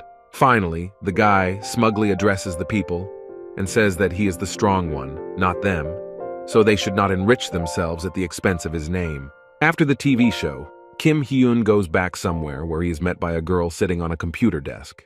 Kim Hyun barely recognizes Anya, who has recently changed her style. It's clearly not a problem for her to work in the guild. After that, he gets close to the girl and asks her if she likes her job. She is startled and starts to say that she agrees with what he said. Kim Hyun has already said before that he doesn't like his enemies, but he only kept Anya because she's a bargain. The guy ends up explaining himself in a much simpler way and says that he will treat Anya like a normal hunter. Now Kim Hyun thinks the situation is going well. Anya just needs to keep on keeping on and not betray him. Lastly, the guy makes a fierce expression on his face and warns Anya that if she tries to escape, she's finished. After this tense scene, Kim Hyun suddenly lightly punches the girl in the shoulder with his fist to show his friendliness. In the end, he leaves Anya alone with her thoughts, and if she needs anything that is doable, she can turn to him. It has already been 10 days since Surrounding Anya was hired as an accountant in the office of this guild. So far, her life hasn't been too bad. The only thing she is worried about is whether such a life and such a job is right for her. At this time, a fax about the transfer of dungeons from Aries arrives unexpectedly. At the same time, a plane lands at Incheon Airport with Hook Seong and his assistant Jung Mung. All the while, Jongmin is trying to stop Hook Seong from filing a request to the Payback Guild because it's too dangerous. Hook Seong is angry with himself because Kim Hyun took all the dungeons and money from them. At this point, the man demands Jongman to shut up because he must realize that they screwed up, but he's okay with it. After losing his monopoly over the dungeons, Hook Seong also lost his authority among the other guilds and hunters. In the end, Jongmen suspects that the guild leader will soon find himself in the same place as all the people Hook Seong has dealt with. He then promises his boss that he will kill Kim Hyun. There's no point in quitting. He won't let him do it. To which Hook Seong replies that they're already in the same boat. He really wants to follow through because the monopoly has collapsed, and it doesn't matter. He realizes that he's already put everything at stake. He'll give the Pado Guild anything to get what he wants. In New York City is the Heirs Guild headquarters where the top brass of the company sits. At a small table next to the panoramic windows sits the founder of the Heirs Guild, Martin Brand. Now, a subordinate is reporting to Martin that the Korean branch has given some dungeons to another guild. Hyuk Seong made a mistake trying to settle the matter. In response, Martin lightly taps his fingers on the table, saying that anyone can make a mistake. Even he himself is capable of it. All the while, the subordinate listens to the fact that the word error can only be approved if it has already been corrected. If things aren't normal, then Hyuk Seong's actions should be defined as a failure. The guild doesn't need such people, so they should get rid of him. While the subordinate is working on this, Martin will return all the dungeons that have been transferred. In addition, they will take care of the consequences of the failure. At the same time, Hyuk Seong remembers that the head of the Paido Guild wants to see the person who made the request in person. He wonders why that is since they have a contract. The man tenses up because he thinks that the request to the Paido Guild is dangerous. but he will do anything to get rid of Kim Hyun. Suddenly, the masked man opens the door to Huk Seong and invites him inside so that the head of the guild will accept him, to which he smirks because Kim Hyun is finished. Many henchmen of the Baido Guild meet Huk Seong and invite him to enter the Imperial Palace. Huk Seong is nervous, realizing that he has come to the place where the head of the Baido Guild, called the Imperial Dragon Mi Ren, is located. On the golden and towering throne, he is greeted by a young girl who had already expected to see Huk Seong here. Upon noticing her, the man is shocked that the head of the cruel guild is just an ordinary little girl, but respectfully greets Mi Ren, introducing himself as Aries' manager. In response, Mi Ren tells Hyuk Sun what the man came here for. He needs to eliminate someone, but in order to do so, she demands a name. Unexpectedly, Huk Seong becomes very nervous because he feels as if he shouldn't say the right name. But the man doesn't give up halfway through his decision. He gives Mi Ren the name of Kim Hyun, the hunter who stopped the Chaos God in Germany. Hyuk Sun then offers 20% of their dungeon and 30 trillion won. Mi Ren rubs the beads on her dress while listening to him. Suddenly, the head of the Baido Guild, Mi Ren, starts to rise threateningly from his throne to ask if Hyuk Sung really said Kim Hyun's name. The girl then makes a cute but hateful face, as Hyuk Sun just asked her to take her teacher's life. At the same moment, a devastating explosion occurs in the Imperial Palace, which was built especially for the head of the Baido Guild. Huk Seong is shaking with fear when Mi Ren rises from his throne and moves toward him. Huk Seong doesn't know what's going on. He came here to ask him to destroy Kim Hyun, but things didn't go according to plan. Looking at Mi Ren, he sincerely tries to understand why the head of the Baido Guild reacts so strangely to Kim Hyun's name, since she has the whole of China under her thumb. In a hurry, Hyuk Seong tries to think of a plan and how to proceed. He overhears Mi Ren saying that Kim Hyun is her teacher. Huk Seong tries to stop her and tells her that she is confused about whether or not she is calling Kim Hyun her teacher. He then asks Mi Ren if he can ask her where she met her teacher, to which she replies about the training tower. At this point, Hyuk Seong grabs the only clue he has and realizes that this is his chance to survive because Mi Ren is confusing Kim Hyun with his teacher. Huk Seong now learns from Mi Ren that the girl is not Korean, but Chinese, so there is a good chance that Kim Hyun is not her teacher. In response, Mi Ren continues to observe and asks why the man is drawing such conclusions, but she is Chinese and could not have met Kim Hyun. The girl then replies nothing to Huk Seong's remarks and turns around asking if the man is done saying what he thinks. At this point, Mi Ren doesn't even try to hide her dislike and hatred for Huk Seong, so she instantly attacks him. The man's body begins to be consumed by lightning and electric shocks that prevent him from passing out and losing consciousness. All the while, Mi Ren was wondering how he would pull off the attempt on the teacher's life. All he could do was say that she was confusing her teacher. Just then, the girl grabs Hyuk Sun by the collar and lifts him up. She says that the man is right that all towers are tied to their regions. Mi Ren smirks aggressively and tells Huk Seong that unfortunately for him, she was trained in a Korean tower. This makes the man extremely disturbed and panic sets in. Mi Ren reveals that she was deeply resentful at the time that she was drawn to the tower in Korea. Things got better for the girl when she met a teacher. The doubts in Kim Hyun are also doubts in her because she is what the teacher wanted her to be. She says it's all official Qipao, her hair down to her waist, her teacher's mark on her back, and her name, Mi Ren. To her, Hyuk Seong's doubts about Kim Hyun being Mi Ren's teacher mean that he is in direct denial about Mi Ren's life. At this point, Mi Ren begins to approach Hyuk Seong with slow steps, asking him how he can hope to die peacefully in such a case. Mi Ren is now going to tell Huk Seong personally how grave the sins he has committed are, since he tried to save his own skin by denying them their lives. Meanwhile, in Av's room, Kim Hyun sets up a TV for her. She is infinitely pleased and happy though. She is now interested and not so bored anymore. After that, Av turns to Kim Hyun as her guardian and really wants to ask him for something. The girl wants him to make her a PlayStation. The girl has seen a PlayStation on TV before and thought it would be fun, but she can't do it herself because she doesn't have access to it. Kim Hyun listens to poor Av, who has never seen anything else in her life except an empty room and a wall in front of her. Immediately, the guy presents Av a PlayStation with all the necessary attributes to which the girl reacts very strongly. Immediately, the assistant throws herself at Kim Hyun and begins to hug him tightly in gratitude. Now she can try the things she wanted. At this point, Kim Hyun feels like he already has a daughter when he's not even married and doesn't even have a girlfriend. After a short pause, Av's assistant looks at Kim Hyun with a worried look and tells him that she has something to tell him. The girl listens interestedly when she says that she may be wrong about what she said, but she will tell him.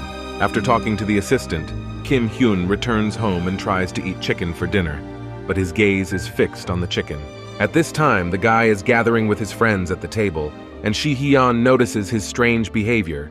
He doesn't eat and just stares into the darkness. In fact, Kim Hyun is now thinking about Av's words that the Ascendant may be present on the 9th floor, but it's just a speculation. Kim Hyun asks Av what gave her the idea, and she replies that when the Guardian left the tower, 3 rifts appeared.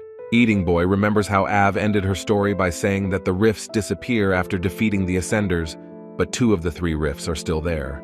At that moment, Seo Kwon distracts Kim Hyun from his thoughts and puts his arm around his shoulders. He wonders if the guy is going to Germany in 3 days. In fact, he'd like to join Kim Hyun in Germany and see the sights, but Kim Hyun assures him that he's going straight back. Kim Hyun continues to deny the idea of traveling because now Germany is shaking after it was almost wiped off the face of the earth.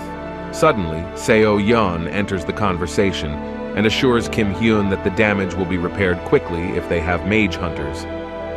She also explains that with the help of those who can draw magic circles, the damage can be repaired quickly, so no city has ever been turned into a wasteland.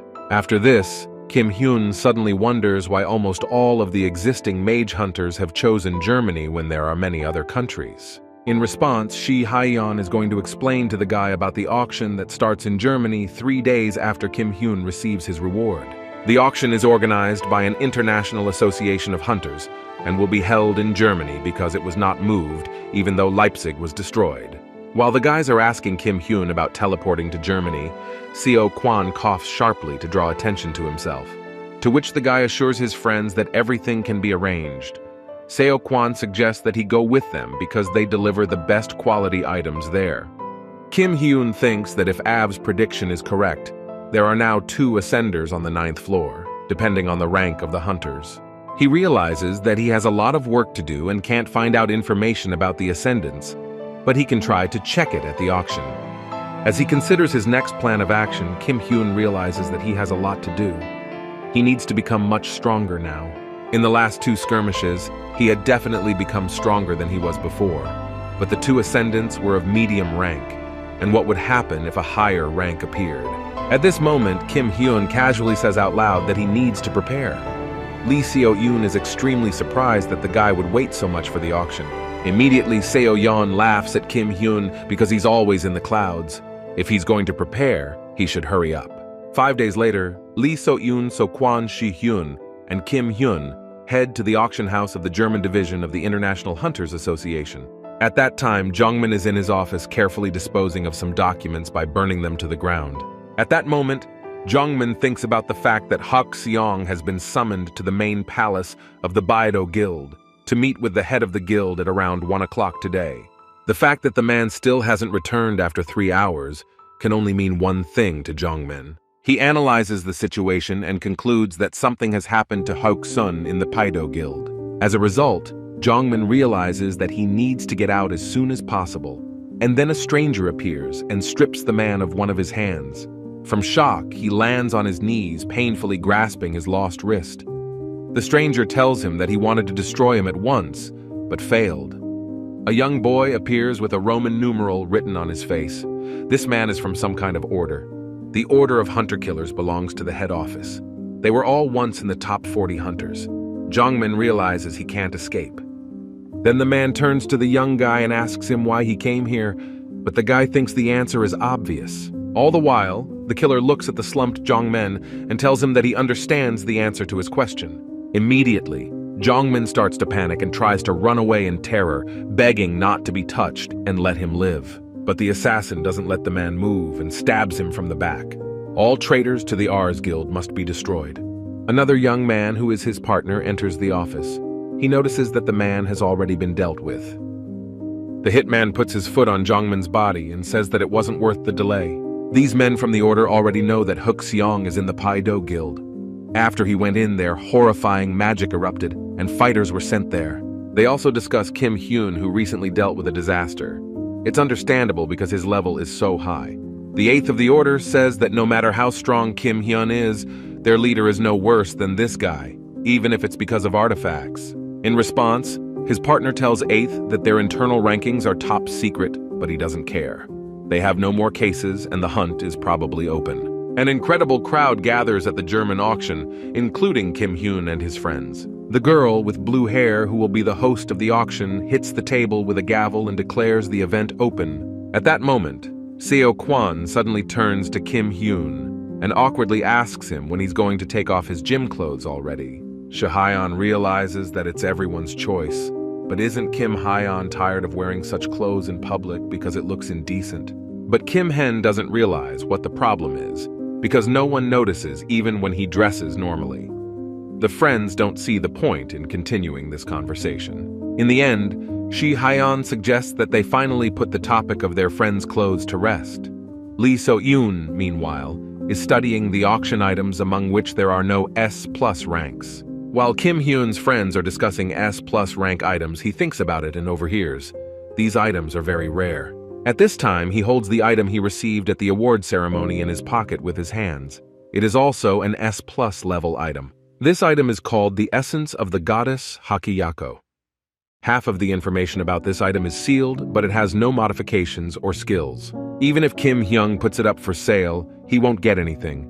It's too small to be used as a weapon. We need to look at the other items. The auction is in full swing. People are discounting and bidding up to 1 billion won and more. At this time, Kim Hyun realizes that he's bored when someone is already selling the Magatama Yatakagasa item at the auction. He watches the auction and the items being sold for a while and thinks about reading their descriptions. For sale is an artifact called Aslan's Spear, the same spear that Aslan used to build his own empire. When Kim Hyun notices that information is being restricted, he gets annoyed and is going to leave the place and call his friends when he's done. He calmly walks out into the courtyard behind the auction house, exhaling boredom and noticing the guards in front of him. As Kim Hyun walks past one of the guards, someone attacks the innocent man right in the head. The guy turns around and sees the threat behind him, so he reacts and dodges one of the attacks. At this time, Kim Hyun starts to be attacked repeatedly, while the guy quickly and deftly dodges the blows. He even manages to react to the stranger charging his blade and throwing it straight at him. Kim Hyun stops for a moment and tries to assess the situation. He is very curious about who these people are and why they are attacking him. 4 men from the Order appear in front of Kim Hyun and introduce themselves to him. They are coming here to destroy him. The girl from the Order, with a malicious smirk on her face, tells the guy that they were among the top 30 S rank hunters. Kim Hyun doesn't even want to listen to what she has to say. He's sick of hearing such things, so he just attacks back. Kim Hyun again says the same thing will happen to the people of the Order. Rumors are already spreading that the guy can't fight and keeps running away. With abnormal and insane interest, Kim Hyun looks at his opponents and wants to show by their example that these rumors are false. The 4 people from the Order immediately tense up at this guy's words when they see his crazy, furious, and smirking face. At this time in the Aries Guild, a guy comes to Martin again and reports to him that he failed to destroy Hyun. He will not tolerate mistakes. Martin then tries to find out how things are going with Kim Hyun, and the assistant tells him that the Order has already started the attack, but in reality, it is different. Then the man asks the aide if everything will really work out and if he doubts the Order's abilities, to which the guy does not answer and keeps silent. Finally, Martin immediately asks who exactly was put on the capture of Kim Hyun, to which he replies that it is the 4th, 7th, 9th, and 10th. In response to his subordinate's words, Martin just turns to the window and holds a glass of wine in his hands, saying that that's all. After that, he explains his thoughts to the guy. He doesn't think the 4 of them can defeat Kim Hyun. He wonders if Kim Hyun will understand the artifact. As expected from Kim Hyun, he successfully kills the members of the Order, leaving only dead bodies behind. Eventually, Kim Hyun approaches one of the dead members of the Order and takes from him a metal claw hidden in his sleeve. When the guy picks up this metal artifact, he uses his information possession skill on it, which immediately shocks him. At this time, Martin calmly drinks his wine from a glass and smiles, broadly, telling his assistant that he wants to check something. In another world from whence the ascenders come and go again, sits a monster demon man at his round table. This male demon has no specific facial features, and his eyes burn with a violet light. The creature with a dark and purple aura sits across from his subordinate and asks him how everything went. In response, the subordinate bows slightly to the male demon and tells him that the two ascenders have already been stopped. Once again, the unknown man asks who was ascending to the 9th floor, to which the subordinate replies that it was the demon king and the goddess Hyaku. At this, the man begins to laugh quietly and twirls something in his palms. He thought it was easy for climbers in that world, but it turns out it's not. He wonders who will be next to climb to the 9th floor, but they haven't decided yet. An unforeseen obstacle has appeared, although the taste of anticipation is sweet. At this time, Kim Hyun and Seo Hae-on return home. The guy brings with him a whole and huge bag of trophies. It's the trophies collected from yesterday's order. Shi Hae-on and his friends were scared for Kim Hae-on when they saw him among the bodies on the street, but the cameras recorded everything. Now Shu Hae-on is trying to find out who the people in the order were. Kim Hyun replies grudgingly and with boredom that they died before he started asking. In fact, Kim Hyun is surprised that the auction can put hidden cameras that will film, but his friend suspects it's about special magic. Without stopping, Shi Hae-on asks another question, trying to understand why Kim Hyun was taking people's heads off, but he answers that he couldn't control his power. Shi Hae-on doesn't leave Kim Hyun alone and pries information out of him. So far, it looks like he just took out those people from the order. Kim Hae-on is really embarrassed by the skirmish, but it allowed him to experiment and then quickly deal with the opponents. Suddenly, the guy notices that Seo Hae-on is going somewhere and asks him where to go.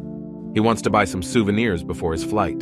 Kim Hyun tries to find out who his friend is going to buy souvenirs for. Shi Hae-on embarrassedly replies that he has someone to buy for. The guy then looks at his friend and turns back to the bag of trophies on the couch next to him. Immediately, Kim Hyun grabs the trophy bag and turns it over to dump out all the artifacts he has collected. Items named Faker with different numbers appear in front of him. All the trophies have the same name but different numbers, which is very strange. Faker translates to liar or cheater. Kim Hyun realizes that it's weird to name magic items like that.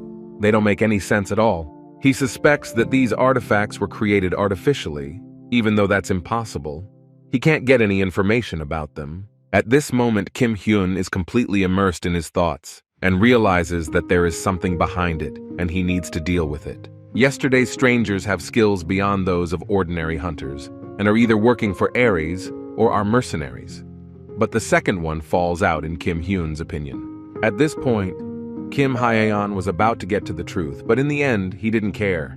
He'll just sell the items and, more importantly, who sent the people to him. The guy suspects that it's all Hyukseong's doing. He can't get out of trouble now. Kim Hyun immediately follows him to the Aries Guild. One of the Aries Guild employees tells Kim Hyun that Hyukseong is away, but he realizes it from the office. He needs a specific location. The guy then becomes violent and aggressive in an attempt to get a response from the man. The guild worker assures him that he will tell him everything. He kneels down and begs for mercy with his posture. He tells him that Hyuksun has left for 4 days, but he won't tell him where he's going. In response, Kim Hyun leans over to the man and assures him that he needs a specific place. Hyukseong mentions Beijing and that he's going to China. The worker also adds to his story that Hyuksun was going to meet with the head of the Baido Guild. Kim Hyun then returns to Shi Hyun's house where they gather around the couch and watch TV together. Out of the blue, the guy asks Shi Hae-on if he knows anything about the Baido Guild, to which the friend replies that he only knows in general terms. Shi Hae-on tells Shi Hae-on that the Baido Guild has taken over all the dungeons in China. They have recently taken over the remaining dungeons as well. He also assures Kim Hae-on that it's not easy to do that. It requires mutual agreement and all the necessary procedures, but in China it can be done by force. In the end, Kim Hyun draws a conclusion from Shi Hae-on's story and tells him that this is an elementary law of the jungle, but he assures him that this was not always the case in China. Shi Hae-on goes on to say that once the dungeons belonged to the government and the transfer procedure seemed more complicated. That all changed 3 years ago. He also says that there are rumors that the person behind all this is the head of the Baido Guild. She is a very powerful person in China at the moment. Listening carefully to Shu Hyun's story, Kim Hyun immediately suspects who the rumor is about. At this moment, Kim Hyun remembers his student and whether he and she had ever talked about the outside world. He tries to remember their conversation. One day during one of his days of confinement in the training tower, Kim Hyun came across a girl who was helpless. At one time, the girl resented trying to figure out who Kim Hyun even thought she was. Instead of offering warm and gentle words of encouragement, Kim Hyun was rude and overly strict with her. He told her that now she was his student and had to make 3 bows in honor of the teacher. The girl didn't believe him and just had to get out of the tower. Always Kim Hyun called the girl very noisy. He made her go through cruel and hard trials with monsters in which she was afraid to die. He also constantly told his student that she was his preciousness and pride, so she couldn't go to the other world. Then he would talk to her about not taking offense, and then Kim Hyun would throw her straight into the monster trials. In the end, Kim Hyun forced her to leave because he had already taught her everything. The girl didn't want to leave because there was still so much to learn. In the end, he told his student that he had nothing more to teach her, because she was no longer a meek girl. In the guise of a skeleton-masked teacher, Kim Hyun stroked the girl's head and told her not to let anyone push her around. The little girl didn't want to say goodbye to her teacher, so she started crying bitterly before leaving. As a result, he sent the student to the outside world with the words, "No one can be above her except only God and teacher. Everything else must be beneath her." Thinking back on it now, Kim Hyun realizes what a load of crap he was talking about. He tries to remember what she said to him in the end, but it must have been some pathetic speeches. Now he suspects that he was just too lazy to listen to what the girl said to him. The guy can't remember anything at all. For his part, Shi Hyun says that Pado's guild is like the empire. He doesn't know anything else and is not interested in foreign associations. At this time, Kim Hyun listens to his friend's story about the guild to the end and gets up from the couch to go straight to China. He is going to visit the Payback Guild Empire in Beijing, which uses his mask as its symbol, as Shi Hyun had told him. In the main palace of the Pado Guild in Beijing, the guild leader Mi Ren is resting. Before she goes to sleep, she thinks about the 3 years that have passed, but she remembers everything. Mi Ren's trip to the tower where she met her teacher was a turning point. She knew that nothing in the tower could be solved with money and realized her hopeless state. According to the girl's father, what happened in the training tower was a great lesson for such a spoiled child who was used to life as a doll. At that time, Kim Hyun in the person of Master Mi Ren was a great guide and showed the girl what the true path was. Unlike her father's normal and soft parent, Master Kim Hyun did not care about the girl as his daughter and taught her according to the rules he lived by in the tower. What this guy did was a real lifesaver for guild leader Mi Ren at that moment, and now, at this point, Mi Ren realizes that now is the perfect time to repay his wonderful teacher and master. There is no one left in China who dares to stand up to the forces of the Pado Guild. That's why Mi Ren can bring Kim Hyun here. Right now, she is looking out the window and enjoying the night and fresh air, telling Kim Hyun that he should wait and they will meet soon. At this time, the 5th and 10th members of the order are in a hotel in Beijing. They are sent on a mission to take down Kim Hyun, and one of them is very nervous. The 5th tries to analyze and evaluate the situation. He himself is very worried, but surely there is a way out. Then the guys realize that the most important thing for the squad is to fulfill their duties. As long as they haven't destroyed Huksun, they can stay here.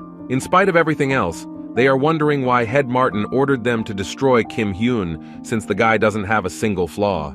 It's really strange because they could have sent the 1st and 3rd originally.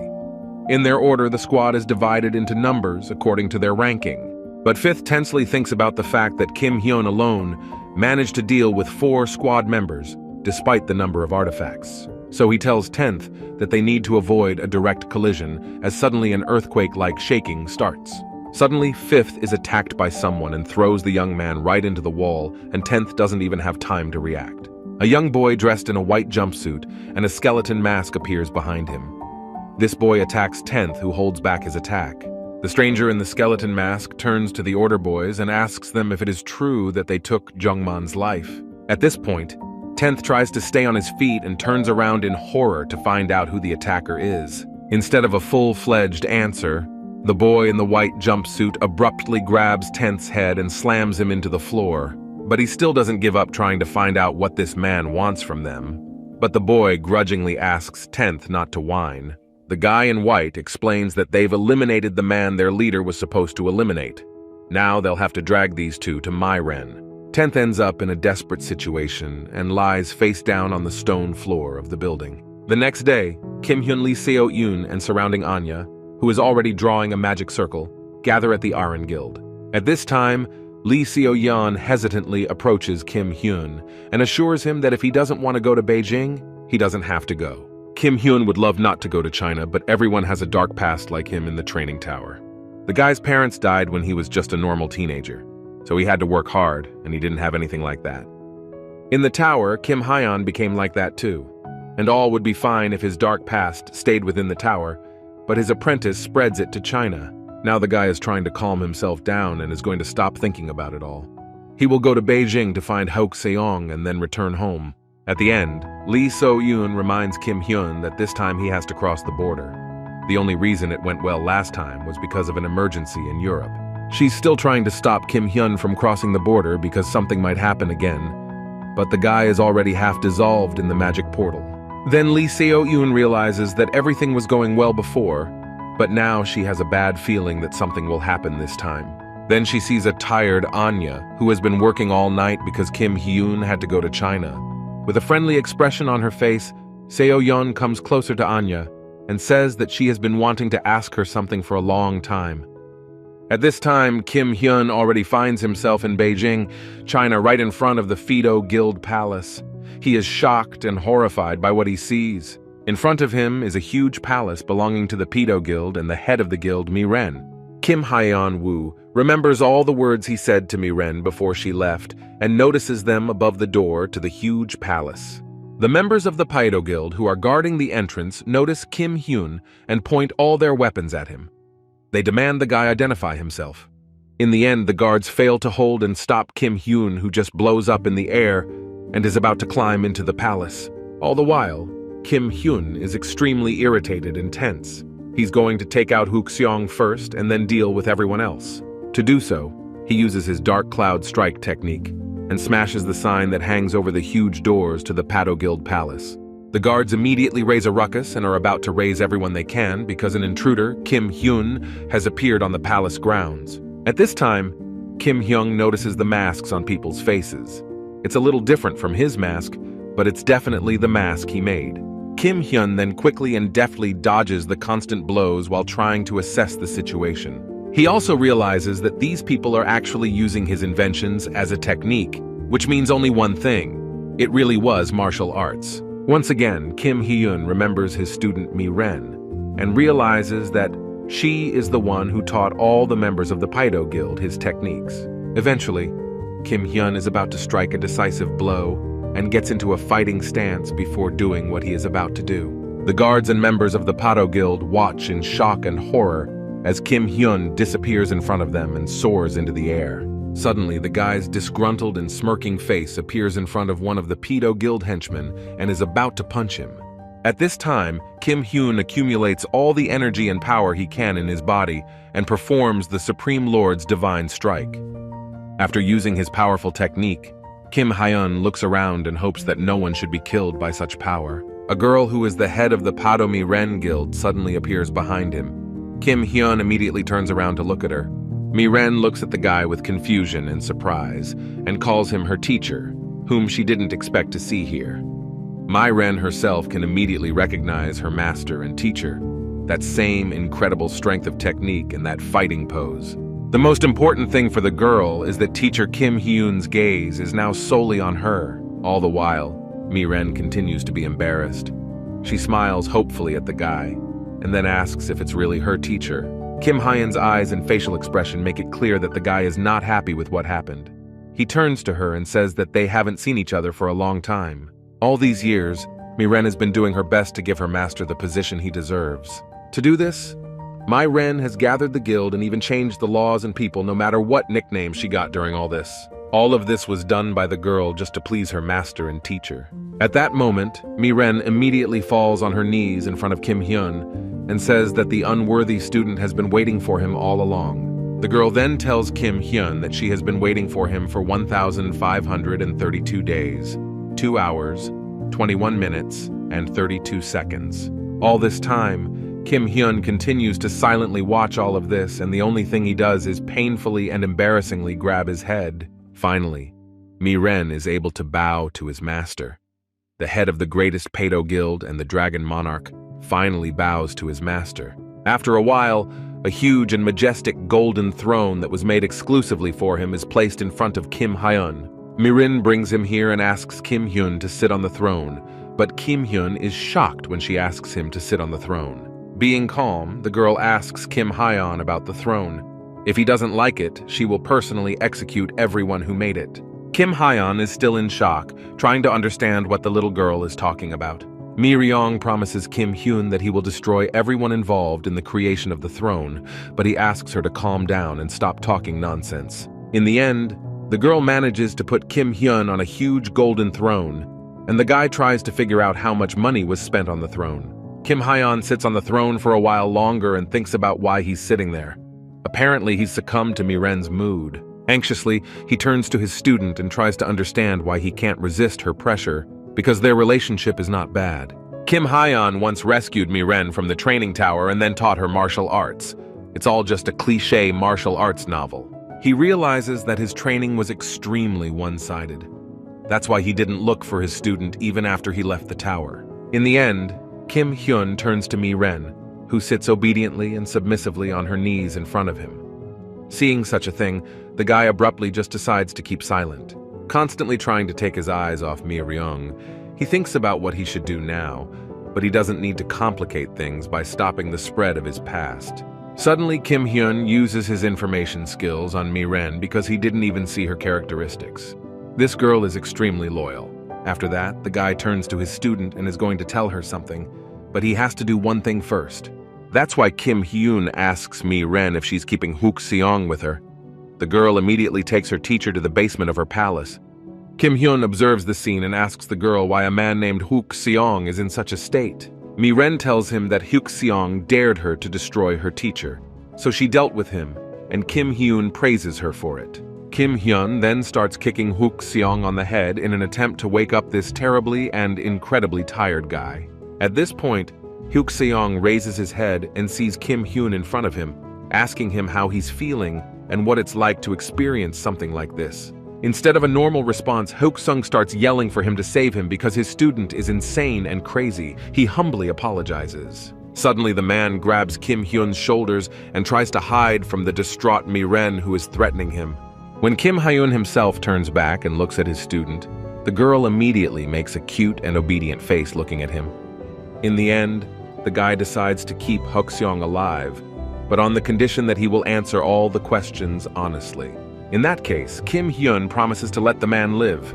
He demands that Hook Seong tell him everything from what happened in Germany. At this time, in an underground bunker on the outskirts of New York, Martin gathers all the remaining and existing members of the Order. All present people from the Order are not satisfied with the fact that Martin has another job for them. In turn, Martin sits down on a chair and says that the upcoming job will be difficult. If they complete the task, he will provide them with an S+ level artifact. The moment the Order members hear about the highest artifacts and their attention is immediately drawn to Martin. In response, the man explains the existence of an S+ artifact that will allow the first, who is rank 6, to target the top and gain SST+. Improving the characteristics is quite a challenge. For the sake of it, the hunters descend into the labyrinths to find the artifact. Martin asks if people believe him. At this point, Martin is holding something brightly glowing to show the Order, but the SST+ artifact has not yet been revealed. At this time in Korea, Shu Hyun, So Kwan, and Lee So Yoon are meeting at the Kogure Guild main office. The girl asks when they are going to raid the maze. Shi Hyun replies to Lee So Yeon that he doesn't know because he's not sure if the artifact found there last time was useful. Again, the girl asks Shi Hyun why he's in such a hurry. He hasn't even sold the artifacts he collected earlier in the labyrinth yet, but the guy feels the need to increase his stats. Their ranks are lagging behind because of the stagnation of their characterization upgrades. At this time, Seokwan tries to support his friends by just focusing on maintaining their guilds. At the same moment, Lee So-yeon So Kwon and Shi Hyeon are simultaneously thinking about the same thing, while remembering Kim Hyeon's characteristics and capabilities. Shi Hyeon responds by saying that he looks insignificant compared to Kim Hyun. The girl shows her support for him with her appearance. At the same time, in the Pedo Guild, or in other words, Force Miren shows Kim Hyun the guys who were sent by the guild leader Aries. Because of this, the guy points his hand at the Ars Guild members and asks Miren if they are alive, to which the student confirms this fact. At this time, Hyuk-sung grabs Kim Hyun's leg and asks with hope in his eyes if they will let him live for his truthful information. Just then, Kim Hyun asks what kind of prison the student is in. Miren tells him that there is a dungeon maze of D-rank rats. The pain from the attacks will be felt strongly. All the while, Miren is pretty much telling that this is why there is no way to get out of the maze. The person will continue to squirm from the torrents of pain. Then Kim Hyun suggests sending Hyuk-sung there for 30 days, which doesn't please the man himself, who also hears this. Instantly, Miren heeds his teacher's order and grabs Hyuk-seong by the scruff of his neck, dragging him along the ground like a piece of cloth. Eventually, Kim Hyun notices a small ring with a blue stone next to the guy who was sent by Aries and is about to use the information skill on him. This usurper ring has the same name as the fake previous artifacts by the member from the order. Now the head of Aries won't let go of it so easily. Kim Hyun then turns to his apprentice and tells her his plans. He is going to leave on his own, but the girl can't believe it. In response to this, Miren turns to her teacher with pitying and surprised eyes that her master is not going to continue to guide her. Trying to get away from Miren, Kim Hyun waves her hand in response. He offers to talk about it next time and doesn't like to repeat himself twice. Miren stares at Kim Hyun, who wants to deal with the Heirs Guild first, and then talk to her about it. Kim Hyeon silently leaves the Imperial Palace of the Pado Guild and leaves his apprentice alone with her thoughts. At the same moment, Miren abruptly turns to her subordinates and assures them to get their heads around something. She then gives orders to her subordinates that if they see anyone from the Aries Guild in the territory under their control, they must destroy them all. After the events, Kim Hyun goes to Av's system room and shows her the usurper's ring. She says it's not a real artifact. With interest, the guy asks what Av means. This ring is made up of objects collected on the floors of the mazes.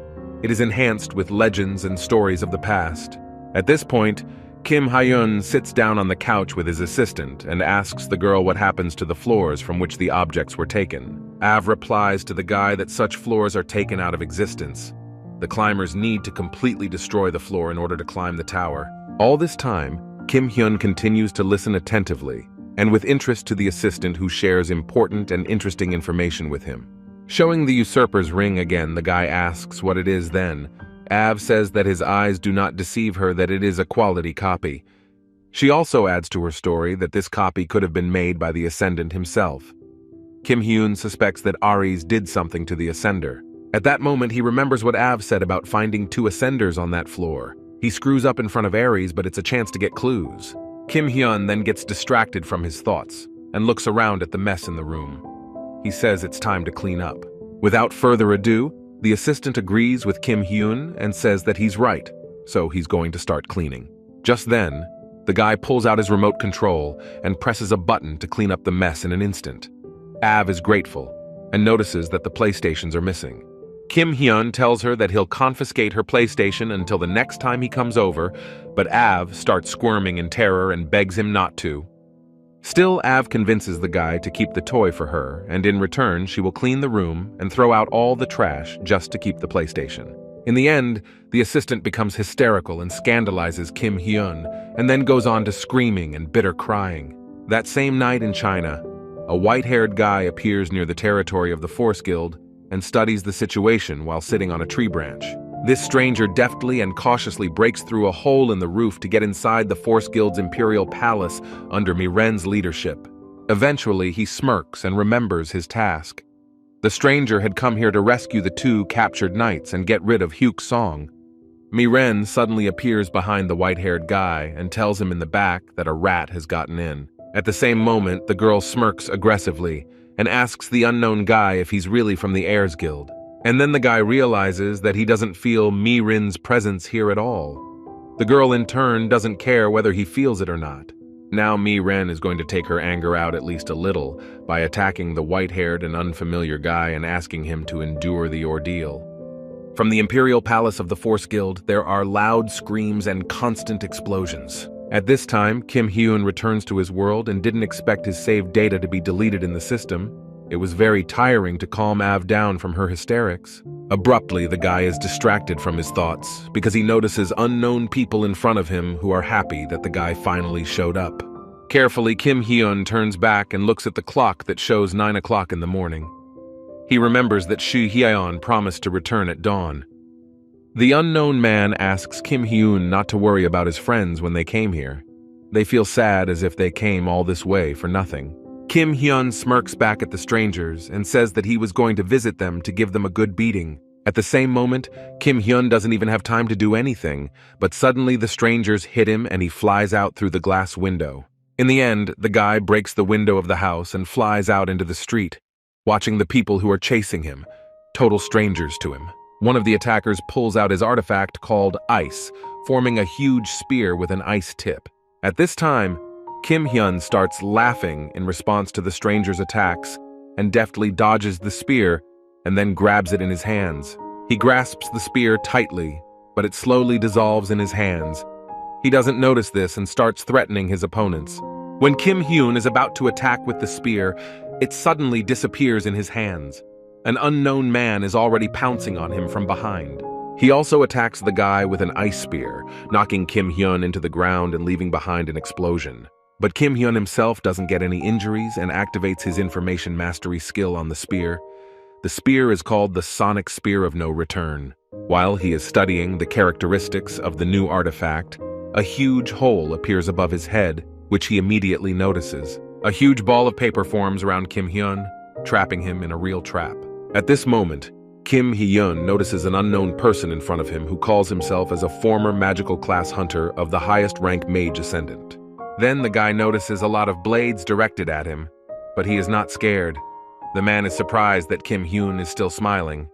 The enemy is not going to talk to Kim Hyun for a long time and is going to attack to see how long his bravado will last. Kim Hyun calmly and deftly dodges the blows as he realizes that these unknowns are much faster than the guys last time. All the while, the guy is overconfident that even such fast hunters are slower than he is, so he is going to counterattack. Eventually, Kim Hyun starts swinging his fists, but none of his blows hit the unknown and disappear into nothing. Strange energy streams appear around the guy and form a circle. Kim Hyun tries to figure out what it is. Then Kim Hyun immediately receives a sharp and strong blow from below from these magical energy flows, creating a small explosion. Because of the explosion, the guy tries to regain consciousness and get his bearings again amidst the interfering dust clouds that keep appearing. At this time, the stranger appears behind Kim Hyun again and is about to attack. Kim Hyun senses the man behind him and turns around and holds back his ice-tipped spear. All the while, the unknown man continues to use his magician's ability by constantly attacking Kim Hyun and creating explosions for him. Afterwards, the guy tries to get to his feet from the blows he received. The battle isn't over yet, but Kim Hyun wants to try to use something.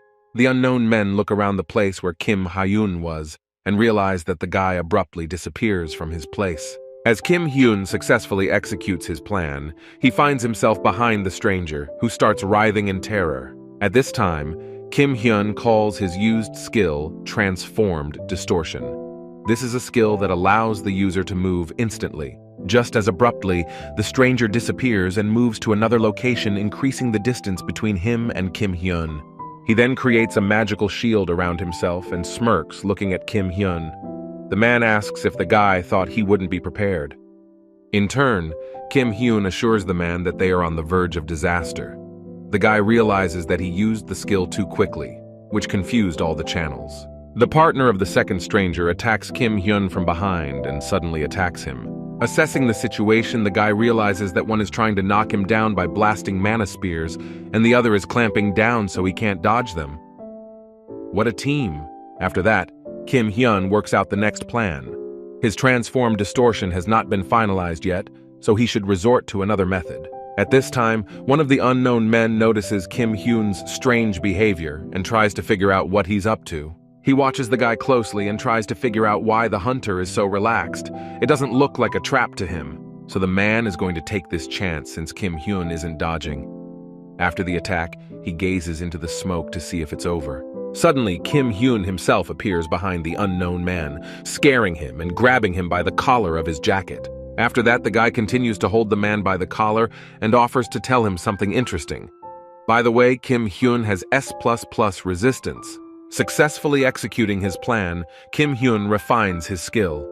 He takes a firm hold of the man's collar and pushes him into the ground to put him on his back. With that, Kim Hyun pushes the stranger's head into the ground and asks him if he's ever been on a roller coaster. He should be mentally prepared. When it's all over, Hyun reaches down and tells Kim Hyun that he lost his home in an instant. The guy tries to prove that it wasn't his fault at all. Now Hyun is just wondering when he'll be done with the cleaning now. Lee Seo-eun appears in the doorway and wonders how messy the place is. In response, Hyun asks Lee So-yeon if she's here to make fun of him, but she's just worried about her friend. The Hunters Association is going to compensate Hyun for what happened, and it's a good thing that there were no accidents here. In turn, Lee So-yeon agrees with everything Hyun says and shows him his phone to look at something interesting. A video of Kim Hyun fighting with an unknown man near his friend's apartment has already appeared on the internet. In all seriousness, the guy was giving the unknown assailant a roller coaster ride just up a tall building. Seo-yeon herself is also staring at her phone and watching the video that appeared. The girl is extremely surprised and even shocked. She tries to find positive aspects to the situation and tells Hyun that people are not reacting negatively to what is happening in the video. Agreeing with Seo-yeon's words, Hyun says that there is one small thing. He reminds the girl of the moment when Kim Hyun hung all the reporters on him. With a horrified look on his face, he shows his phone to the girl, implying that his cell phone has been on the fritz ever since. Hyun shuts his eyes with his palms again. It hasn't even been a month since he changed his cell phone number. At his friend's words, Hyun smiles and asks him not to be so hard on himself, but he asks with a tired look and black eyes where his conscience is. At that moment, the guy throws something in Hyun's hands and tells him it's to cheer him up.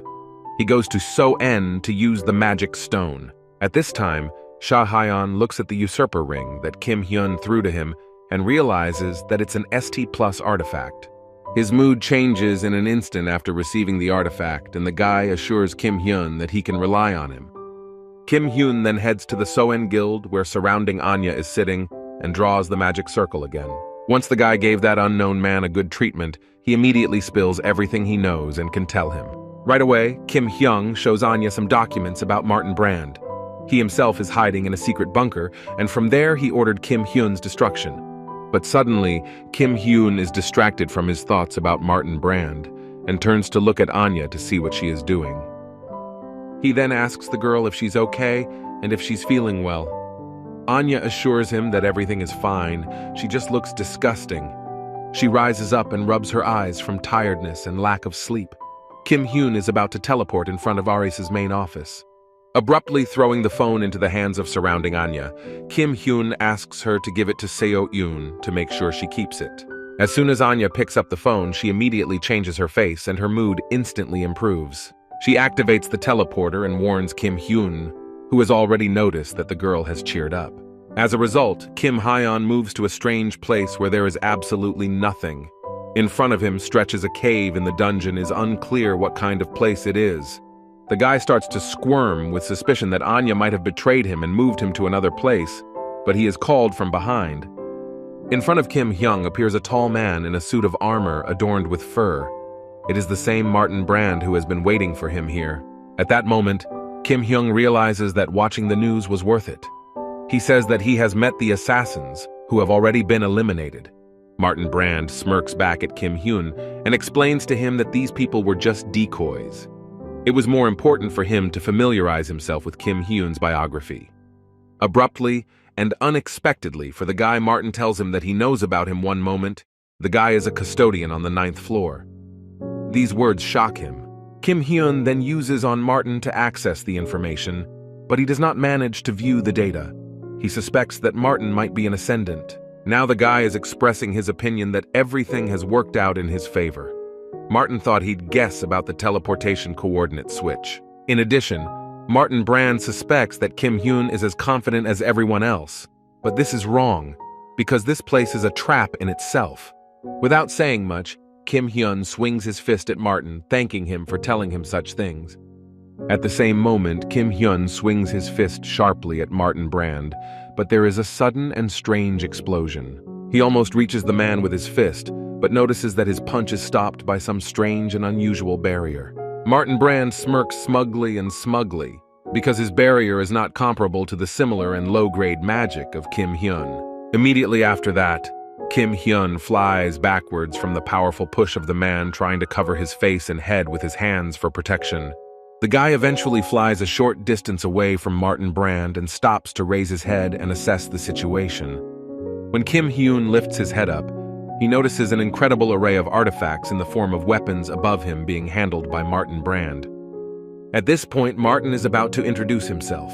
He is a sacred object, but to some an evil and inevitable loser, and simply put, the very Faker. Without much effort or extra movement, Faker uses his artifact and points it directly at Kim Hyun as his attack. After that, Martin Brand starts throwing a lot of different blows at Kim Hyun, from which the guy deftly jumps back and dodges. At this time, Kim Hyun realizes that because of all these artifacts, he can't get close to Faker. He needs to use transform distortion. Martin Brand continues to attack Kim Hyun repeatedly, but notices his disappearance and tries to find out where he went. From the air, Kim Hyun examines Fakera and realizes that since he has such a barrier, a second-rate attack won't help, but will only lead to absorption. So the guy is going to get to the top no matter what. He opens up all his possible mana paths and magic power-forming wings. Now Kim Hyun knows very well that now he needs to do the Asura attack to buy as much time as possible. This is the best thing to do. With dexterity and determination, the guy rushes straight towards Martin Brand, intending to attack him. Kim Hyun wants to see if Faker can withstand this attack. Kim Hyun's body is boiling with the amount of replenished energy and magic. He strikes Martin Brand with the Supreme Overlord's Divine Leg Strike. At this time, Martin Brand anxiously watches as the guy throws multiple leg kicks at his barrier to try and break through it. Determinedly taking a second leg swing, Kim Hyun is about to throw another kick to successfully break Martin Brand's barrier. Abruptly and unexpectedly, for no particular reason, Kim's leg stops right in midair and stops moving. Kim Hyun doesn't immediately realize what's happening. A smug, smirking Faker calls the guy's actions amazing. It's only been a few seconds and Kim Hyun has already released so much mana. But the man is not going to coddle and give the guy a break, so he holds him by the collar and gives him a hard punch with his fist to the chest. Then Kim Hyun frees himself from Martin Brand's grip and flies back again to a safe distance. At the same moment, he tries to see his palm from which magic energy is oozing. The boy realizes that he's failing. Flaunting his armor, Faker assures Kim Hyun that all this is useless because this room is in a state of mana freeze. Grinning madly, Faker looks into the guy's eyes. He says that he has been watching him for quite some time because he has been looking for a meeting with the Guardian. Martin Brand then shares his observations with Kim Hyun. He has noticed that most of his skills require basic mana usage.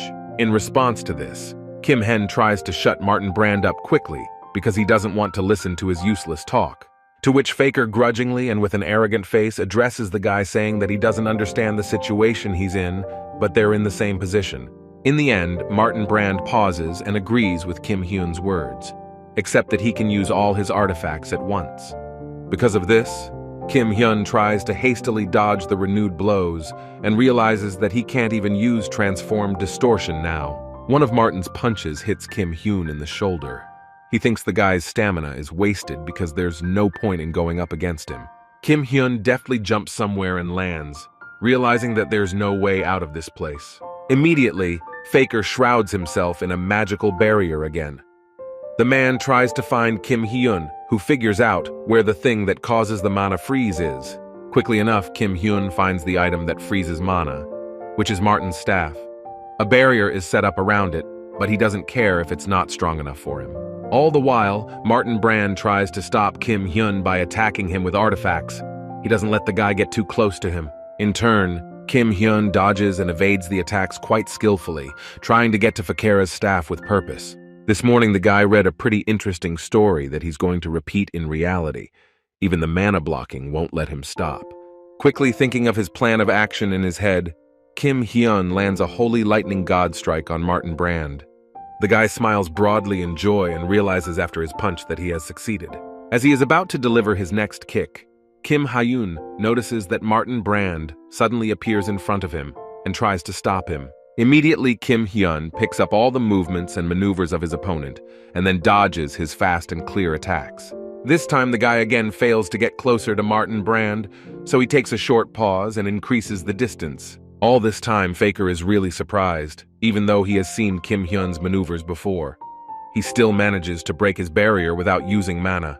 Martin didn't know that Hyun was at this level, so he wants to honor him by going to show him some of his skills. Faker then raises his unusual sword called the Sacred Sword of the Hero of Ascendant.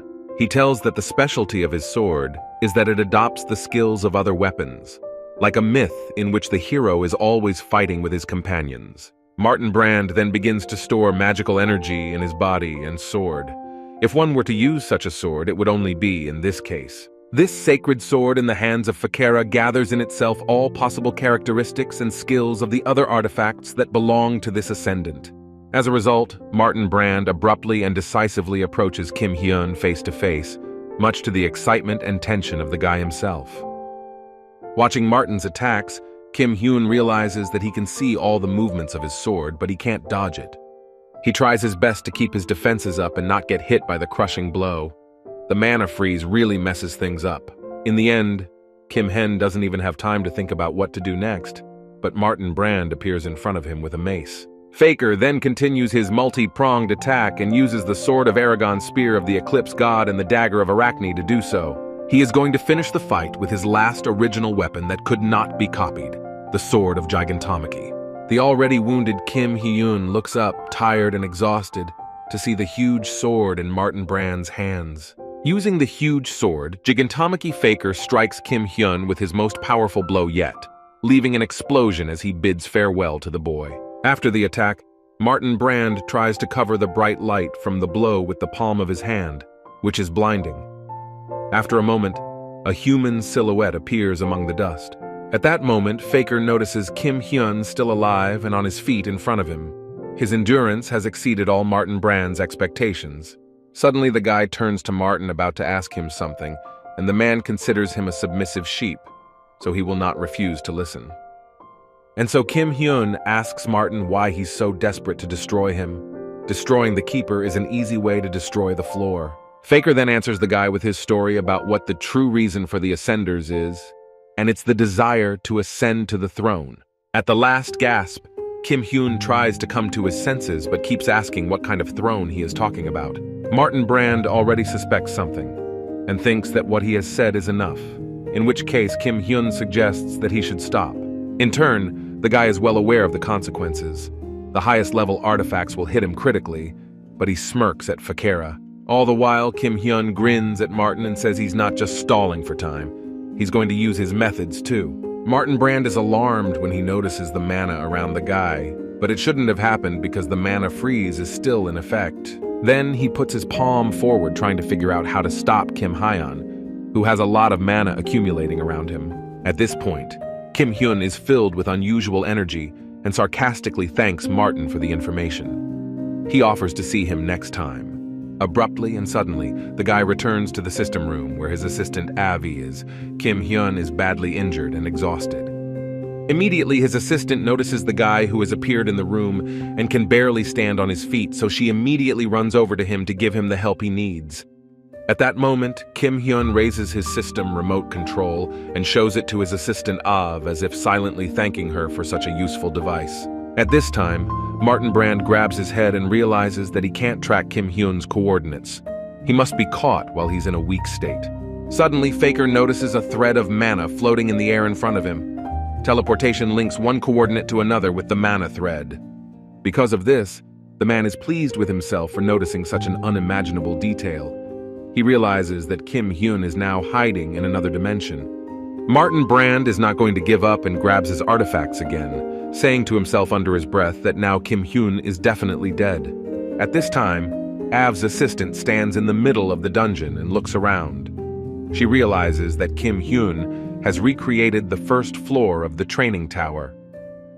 Without averting her gaze, the girl looks after the injured Hyun. Although his wounds were treated with mana, they were still quite serious. Av sighs tiredly and sadly because there is no potion or healing artifact but only a first aid kit. Kim Hyun, on the other hand, realizes that if the climber is able to recreate artifacts and freeze mana, things will take an unpleasant turn. He also realizes that as a guardian he can stay in this room for another 20 minutes, so he finishes his training and informs Av about it. But the girl doesn't quite understand what kind of training Kim Hyun is talking about. The guy looks pretty careless, so she worries if everything is okay. Finally, Kim Hyun turns to her and tells her that he's going to leave. Assistant Av suggests that Kim Hyun stay and think about his tactics again. In response, the guy only strokes the little girl's small head without saying anything to her worried words. With a warm smile, Kim Hyun assures Av that everything will be perfectly fine, and this time his outcome will be completely different.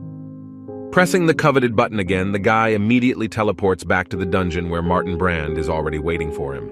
While Kim Hyun was in the system room, he bandaged his body and now comes back to normal to continue fighting Faker. Right now, the guy is introduced to a smug Martin Brand who welcomes him back here. Without delay, Kim Hyun starts to move forward towards Faker and laughs demonstratively to show him his condition and attitude for the fight. He purposely makes such a spectacle of himself and then apologizes for his behavior. It's funny that the guy laughs because this is where his grave will be. Again, Martin refers to Kim Hyun as the man who recently ran away from him and is now so obviously bluffing. He's going to destroy him. To feel calm, Kim Hyun covers his eyes. He has mastered countless martial arts inside the tower. There is a thing he trained at the end. At this moment, he talks about the movement of vegetation. It's more of a concept. Except that without being able to learn the technique, he stopped. The reason he stopped learning the technique is because there are so many masters, none of whom can be questioned. Kim Hyun didn't just go to the system room during the battle. During that short 6-hour period in the room, he gained enlightenment.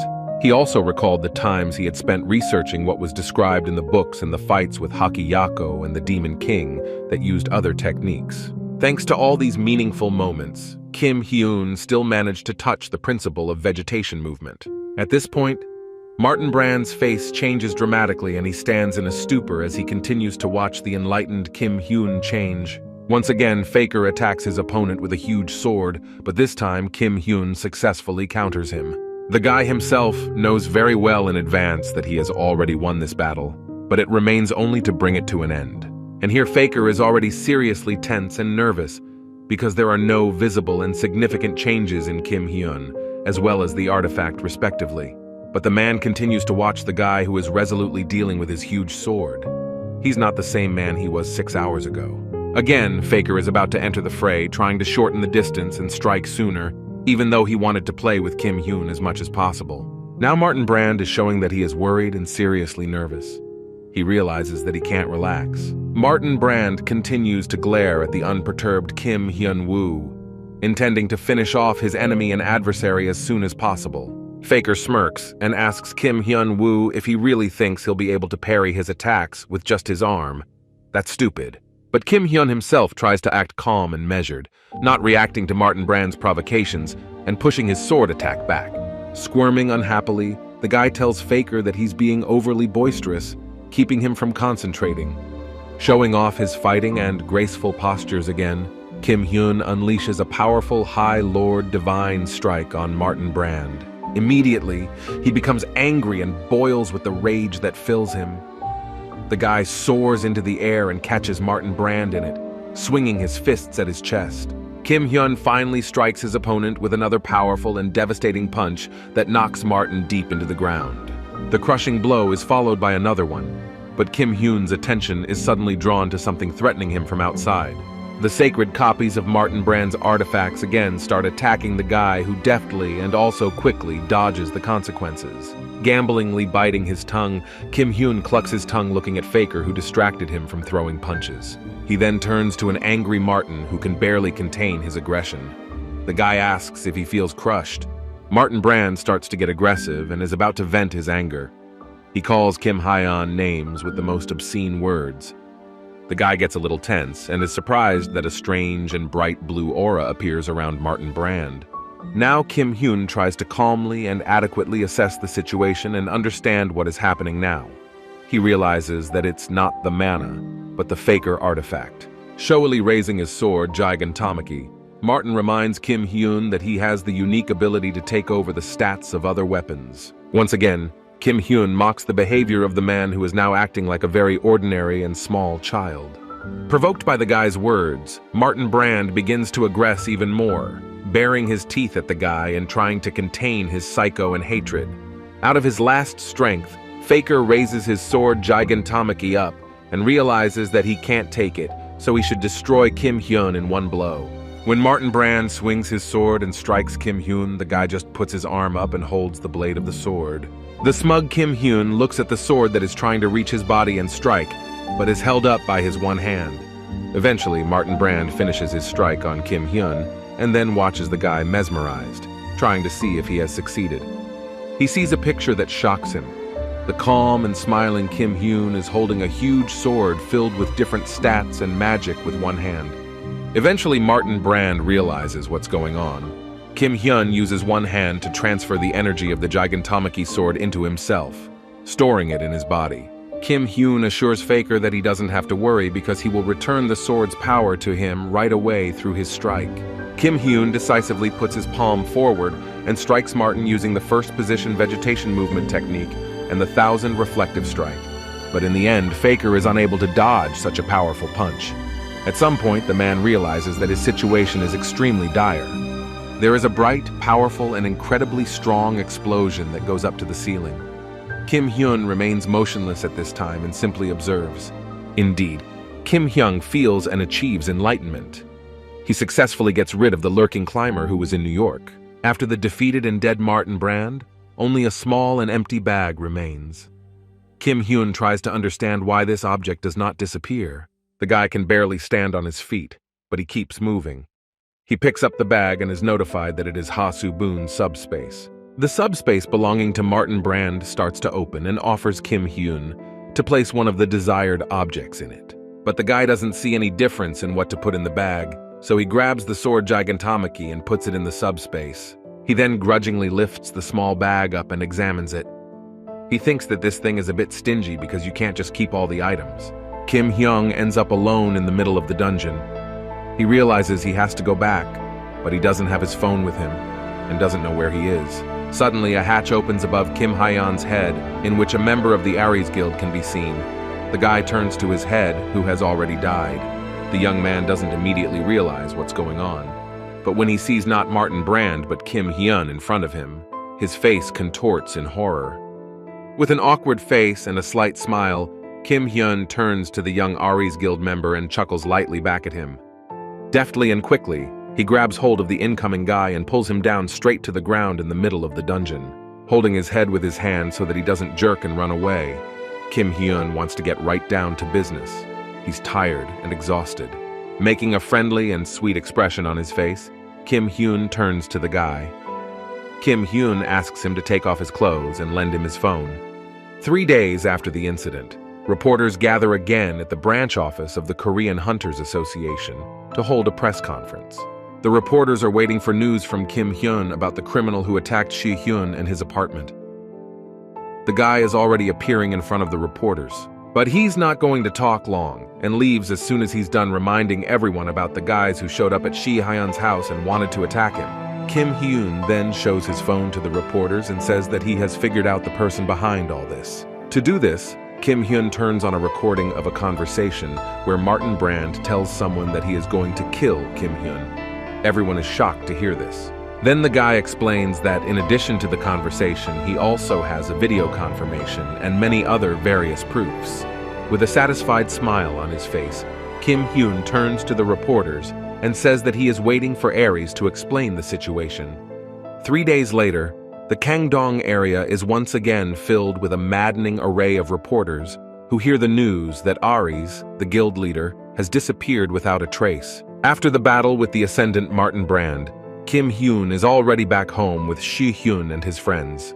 His comrades are shocked and surprised to hear the guy's story that they are in a tower and the ground is on the 9th floor. At this time, Seo Kwon expresses his rejection of the situation, and Seo Yoon also tries to process the information and can't believe that Kim Hyun is the keeper. But Kim Hyun mocks Seo Yeon and is pissed off with her reaction because he could have just replied that she understood and closed the conversation. Then he looks around at his friends and notices their confusion. The guy expected such a reaction because he was shocked by it at first.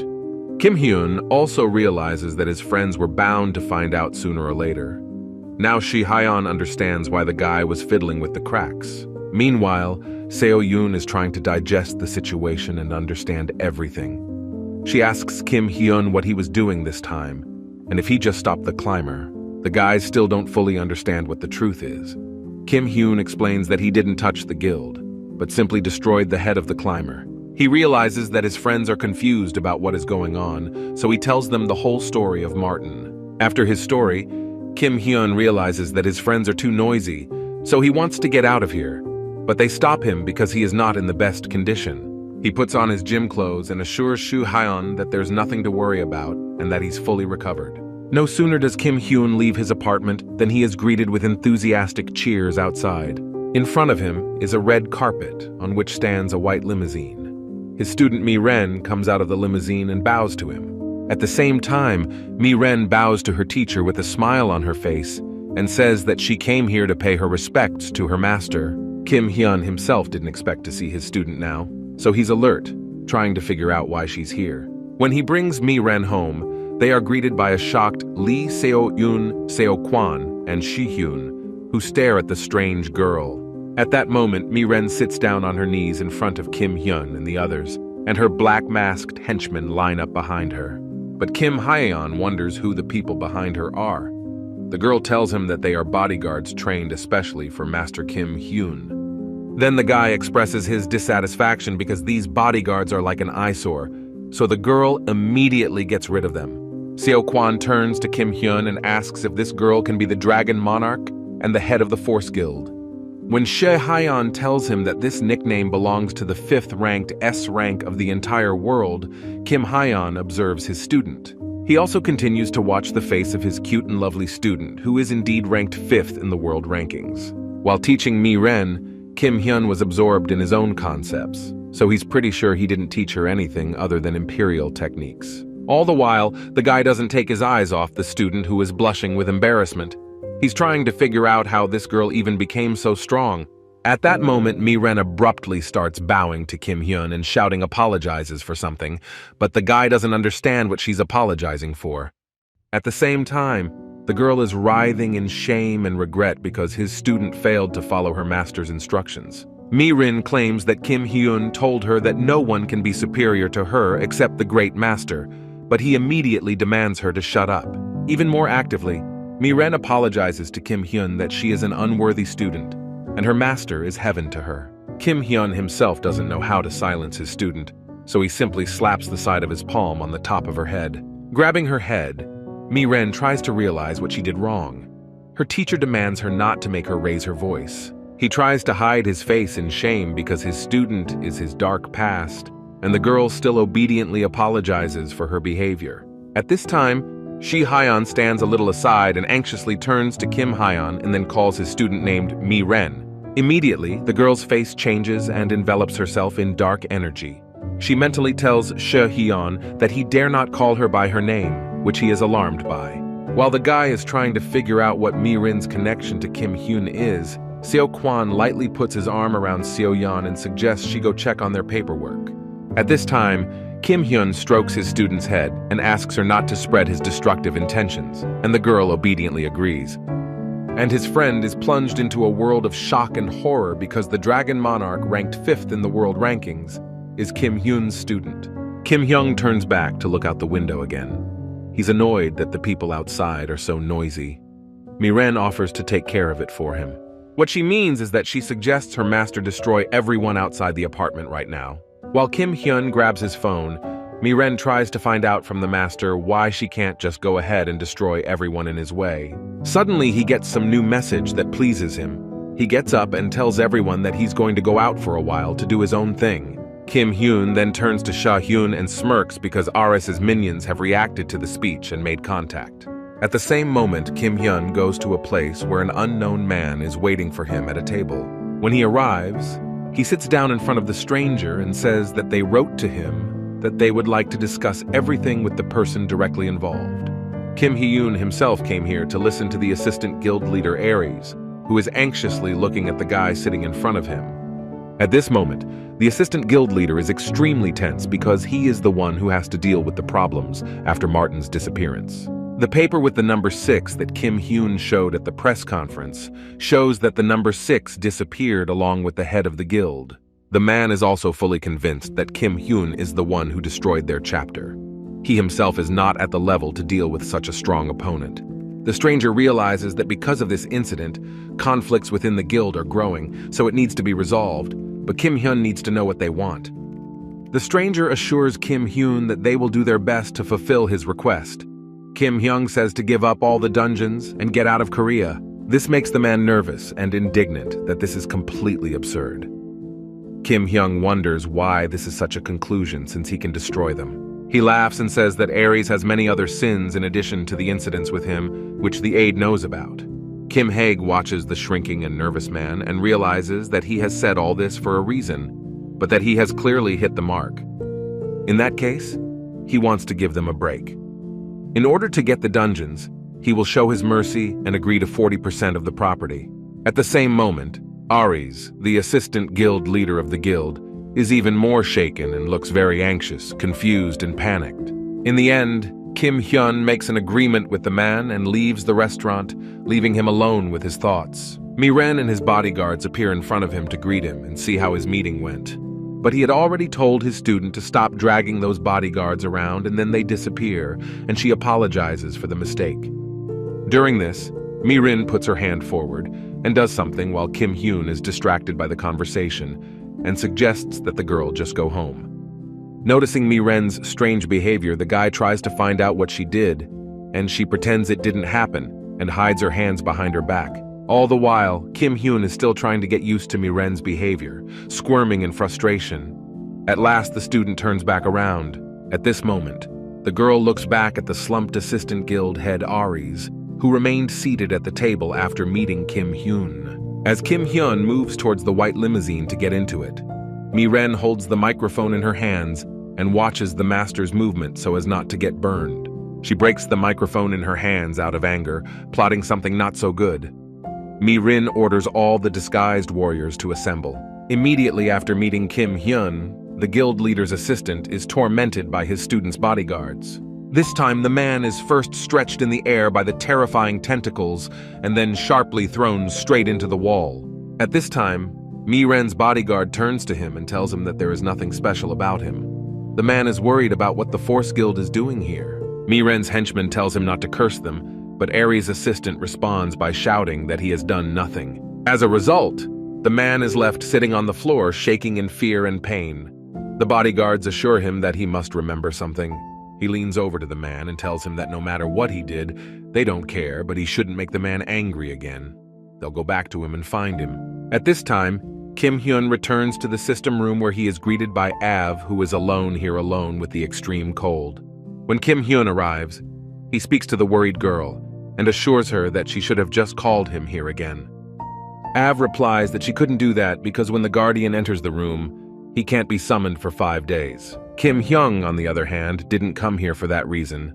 He interestedly asks if there are any skills that can be improved this time. At this moment, Av notices that Hyun's dexterity has increased to S rank, but no notification has appeared. Now an update appears, and the guy realizes what kind of update he's talking about. It's about the same as the last one that made it easier for him to recruit members to the guild. Hyun also realizes there's a catch. Av tells him that every upgrade requires a level up. Tired and frustrated, the guy sprawls on the back of the couch and asks how he can ever reach the top level when everything goes like this. In turn, Av tries to comfort his keeper and offers him a possible option. Hyun can talk to the climbers themselves. They're called reclimbers. They are those who reclimb the tower after reaching the top. These climbers may have information. Hyun recalls Fakira's words about wanting to ascend to the throne, but he has no idea what it means.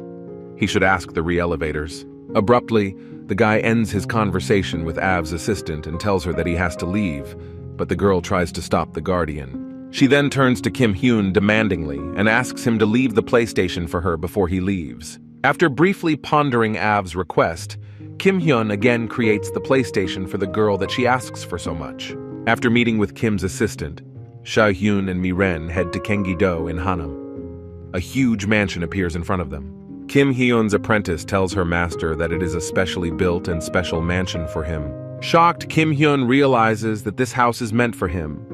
Meanwhile, Hyun is trying to find out on his phone if such a place exists in Hanam. He starts his search on the internet and realizes that the land on which the mansion stands is for a new city. Kim Hyun awkwardly goes to his student to find out how much it costs to build the mansion. Mi-ren thinks it's nothing. In the meantime, the guy watches the cute student who looks at him with love. He tries to understand what's going on and why the girl is so nice to him.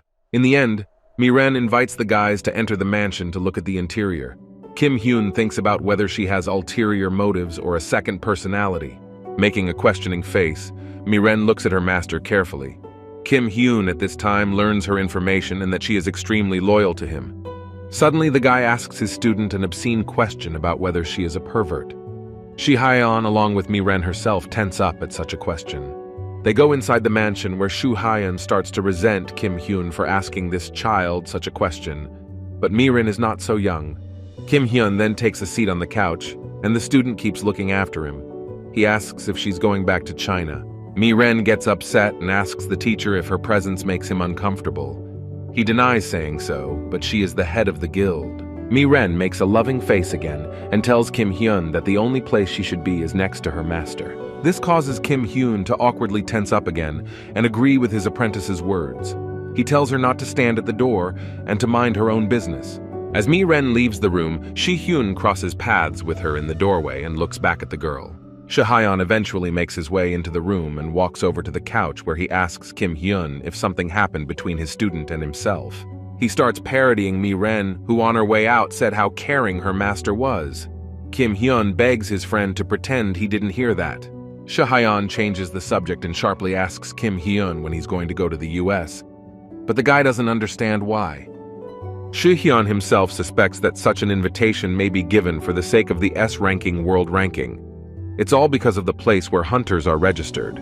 At this time, Kim Hyun revealingly takes out a lot of money bills and puts on blatant glasses to show his friend that he is rich enough without the USA. Hyun says that it would be nice for Kim Hyun to go there, because it's quite an honor to have a place in the world rankings. Kim Hyun watches a video on his phone while agreeing with his friend's opinion. He has nothing to do right now. A few days later, Kim Hyun, Hyun, and his student Mi-ren go to the US on an invitation. The guy gazes into the horizon to see the huge building of the International Hunters Association. The entire area belongs to the organization. Mi-ren notices his teacher's interest in the local area and proposes to make a park around the mansion, but Kim Hyun refuses because it's too much. Suddenly, Hyun's attention is attracted by a man he calls Mr. Liam and greets him. Mr. Liam appears, wearing a monocle on his face. The man greets the hunters who have come here. At this time, Hyun introduces Senator Liam, who is a member of the High Council, to Kim Hyun. The man asks to be called Liam. He once again greets the experienced hunter and shakes his hand firmly as a sign of respect, because he has already heard about this guy. Liam then extends his hand to Dragon Monarch Mi-ren, who refuses to shake his hand in return. Hyun excitedly asks why the senator himself came to say hello to them. Liam reveals that he's a fan of hunter Kim Hyun. He also knows very well that Kim Hyun came here to find out his place in the world rankings, to which he replies that there is no other reason to come. Showing his hand in the air, Liam asks the newcomers to follow him because he will show them the way. In the end, the senator leads Kim Hyun, Hyun, and Mi-ren to a room that is opened only by the employees of the International Hunters Association. So Kim Hyun looks questioningly at the entrance to the room, and Hyun immediately tells him that this is the evaluation room for S-ranked hunters. All Kim Hyun has to do is place his hand on the sphere that is in the room. It will evaluate his stats by comparing it to those of the other hunters. Kim Hyun is disappointed because he thought he was being tested. Liam assures him that it would be better to keep it simple. Kim Hyun walks over to the right area to begin the evaluation. Hyun and Mi-ren and the senator watch the experienced hunter. With a satisfied expression on his face, The guy puts his hand on the magic sphere to begin the process of evaluating the abilities. All the while, Hyun and Senator Liam continue to watch what the guy is doing with mesmerized and anxious interest. His window of information with the assessed abilities appears in front of Kim Hyun. The information he notices amazes him and puts him in a shocking stupor. At this time, Lee So-yoon is praising her guild girls, who they just went on a raid fighting monsters with. They praise her back. After the raid, So-yeon tiredly wipes the sweat from her chin and thinks about how it was like the monsters were smarter this time. She then begins to chuckle lightly to herself while taking out her phone. The girl opens the newsfeed and reads some interesting news. Then Seo-yeon realizes that Kim Hyun has also been poisoned in the United States by the International Hunters Association. She hopes that the guy won't make a mess of things there. A few days ago, Hyun and Seo-kwan discussed the possibility of postponing the maze raid for 2 weeks. Seo-kwan had agreed to that as well. For a moment, Lee So-yeon gets distracted and asks his friend if he's going to follow Kim Hyun any further, but he thinks she'd do the same. But the girl doesn't quite agree with Hyun's words and abruptly ends the conversation by changing the subject. All their business is over for today. After that, Hyun hurriedly and embarrassedly tries to stop Lee So-yeon because he has a not-so-ordinary and interesting question for her. With a worried and questioning face, the girl looks at her comrade and waits for him to gather his thoughts and dare to ask his question. Suddenly, Hyun becomes even more embarrassed and suddenly asks what kind of gifts the girl would like. Such a question is the last thing Lee So-yoon would expect from her boyfriend. The girl squirms in horror because she is shocked by such questions. At the same time, Aries, the assistant head of the company, gathers stacks of papers and documents in his office. The value of the stock has plummeted, and Martin's artifacts have disappeared without a trace. Now he realizes that this is not his biggest problem. The worst part is that Kim Hyun is demanding 40% of it, which infuriates him. The doors to the office of the assistant guild leader begin to open, but the man remains irritated and yells that he asked that no one be allowed in. Mason, the consul of the International Hunters Association, enters the office of Coward. He's here on business. Coward himself immediately tries to find out what has brought Mason here so unexpectedly. Mason tells Coward that he is connected to Martin Brand. On reflection, the man recalls something like that because he has noticed that Mason and Martin were actually quite close. So Coward begins to apologize to Mason, explaining to him that the situation now is unfortunate. Mason assures him that he's going to help them. Coward asks Mason why he wants to help them. Mason is doing it for Martin, who is not sure how he will feel when he sees the guild fall apart. At this point, Mason puts his hand on Coward's shoulder and isn't going to take long to explain himself. He smiles and says that you just have to follow his words. At this point, Kim Hyun continues to stare at the information window, which tells him that the sphere is failing to calculate his abilities. This makes Kim Hyun very nervous and freaks out when he can't understand why the sphere doesn't work on him. Liam tries to figure out what's wrong. He turns to Hyun and tells him that this has never happened before. The guy offers to use the orb on him to evaluate the result. He then walks over to the counter and puts his palm on the magic orb, which shows him that his rank has decreased. The sphere works and is not broken. At this time, Liam continues to observe and study the magic sphere to see what's wrong. Mi-ren sharply reprimands and calls the senator a redneck. At this point, she starts pushing Kim Hyun's propaganda and that her master is a sky master, so his abilities cannot be evaluated, but Kim Hyun stops her. Kim Hyun ends up tensely expressing that he just came all this way for nothing. Liam tries to calm the guy down because the banquet is about to start.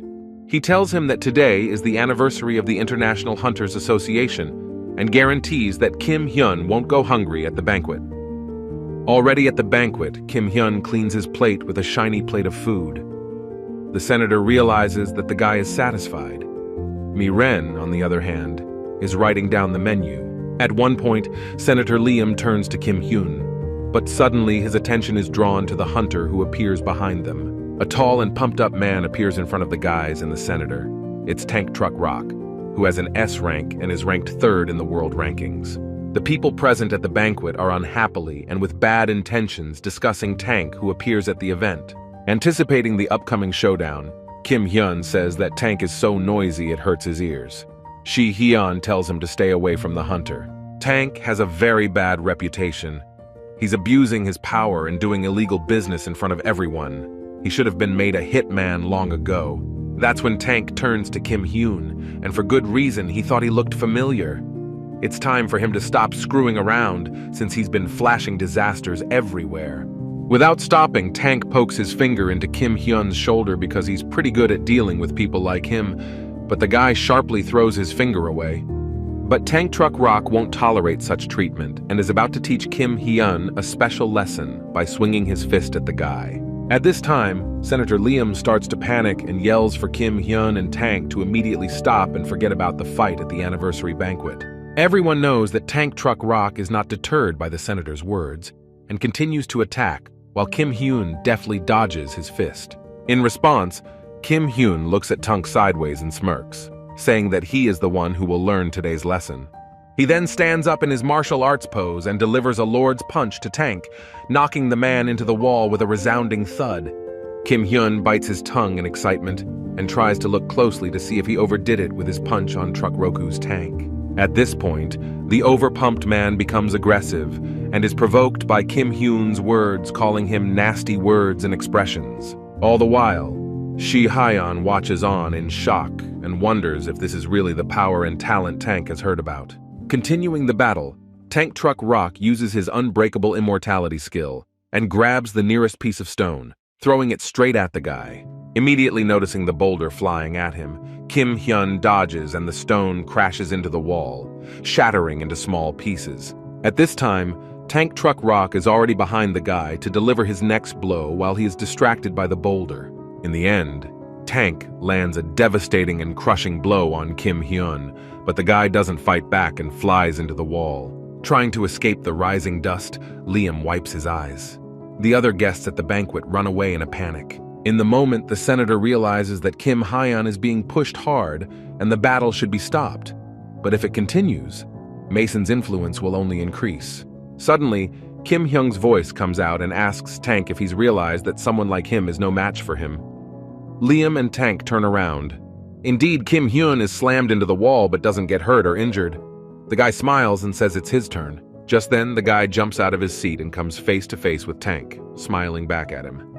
He starts swinging his fist. Kim Hyun finally strikes back at Tank with an equally devastating blow that leaves behind a thick beam of energy and throws him backwards. After that, Truck Rock doesn't even have time to get up when Kim Hyun starts threatening him with his power and abilities again. Finally, the guy is going to put an end to this Truck Rock Tank. He thinks this man will make the perfect punching bag and martial artist. Still in shock, Hyun and Liam watch the battle in progress.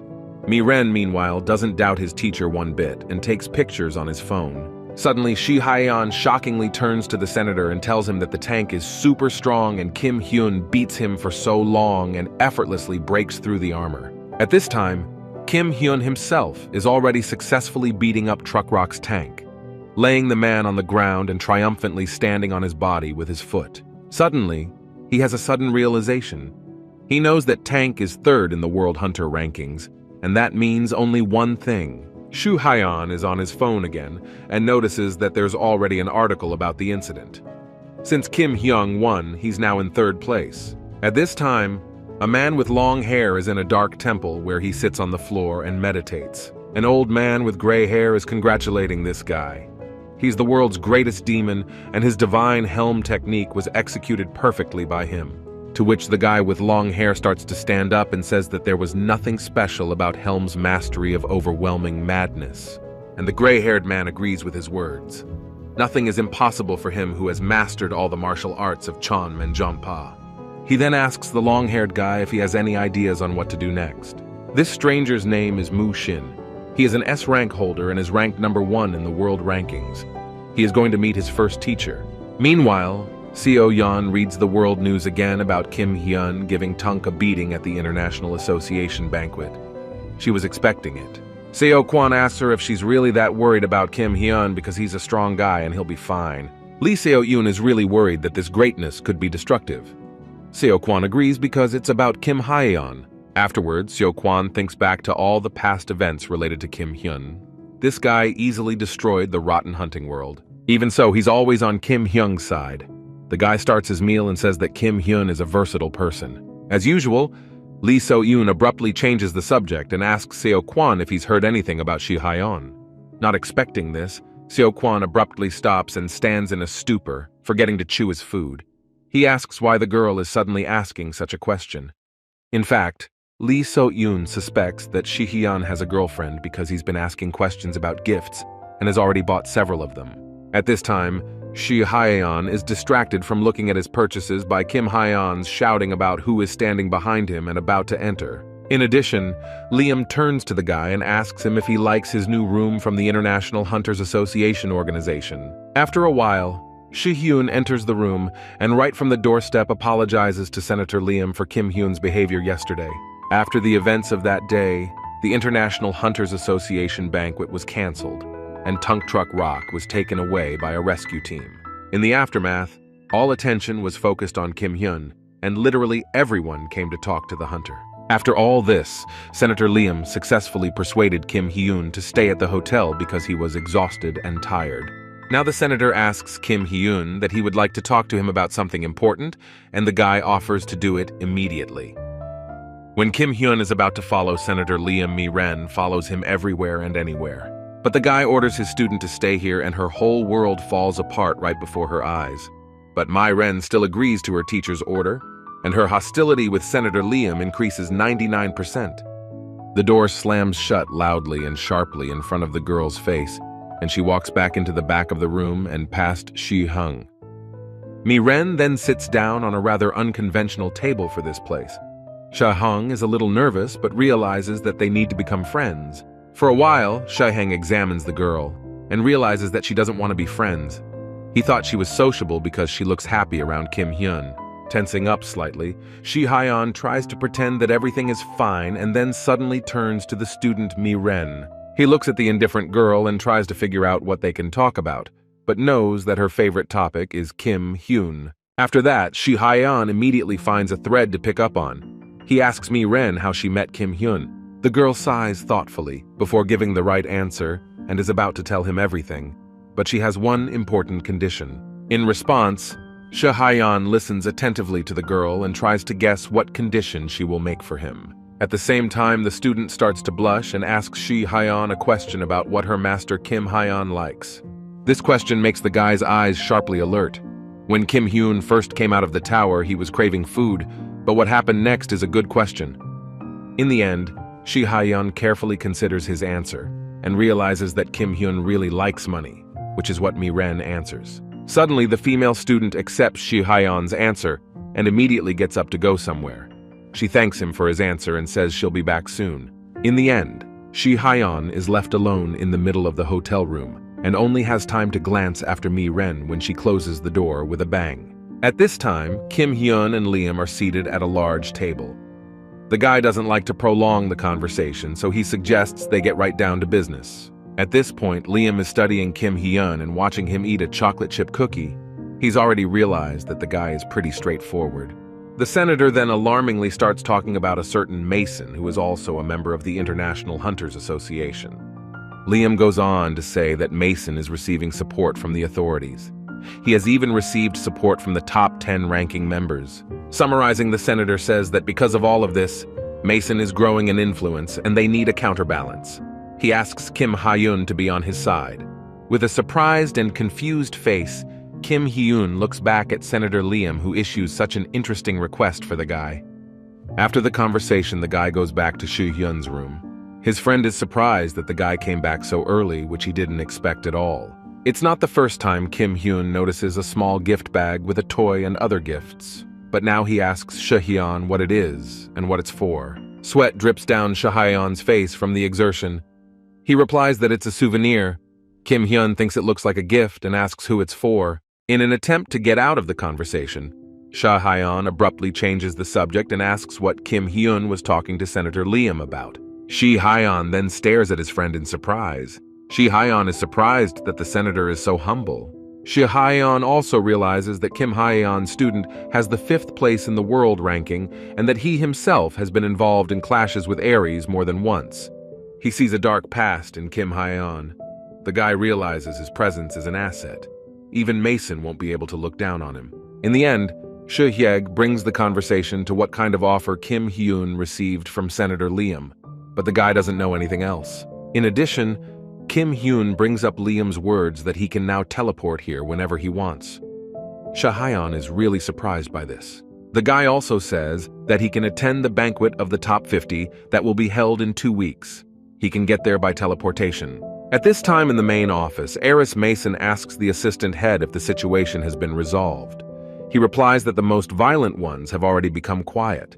At the same time, the assistant guild leader turns to Mason with a satisfied face and says that he is the reason for all this. But even so, he still wonders what Mason is going to do. Aries will definitely fall apart, and he doesn't understand his help. Then the man looks at the smiling Mason and realizes that Martin Brand is just an excuse. But he tries to stop the swarm of thoughts that Mason already suspects. The assistant's careless curiosity turns to poison. Now it's all about protecting everything.